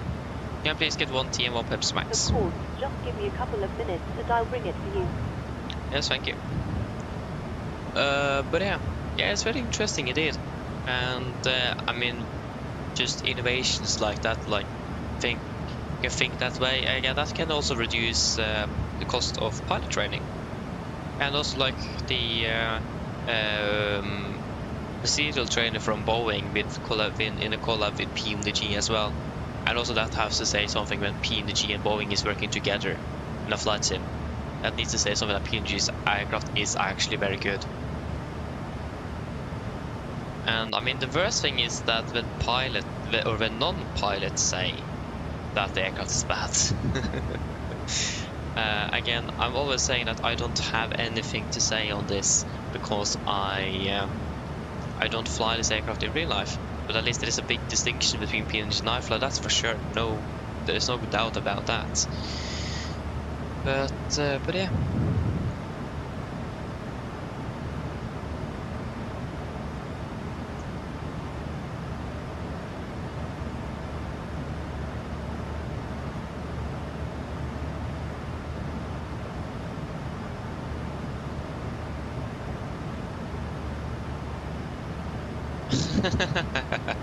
Nice terrain. And you made fun of my friend as well for that. Even better. Hello. Hi, Captain. Your drinks are ready. There's a storage area, so feel free to collect them whenever you're free. Thank you. No problems.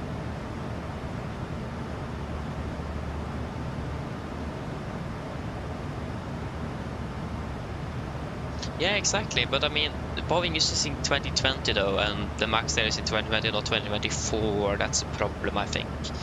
So also thought when we heard that, then maybe actually we'll get the max sooner than we thought. No, it doesn't look like it. But yeah.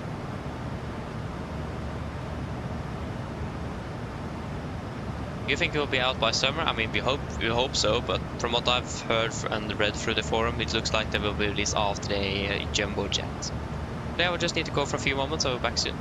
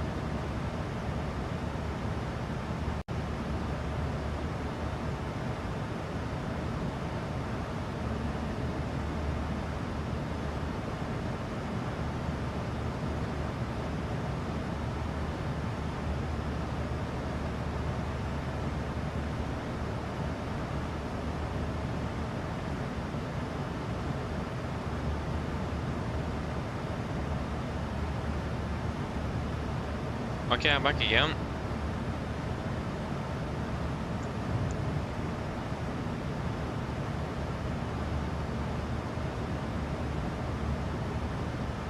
Oi! Yeah, that's a busy day indeed, Skydrift. Oh. Enjoy it though.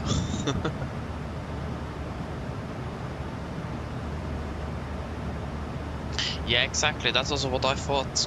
If they build it in 2024 for Boeing, then it will probably take some time as well to get it over in 2024.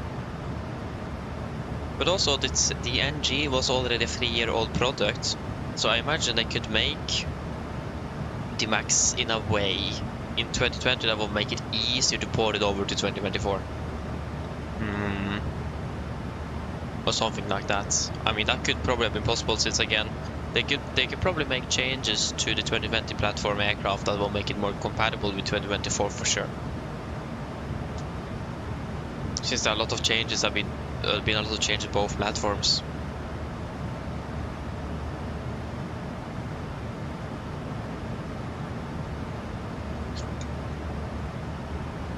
But I mean, yeah, we'll just wait and see. One thing though is that the rail aircraft is delayed as well with half an hour, so I mean, we are not doing that bad actually.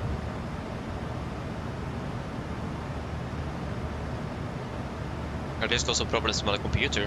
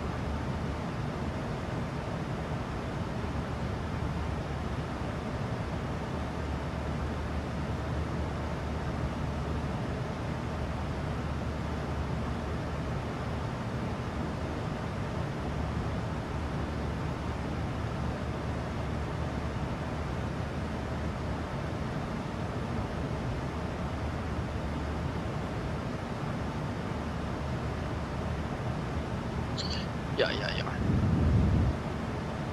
Okay, we're not doing terribly though.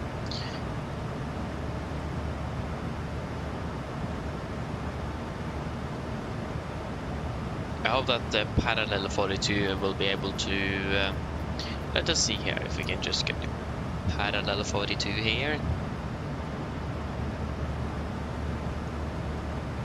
Just click here and see what will go up. So please open the ticket for any issues. Yes, email address, issue using product,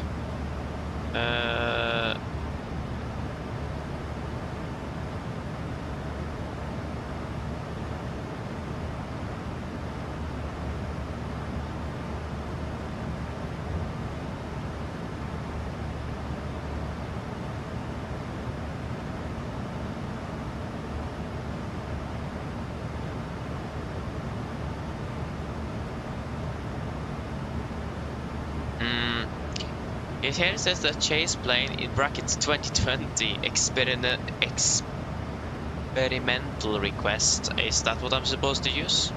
I don't know. Yeah, you're still waiting for the 747, exactly. It's a lot of people doing that, so yeah, and I mean PMG is quite famous for the 747 in particular, so yeah.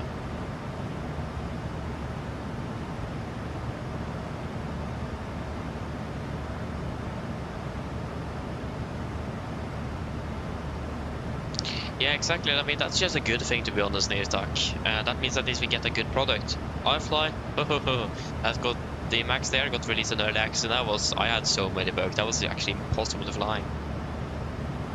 And I mean, I was looking so much for the aircraft, and I was so disappointed when it got released. And I'm still a little bit disappointed, but we will just wait and see how they can fix it up. Chase plane is worth it. Yes, it is. Absolutely. Active Sky works for me, yes indeed, it does. But I'm currently using passive mode, so I don't actively transfer live either.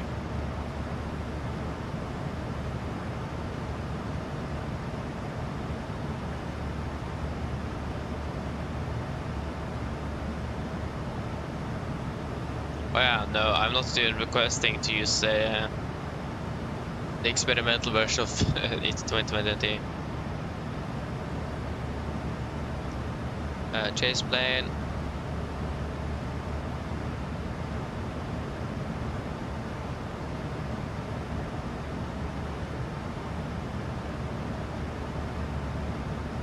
How can we call the movement the camera does on the screen? Camera shaking out of aircrafts.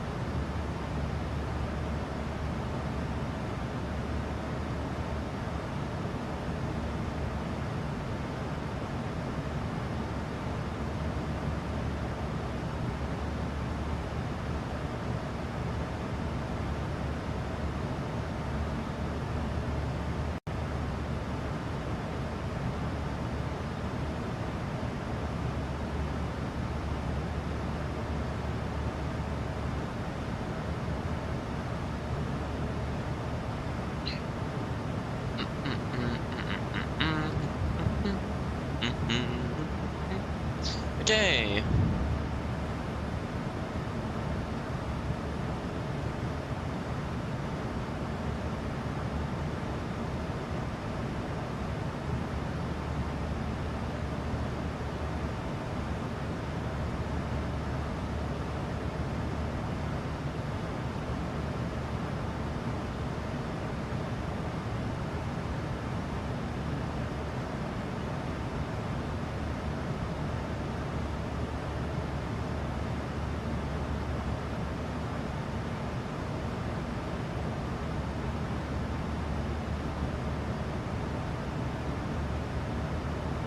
Maybe I should give them the aircraft that's affected. I almost just wrote what happened without giving them the aircraft. I think this is the third ticket I've given to them. It's the third ticket I've ever submitted. It's a lot of tickets. But yeah,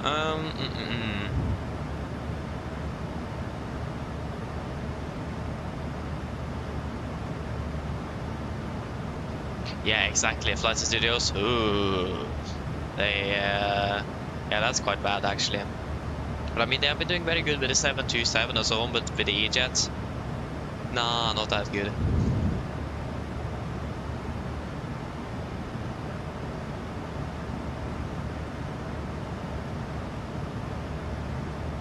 Yeah, I mean, one of the main issues is that the LNAV and VNAV is quite bad.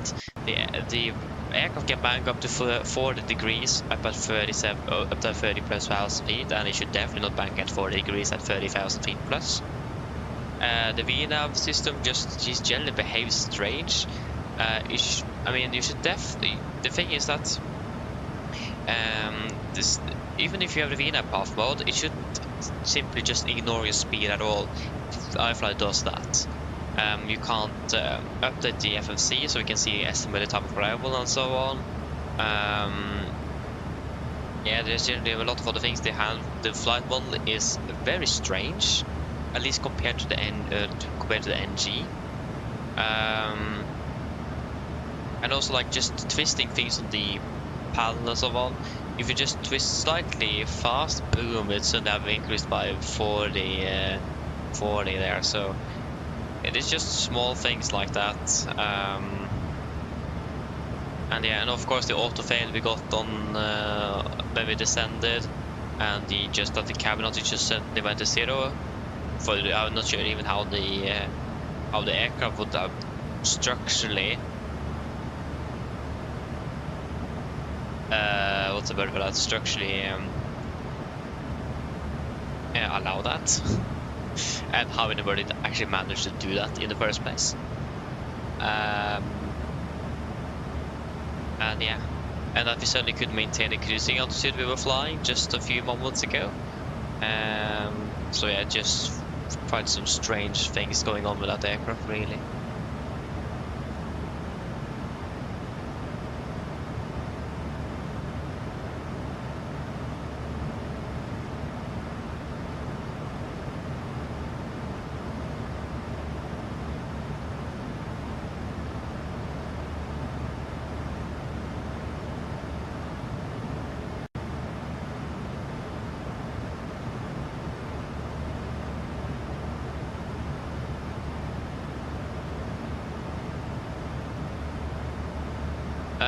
Oi!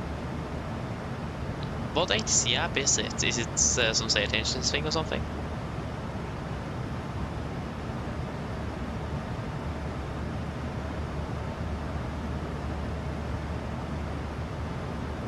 Yeah, exactly. I also think it's just strange, like they're doing that. Like, I mean, why? Why do something like that? It should basically just hurt your business. Oh my days, I hope that we'll be able to fix this issue.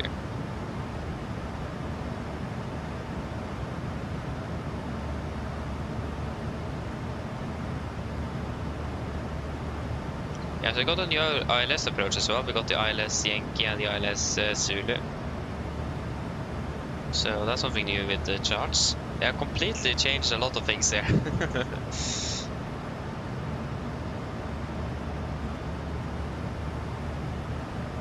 Oh, no, don't even say that, Nirtak.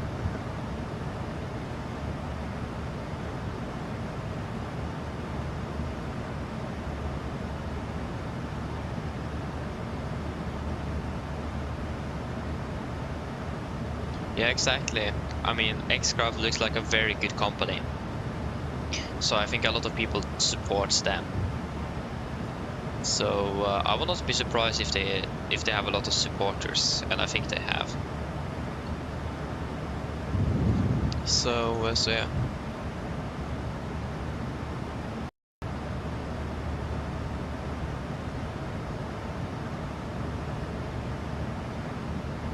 Yeah, exactly. Terrain. Yeah, I also understand I can't do that. It's again economics. So yeah. Yeah, we did an aircraft change. We got so many problems with the MAX aircraft, so that aircraft is basically now grounded until someone can fix it. The pressurization system doesn't work anymore. So yeah, we need to switch to this aircraft.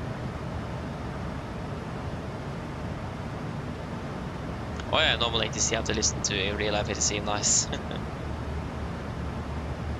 Yeah, they should. Exactly, extra should. That would be so cool. I mean, one of the aircraft I will probably have flown, except for the 77, is the Embraer, the E-Jet. It looks like so much fun to fly that aircraft.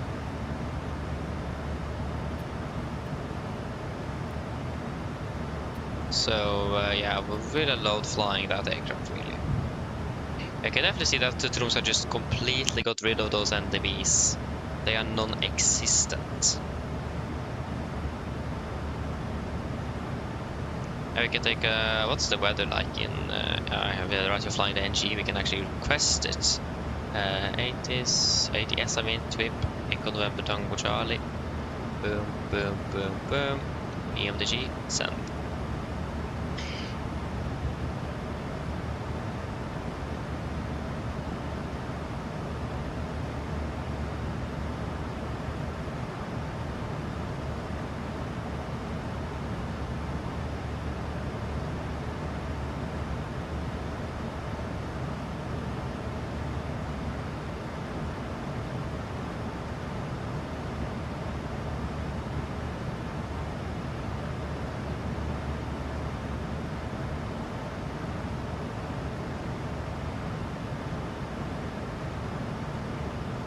Yeah, so Skull K -10, 1023. Yeah, absolutely fantastic weather then.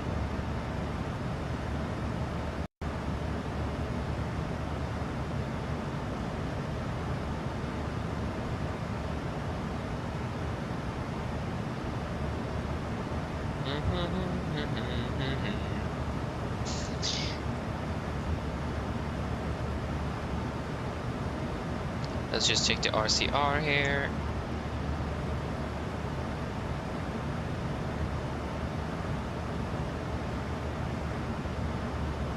It's 555, good.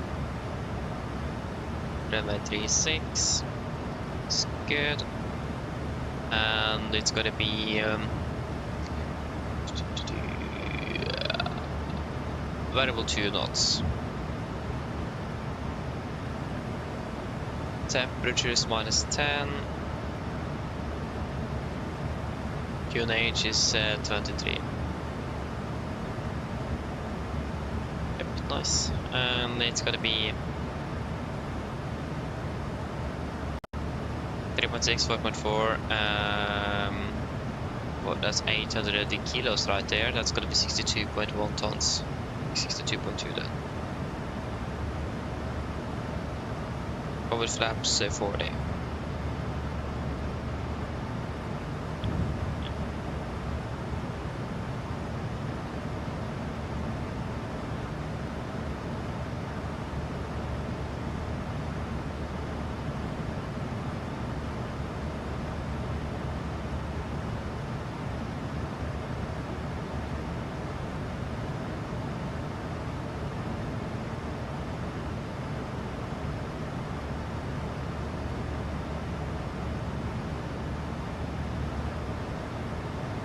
Flaps 40, 145, 146 is perfectly fine. We will sort of break 3 and just stop this aircraft. Yes, so what do we need to correct? First of all, the airport elevation is 32 feet. Airport elevation 32 is minus 10 degrees. MSA is, that's also what they changed, is change the MSA sectors, so 5006. You can take the highest one, 7100, and 5600, and 4900.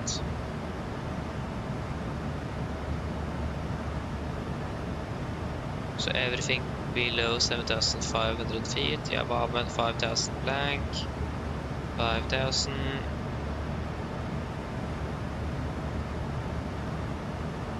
Yeah, and minimums are then 1139er. 1139er. It's gonna be 7590. 7590, and then 6090.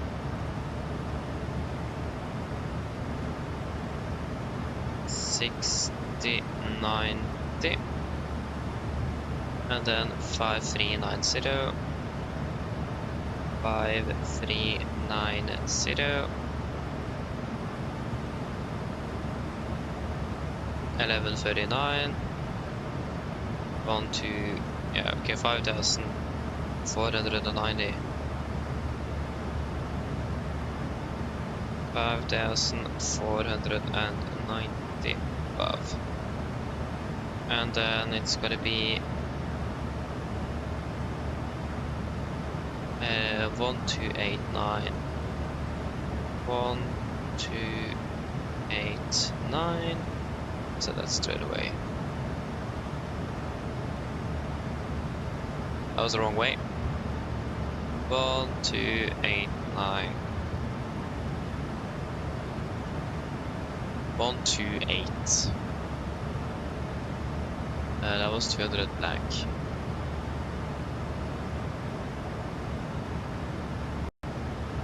Two, 8, 9.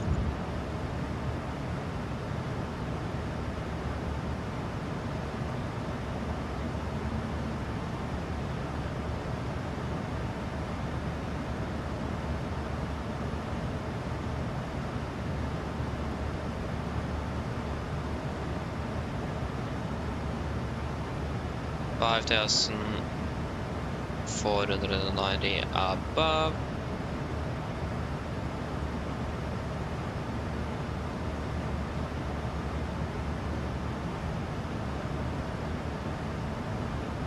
I go 250 as well below.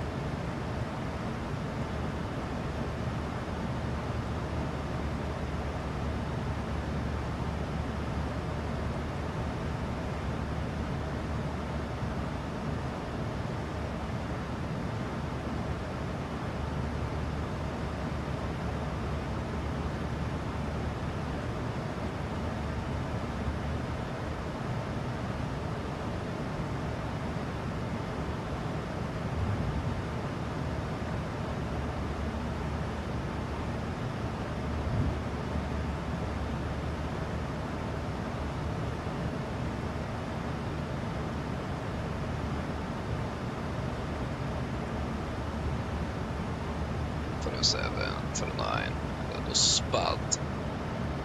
Sorry, it was rad. We need to change that one as well to 5,500. 5,500.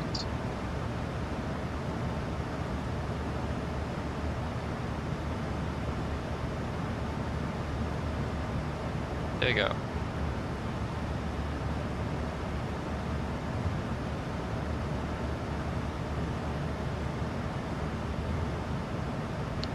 Yes, ready for a brief, I think. If we know where we are parking, that would be nice. Yeah, we know where we are parking. They could just parked up. I was here at the same stand, stand 22. Sorry, 2 something.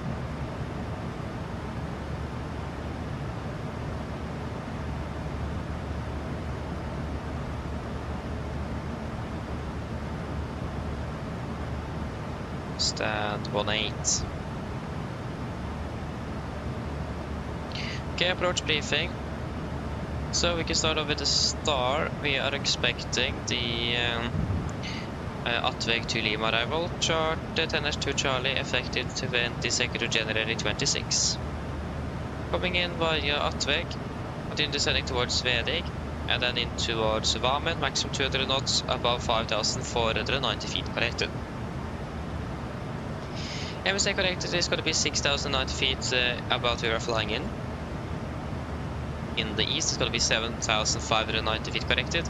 And in the most portion of the north and the west, 5,390 feet corrected. Maximum 250 knots below flight 100 as usual. And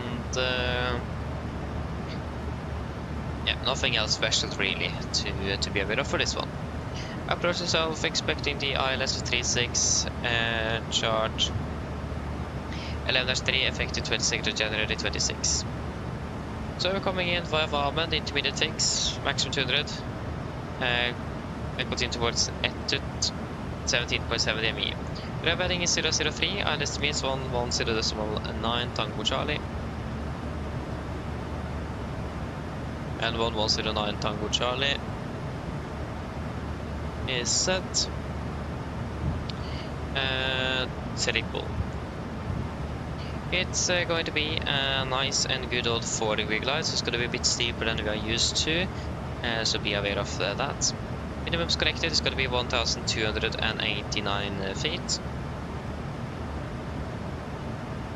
Transition level 80, mist, straight ahead to 5,500 feet. Climb on course 1003 degrees to Tango Charlie 407. Left turn to Tango Charlie 408 and then to Osserad. Enter Osserad holding at 5,500 feet.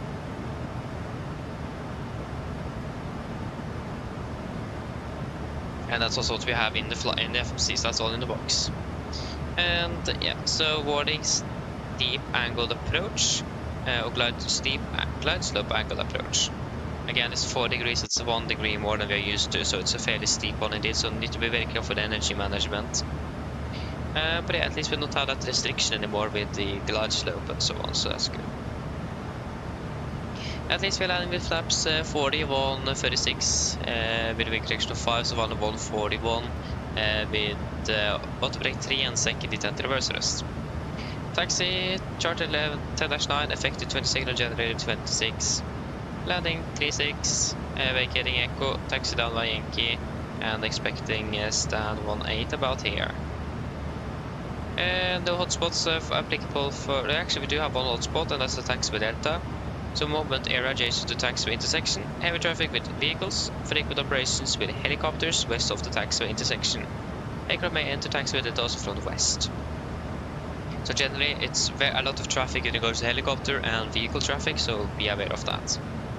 Except for that, there is nothing else significant going on the ground. RCR is 555 good, weather conditions are looking absolutely fantastic, so that should be good.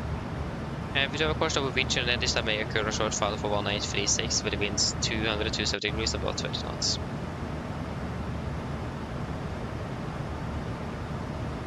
But yeah, other than that, there is only notable note time is again the changes to the charts and procedures that we have already gone through, so that's all nothing new for us by now. One thing to be aware of on the approach is that on the closer end we need to deviate from the glide slope and the poppy lights, otherwise we will be way too high on approach. So expect probably even 4 heads and maybe even more than 1 dot deflection on the glide slope. We'll try to avoid it, but expect a deviation at least because of the steep angle. We need to go a little bit below, otherwise we will not be able to cross the threshold at 50 feet. And we should be crossing the threshold at 49 feet to be exact. Yeah, threats today, first of all terrain, as we may see it's a lot of terrain in the vicinity of the aircraft, sort of the airport, so we will go both of us with the terrain radar and be very careful with the terrain and follow the procedure, especially now with the cold temperature, where the aircraft will think it is higher than it actually is. This is very important. As long as you're on the glide and following those temperature corrections, then we should be good, but still be very careful with this. Again, it's a steep angle approach, so it's going to be quite hard to maintain energy, so slow down a bit earlier to make sure that we're able to slow down during the approach as well and extend the flaps and configure the aircraft. We will try to slow down a bit earlier than we normally will do, just to be on the safe side. Other than that, there is some new procedures, especially the missed approach. That's a bit different than we're used to, so be aware of that. But other than that, there is nothing else significant. Any questions?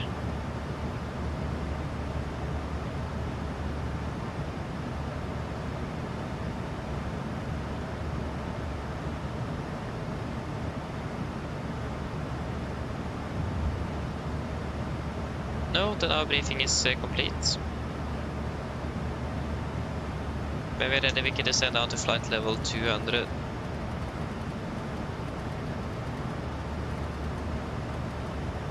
Flight level 200 set. And descent checklist.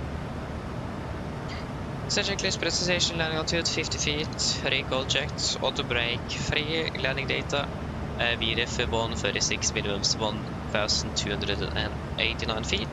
Approach briefing completed, descent checklist is complete.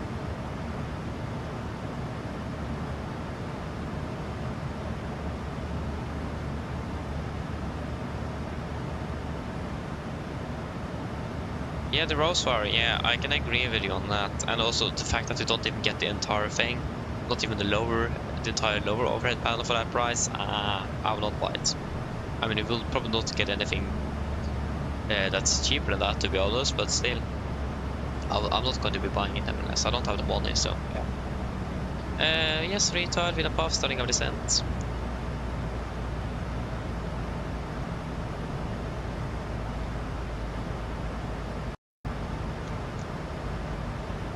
And fuel check at the Penno.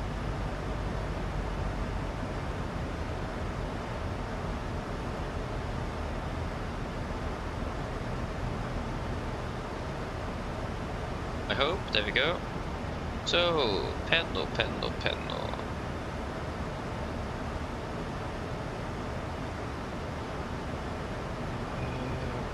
there we go. Fuel bar, we have 3,900. 3,900. Fuel burned 7.6 minus 3.9. That's going to be 16 minus 9 is 5, and then 5, yes, 2.5 then. 2,500. That can't be right. But at least we have passed the waypoint, so just get a time. Yeah, let me just double check with the calculator because I don't trust myself. 7.6 minus 3.9. 3,007 I missed by 1,200. 3,700. There you go, that looks a little bit more accurate. Still burn a bit more fuel than anticipated, but yeah. That is fine. Now what's the weather update we have available here in the computer? That's gonna be the 50 meter. I will request the latest then.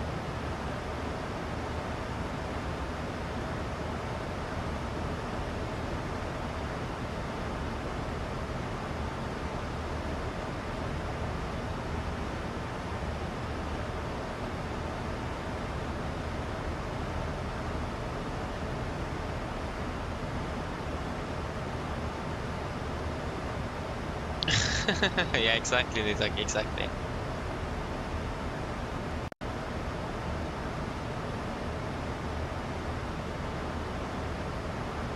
Yeah, I mean, that's also a thing as well.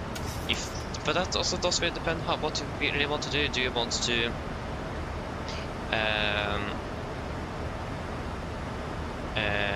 fly one specific aircraft, or do you want to fly multiple aircraft? That is really the question. So yeah, at least I will just stick on the 7.3. So I would have invested in that. So I mean, yeah, again, it's personal preference again. So yeah.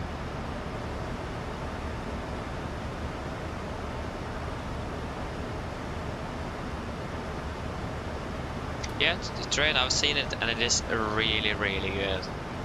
Again, that's the dream job. That is probably never going to be able to happen, or never happen.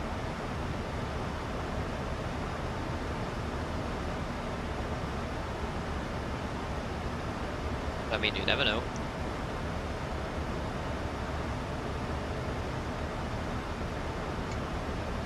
Ska du till welcome back again?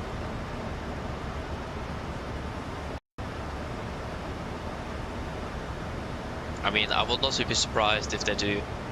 But I mean, they're not called vNorwegian anymore though. Because of copyright or something, they need to change the name.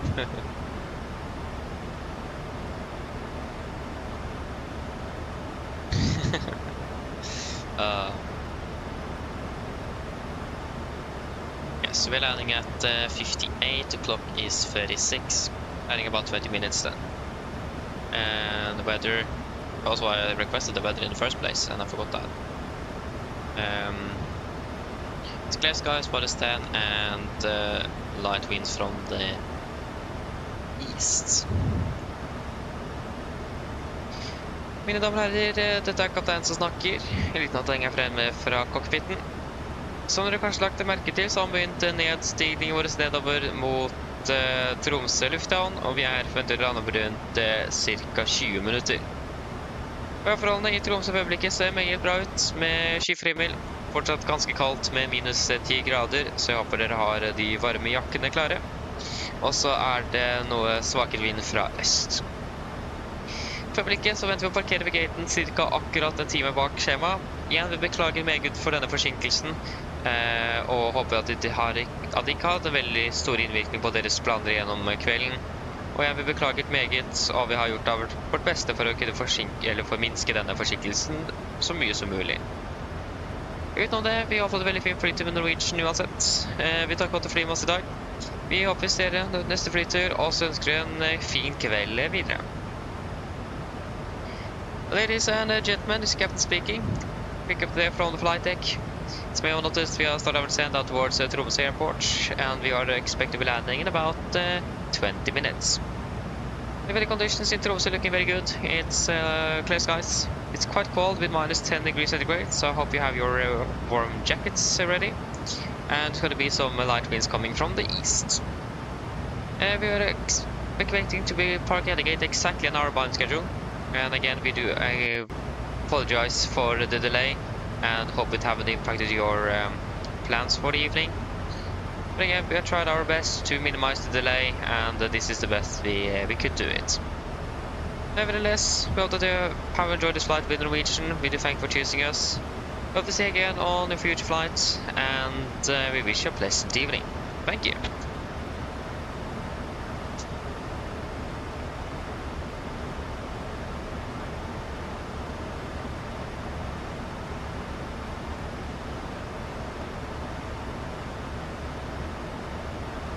Yeah, I see a train. Yeah, again, personal preference.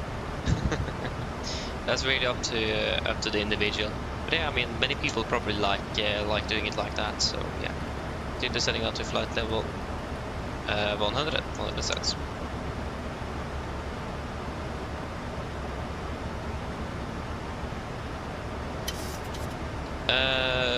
Yeah. I think a lot of people will still call that wing nevertheless. So yeah. Oh, have they? I have no clue, but I've seen that they're making some Airbus pedals, so I hope they will step up their game with Boeing aircraft, because it's just so sad to see that they're making so good products for the Airbus and they're not prioritizing the Boeing at all. But I mean, the Airbus market, especially for the 20 family, have exploded. It's insane. So yeah. But I hope they will prioritize the Boeing market as well. It is a few people that would like that. That just need the money to buy it first, though. But that's another story.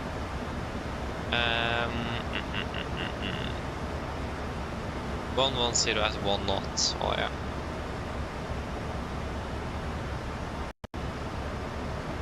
Again, like generally though, buying one of the products, I should have been able to do that. I don't have that, or I have a bit, but the fact that I really want to buy all of them, because that will be less expensive freight, and also customs into Norway as well, and all of that, taxes and all of that, it will be quite expensive. That's the problem.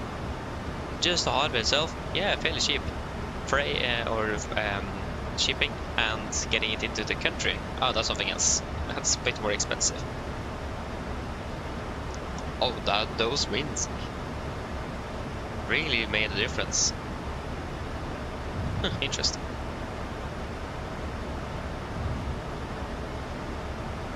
Yeah, Terrain, we changed the aircraft in Oslo, absolutely right. You are 100% correct.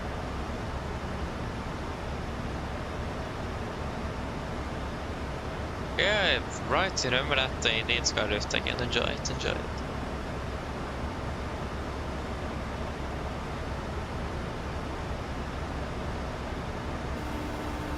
Oh, there's a tiller on there. Oh, interesting. Hello. Hello, I was just wondering if you were hungry. I'll get you something to eat if you like. No thanks. No problem. Doesn't really Give me a call now. if you change your mind. Of course.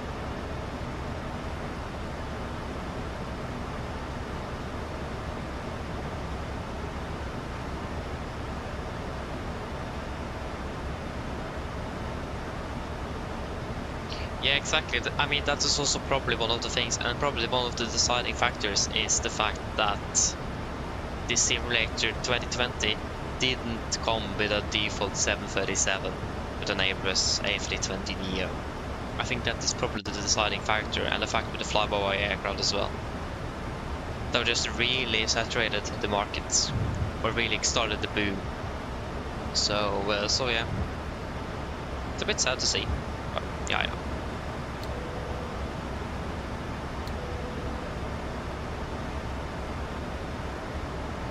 I mean, you can say that the Airbus is a bit more simple, and I will say that as well. But again, it is more simple to fly generally, but the FCOM is still twice as large as the 737 because of all the automation. So, yeah.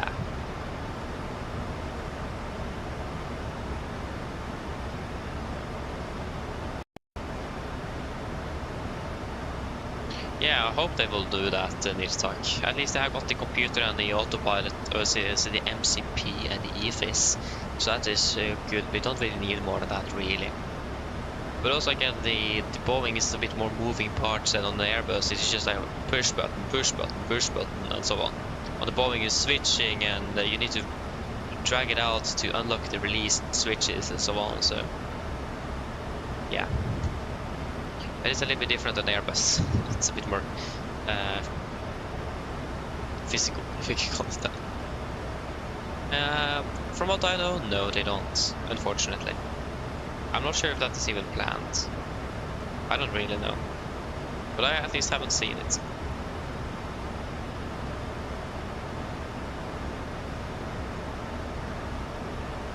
Yeah, they have. They have confirmed they're working on a force feedback yoke, and I'm looking so much forward to that one. It's gonna be probably extremely expensive, but yeah.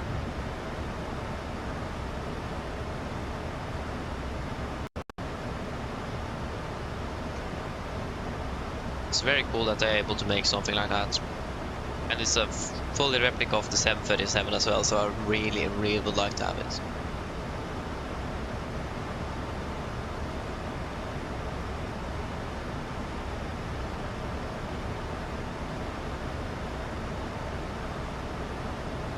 Yeah, exactly. Again, that's the thing. They were probably used to a monopoly on the A320 market. Now they don't have that monopoly anymore, so they're probably sweating a little bit. Yeah, FS Labs, of course. Yeah, of course. Yeah, Nitak, it is. It's very good. It is. Aviation Wild, hello, welcome. Opening well, good evening.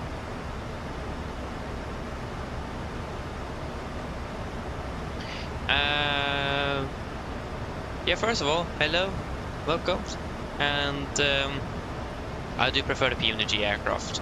It is a bit more more into the system fidelity, and it does operate a bit more how we should expect the 737 to operate in real life, from the experience I have.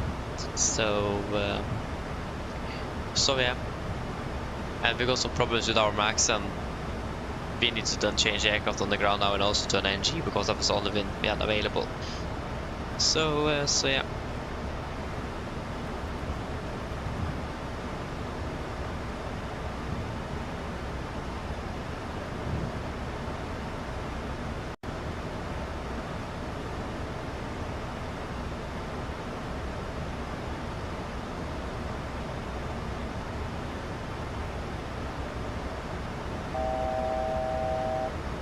Yes, 1000, we can continue descending down to 5,500 feet.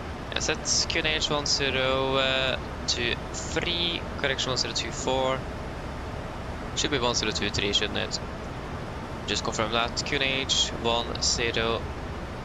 Stop with that, thank you. 1023 and approach checklist. Approach checklist, autopitches QNH 1023. Passing flight over 104. Now, yeah, that's plus 10 on the standby. Approach checklist complete. Yeah, that's not the entire story though, Terrain. Forgot that we had the pressurization failure of the aircraft, so that's why we switched. Not only because it got annoying, it's because it actually failed as well.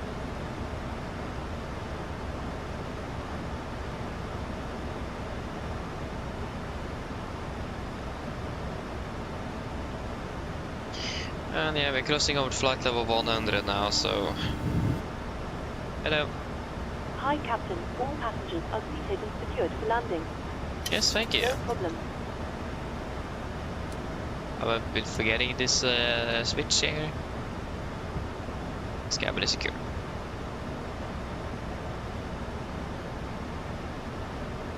Pass flight level 100 as well.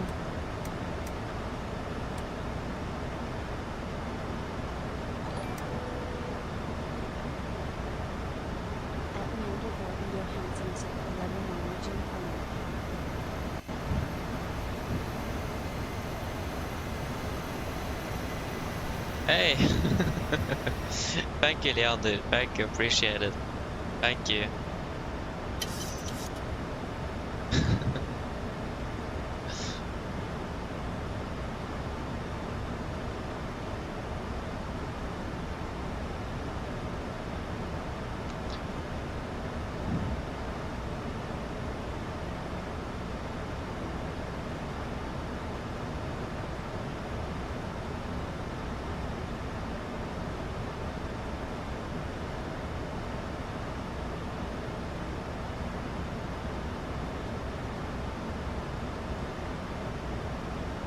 I hope that GSX won't fail on us on the ground though. It does look like it may happen. So to restart it, hopefully that will help. Yeah, so we're currently inbound Vdik and then Varmen after that. It is Varmen. Yeah, Varmen. And it's stand 1-8. Okay, it actually works. Hey, that's nice though. And gate 1-8 with videre ground handling.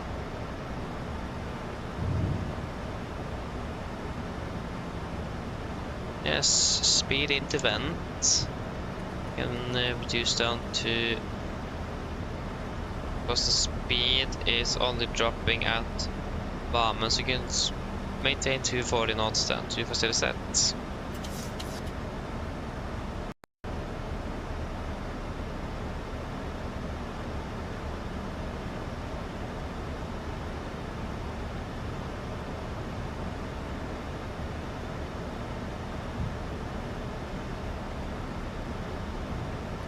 Okay, speed to 20 then.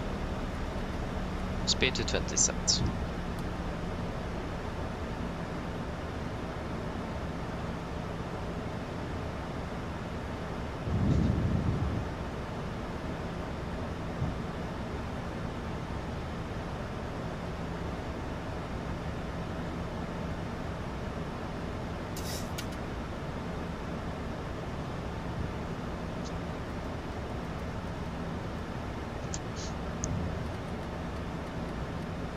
Flaps 1, speed checked. And speed 200, 200 set.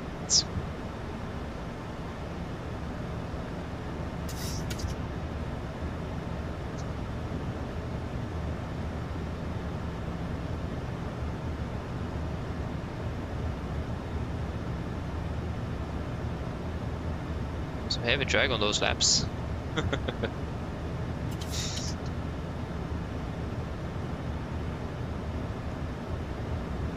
And yes,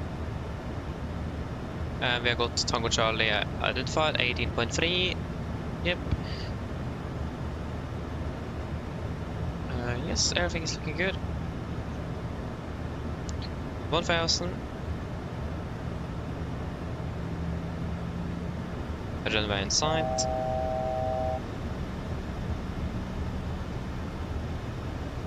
Approach arm.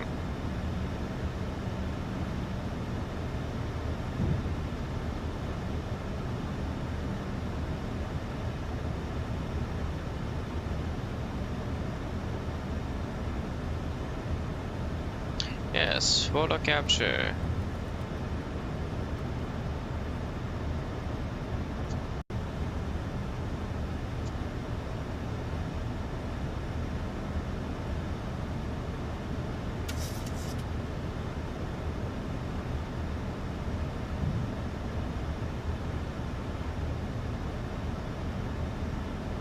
And Polaris control just went online now. It's a bit late.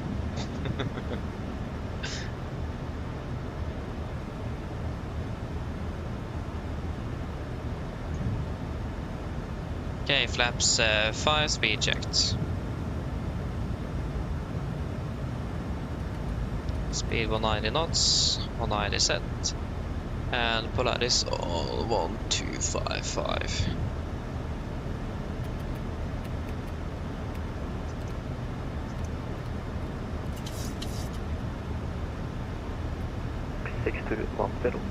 Class to capture the broad shot is 5500 set, speed 180. 180 knots, flaps 5 set.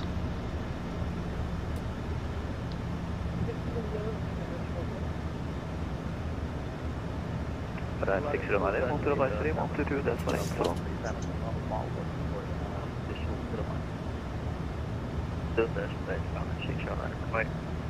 Bye-bye, and station calling for visual at Malo, Alpha Norway. 4761, Boris, hello, and copy visual at Yamalo, squawk 2734. 731.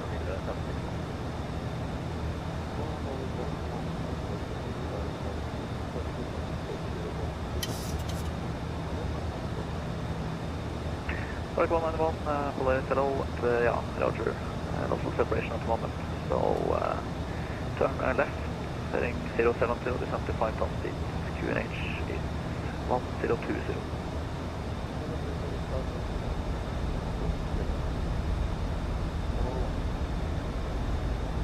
Polaris, god kveld, Nordic 82 Juliet, established ILS 36 in Tromsø.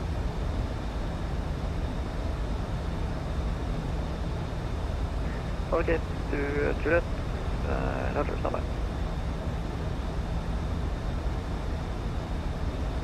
Okay, to Juliet, wind 1103 1 knot, 786 clear land, QNH 1023. QNH 1023, clear land 36 Nordic 82 Juliet. Yes, get down, flaps 15, speed checked, and landing checklist to flaps. Come on to correction speed 160. 2500.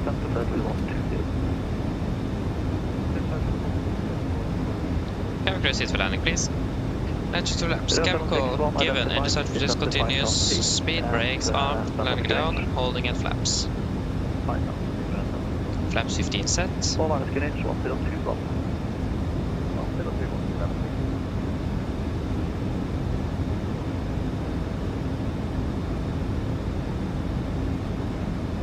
Flaps 25, speed checked.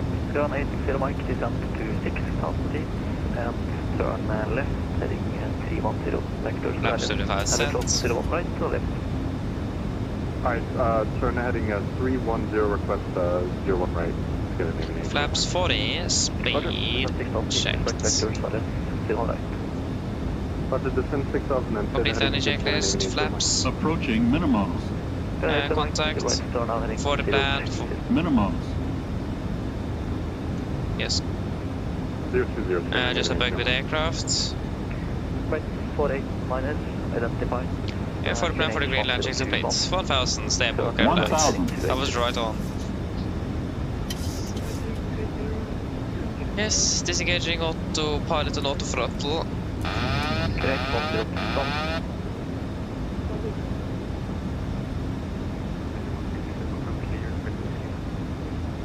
First, Oregon 91, turn left heading 040, descent to 3000 feet, clear Addons and Westland.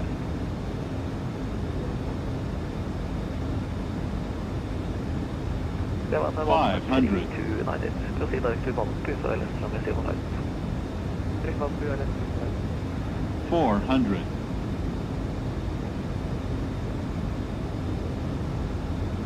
300.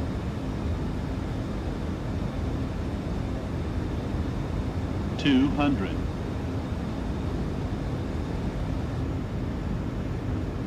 100. 50, 40, 30, 20, 10. 080 Mike, descent to 4000 feet, turn right, heading 09. Speed brakes up. To reversers.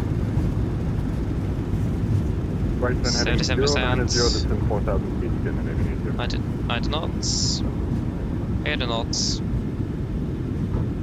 Oh, manual braking. And 60 knots. Welcome to Tromsø, flight time 1 hour 35.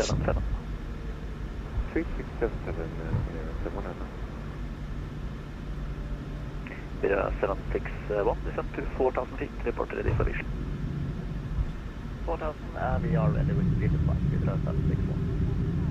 761, Roger, clear visual approach, runway 09er, mission minus convenient. Clear visual approach, 09er, videre 761. Okay, 2 Juliet, velkommen til Tromsø, wake in first right via Engo, then Yankee stand 20. Can we take stand 1882 Juliet? Ja da, ta 182. Takker via Echo Yankee 18 Nordic 82 Juliet.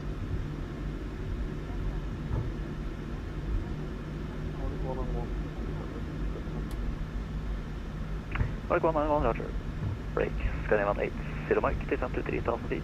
Turn left, heading 040, clear LS, runway 01 left. Left 040 down to 3,000 feet, cleared ILS 01. Confirm 01 right, Scandinavian 80 Mike. Yeah, you plan for right, did you? Clear LS, runway 01 left. Cleared ILS 01 right, I apologize, I heard left, 80 Mike. That was probably me, I'm a bit tired. Break Alright, right, it's gonna be 489. staying on. Turn right, heading 340. Right heading 340,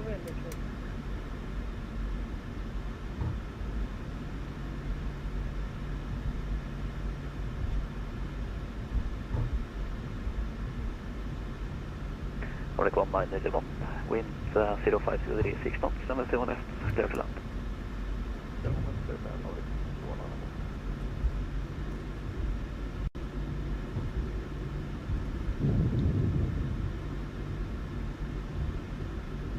Skyback 2 Yankee, right base 06.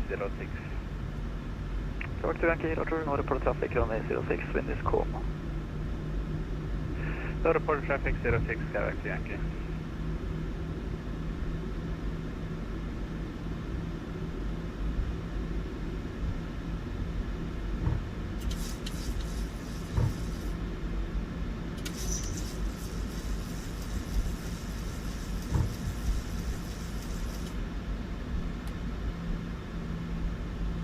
John 71 Alpha, identified. Yeah, left and right clear.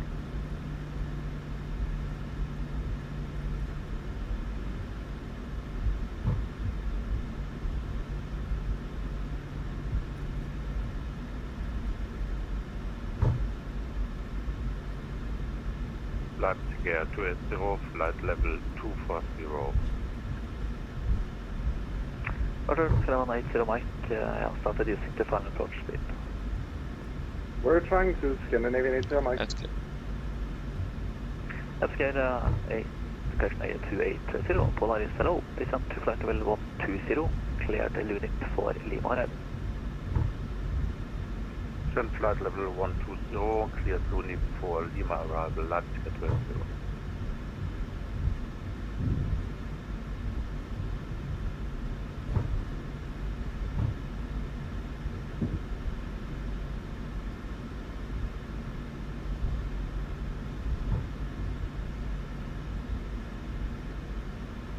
And Scandinavian 80 Mike, we're gonna go miss, unable to configure in time. 780 Mike, Roger, follow us on the missed approach, climb to 4,000 feet. 4,000 feet, established miss, Scandinavian 80 Mike. Pilot control, good evening, Nordic 6 Tango Delta, passing level 100 in the inbound outlet. Nordic 6 Tango Delta, Polaris hello, identified, squawk 4512, and climb to flight level 280. Climb 30, squawk 4512, Nordic 6 Tango Delta. Skyline 1327, descend to 5,000 feet, QNH 1020.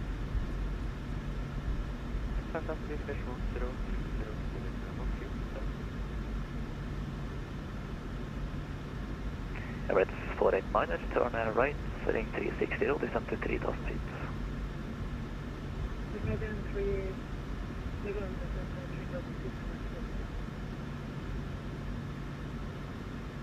Emirates 489, make the right turn heading 040. On that heading, clear the left, runway 01 right.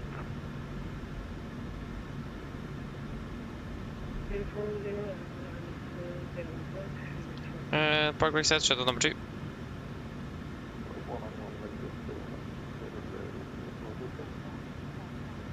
Park 191, velkommen til Gardermoen, taxi via Hotel and Yankee stand 20. Shuttle number 1.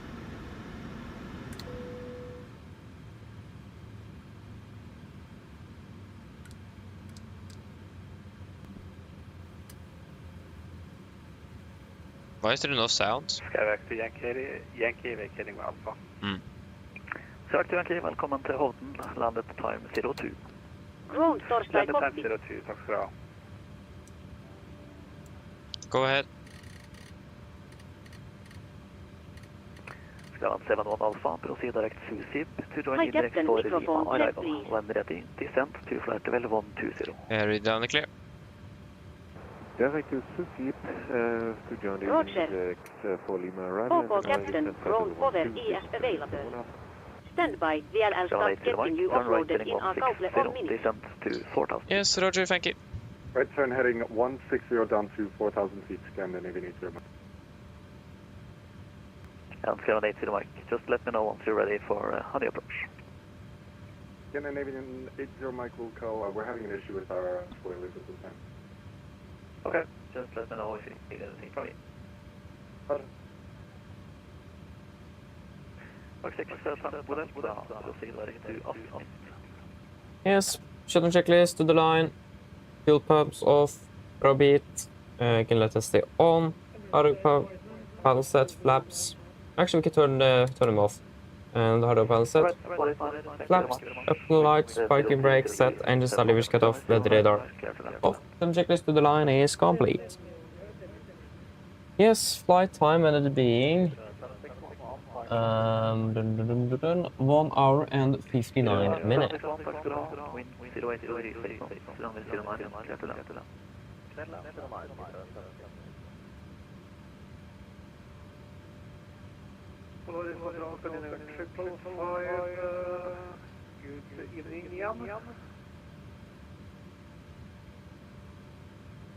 Skal være 555 på Laris. Hallo igjen. Skal du ha litt hjelp til å komme ned? Ja, det var for å få med flyet igjen, og så går det og greier å legge inn flighten, så jeg tatt en, for jeg så at du var på lov, så tok jeg en Timex egentlig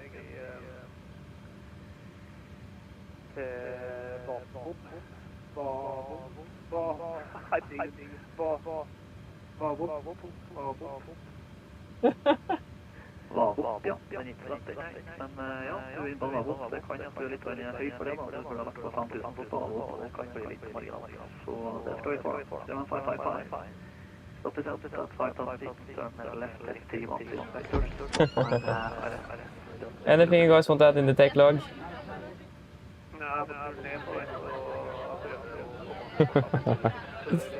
Again, low flying on what's in.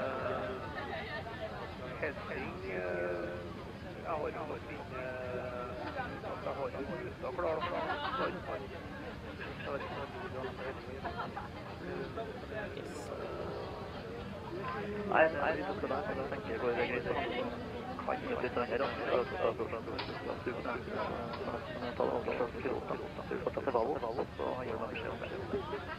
Yes, nothing. Then I don't have any remarks on this aircraft at least. So shuttle checklist below the line, tech log complete, EFB complete, shuttle checklist complete. Yeah, sorry, you guys can't hear it. Oh yeah. Although I can hear quite well already on my speakers. But yeah, it was just that we struggled. This was SES, and he just struggled a little bit with saying "bubble." You're probably a bit tired. It's quite funny.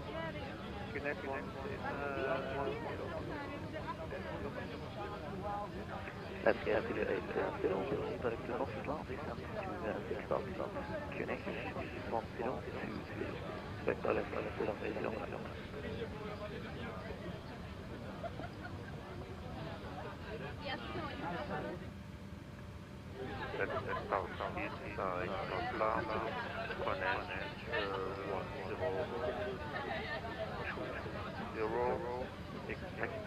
runway 21 right, that's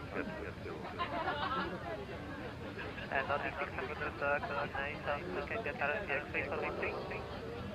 Of course, down for that.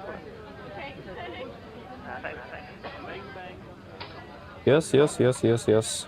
Blair, Scandinavian APO, Mike, Eastern Texas, Protocol 1, final, we'll be ready for a second check. So let's say what Roger will get you happy with 1.5 miles. That would work perfectly. Our spoilers are now for Scandinavian. So let's say what Roger expect 1.5 miles final.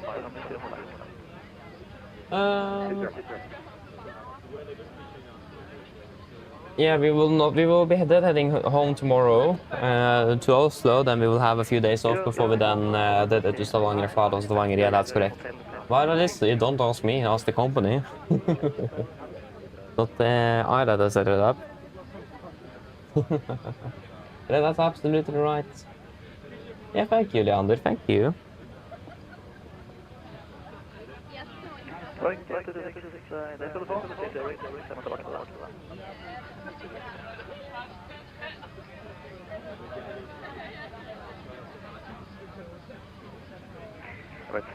Yeah, but it is not that I don't have anything potentially, it's just more that I can't fly and that we didn't get the flight tomorrow, it's more like that.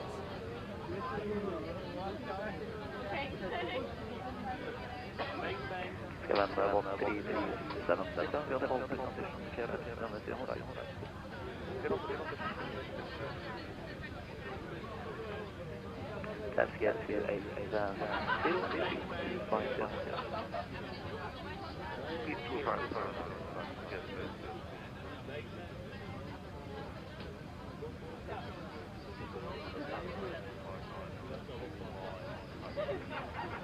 I'm not sure what even departs out of Tromsø tomorrow. But it's one thing I know, we're not going to be flying with a MAX for a long time until iFly manage to fix up all of these issues we have. So yeah. 17:30, yeah, they have a 17:30 departure. It's basically the same route we flew today. But again, I don't think there will be 3 different crew changes on the 3 different flights. That's the thing. And it's not unusual to deadhead neither as a Norwegian pilot. It's not often that you fly the aircraft out and then you will be flying out and flying it in again. You normally be deadhead one way or another. Especially in Tromsø, where you have many different flights departing at the same time to Oslo, whether to Berlin or Munich or Manchester or whatever. So it's not really unusual to deadhead in Norwegian.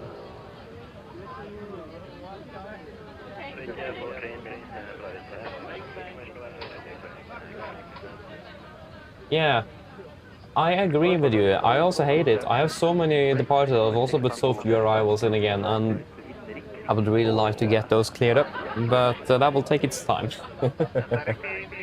And the fact that I just can't fly this late in the evening, that won't really help, but at least the Stavanger flight that we're actually doing now will actually help a little bit, with especially that, so that's nice.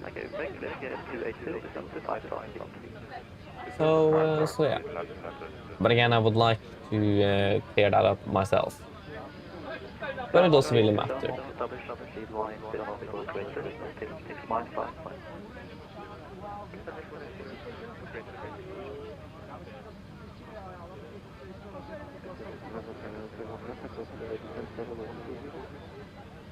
Yeah, that's right.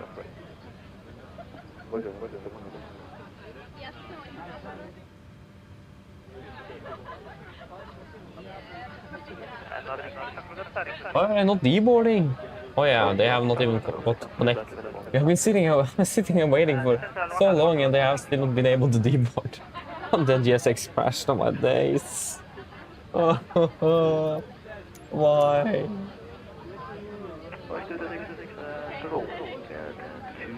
But on my days, there is always some problems here. we need also a replacement for GSX because GSX just doesn't work.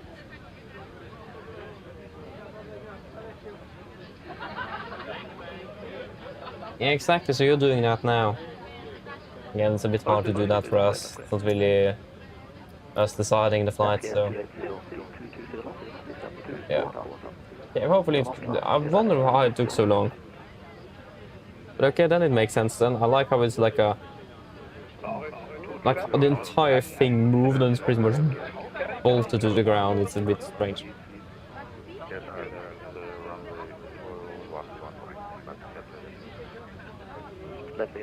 Yeah, nice though. I hope you enjoy your, can we call it the cleanup flights?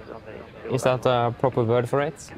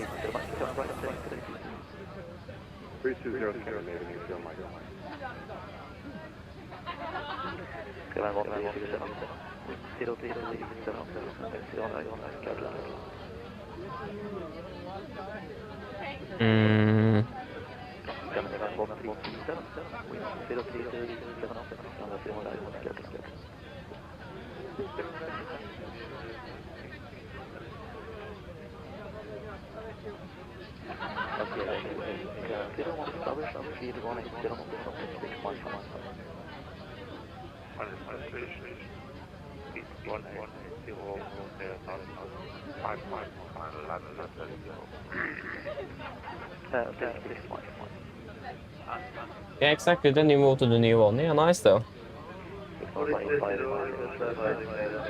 Yeah, finally now they're demoning. And of course, now the Wi-Fi will crash as well. Yay! Fantastic! It's beautiful. I lost the Wi-Fi. It's just being so bad here. I don't understand that.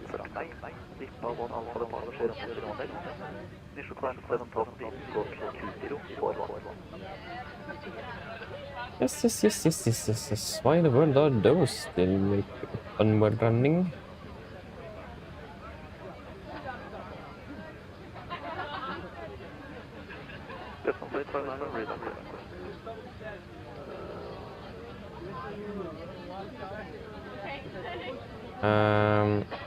Then we fixed the U, so that's gone.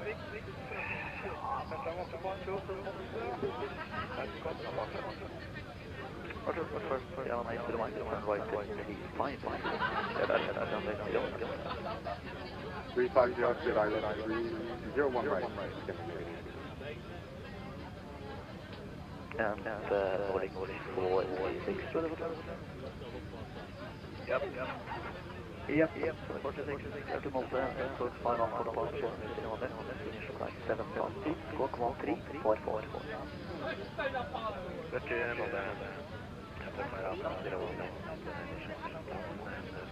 Oh.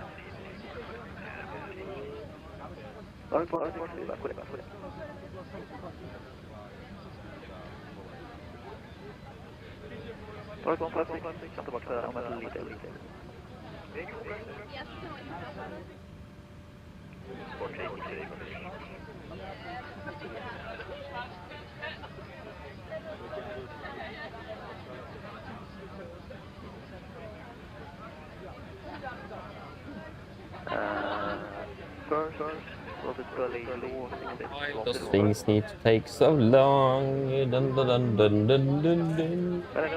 Dun, dun, dun, dun.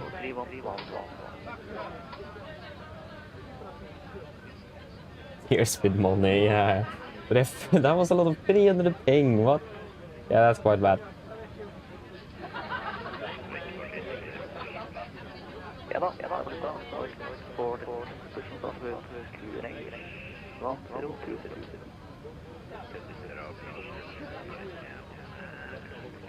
Yes. Okay,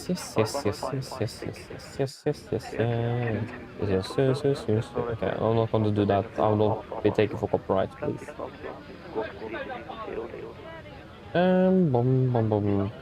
Yeah, I've seen that Gaia Simulations is announcing Corfu. That's cool though. I really hope we'll get Corfu one day. I really miss Corfu. Haven't been there for 2 years or something now soon. More than a year, 1.5. This summer is 2 years, I think, last time we flew to Corfu, so... But nice to fly to Corfu again. Not gonna lie.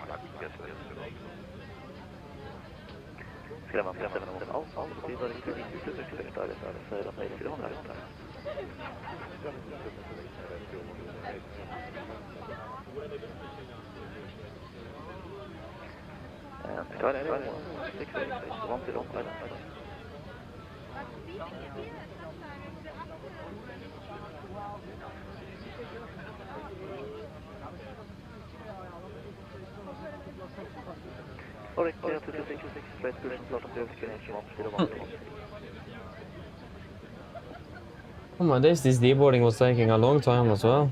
Okay, we started a bit late though. But at least it's probably good at it to have the jacket on already, because it's probably freezing cold just in the cockpit now. We can look at the temperature.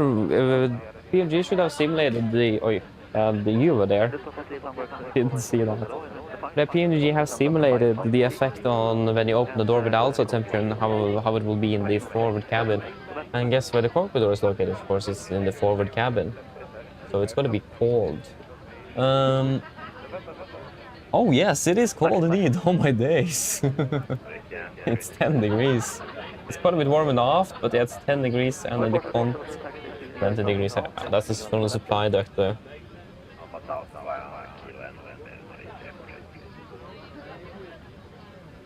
Hello, many left?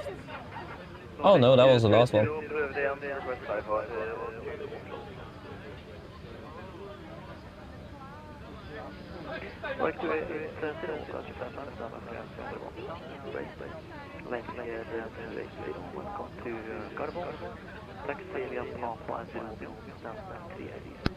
Ground torstai cockpit. Go ahead. Why did it take so long for you? You were probably finished a long time ago. Hi, Captain. Okay, all bags have been offloaded.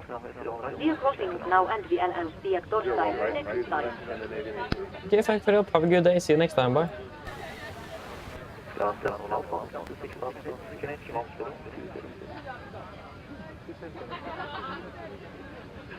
I think it has been stuck at 53 passengers for a little while now. I don't see any passengers, it says that there's 53 left. Oh.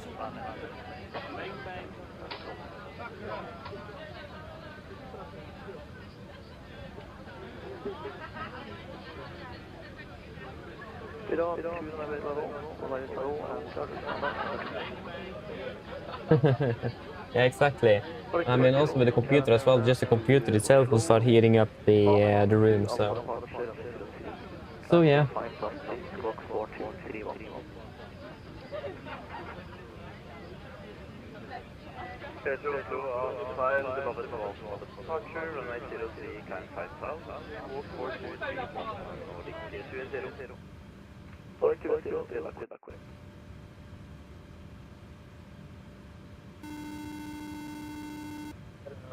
Hello, Captain.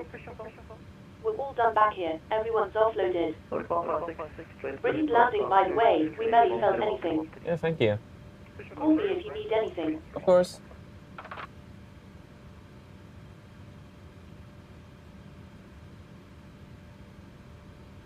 Yes, shall we put on the aircraft?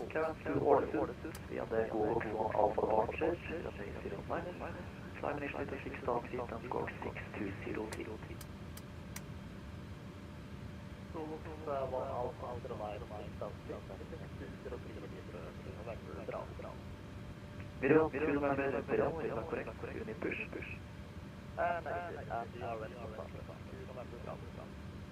Video to remember Imperial rotor start på tur på QNH 1-0-2-1. Oh yeah, we still have the transponder on. Not meant to happen. Yes, shutdown checklist to the line, fuel pumps off, Robit off, correction, secure checklist. Can't read, secure checklist, IRSs off, emergency exit lights off, window heat off, packs off, ground power off, and battery off. Secure checklist complete. Yes, have a good night to you as well, and hope to see you again soon then, Terrain. Bye-bye. Yes. There we go. And I think I got everything with me. Hope you guys have as well.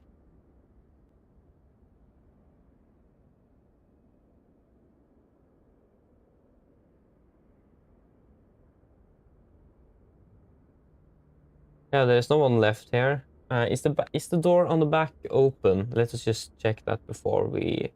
I don't think I've used stairs here. Oh no, it's closed. Yeah, good.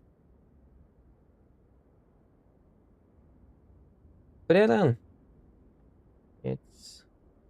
no one left. Close the door.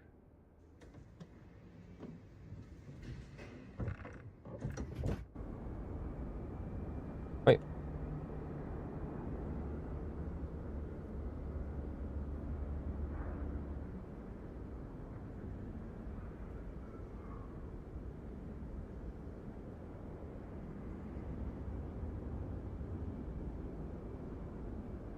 Så lyft down.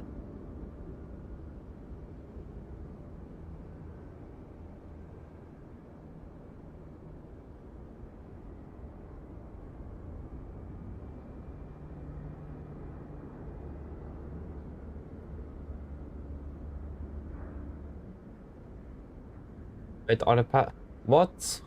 Are the passengers walking? What in the world?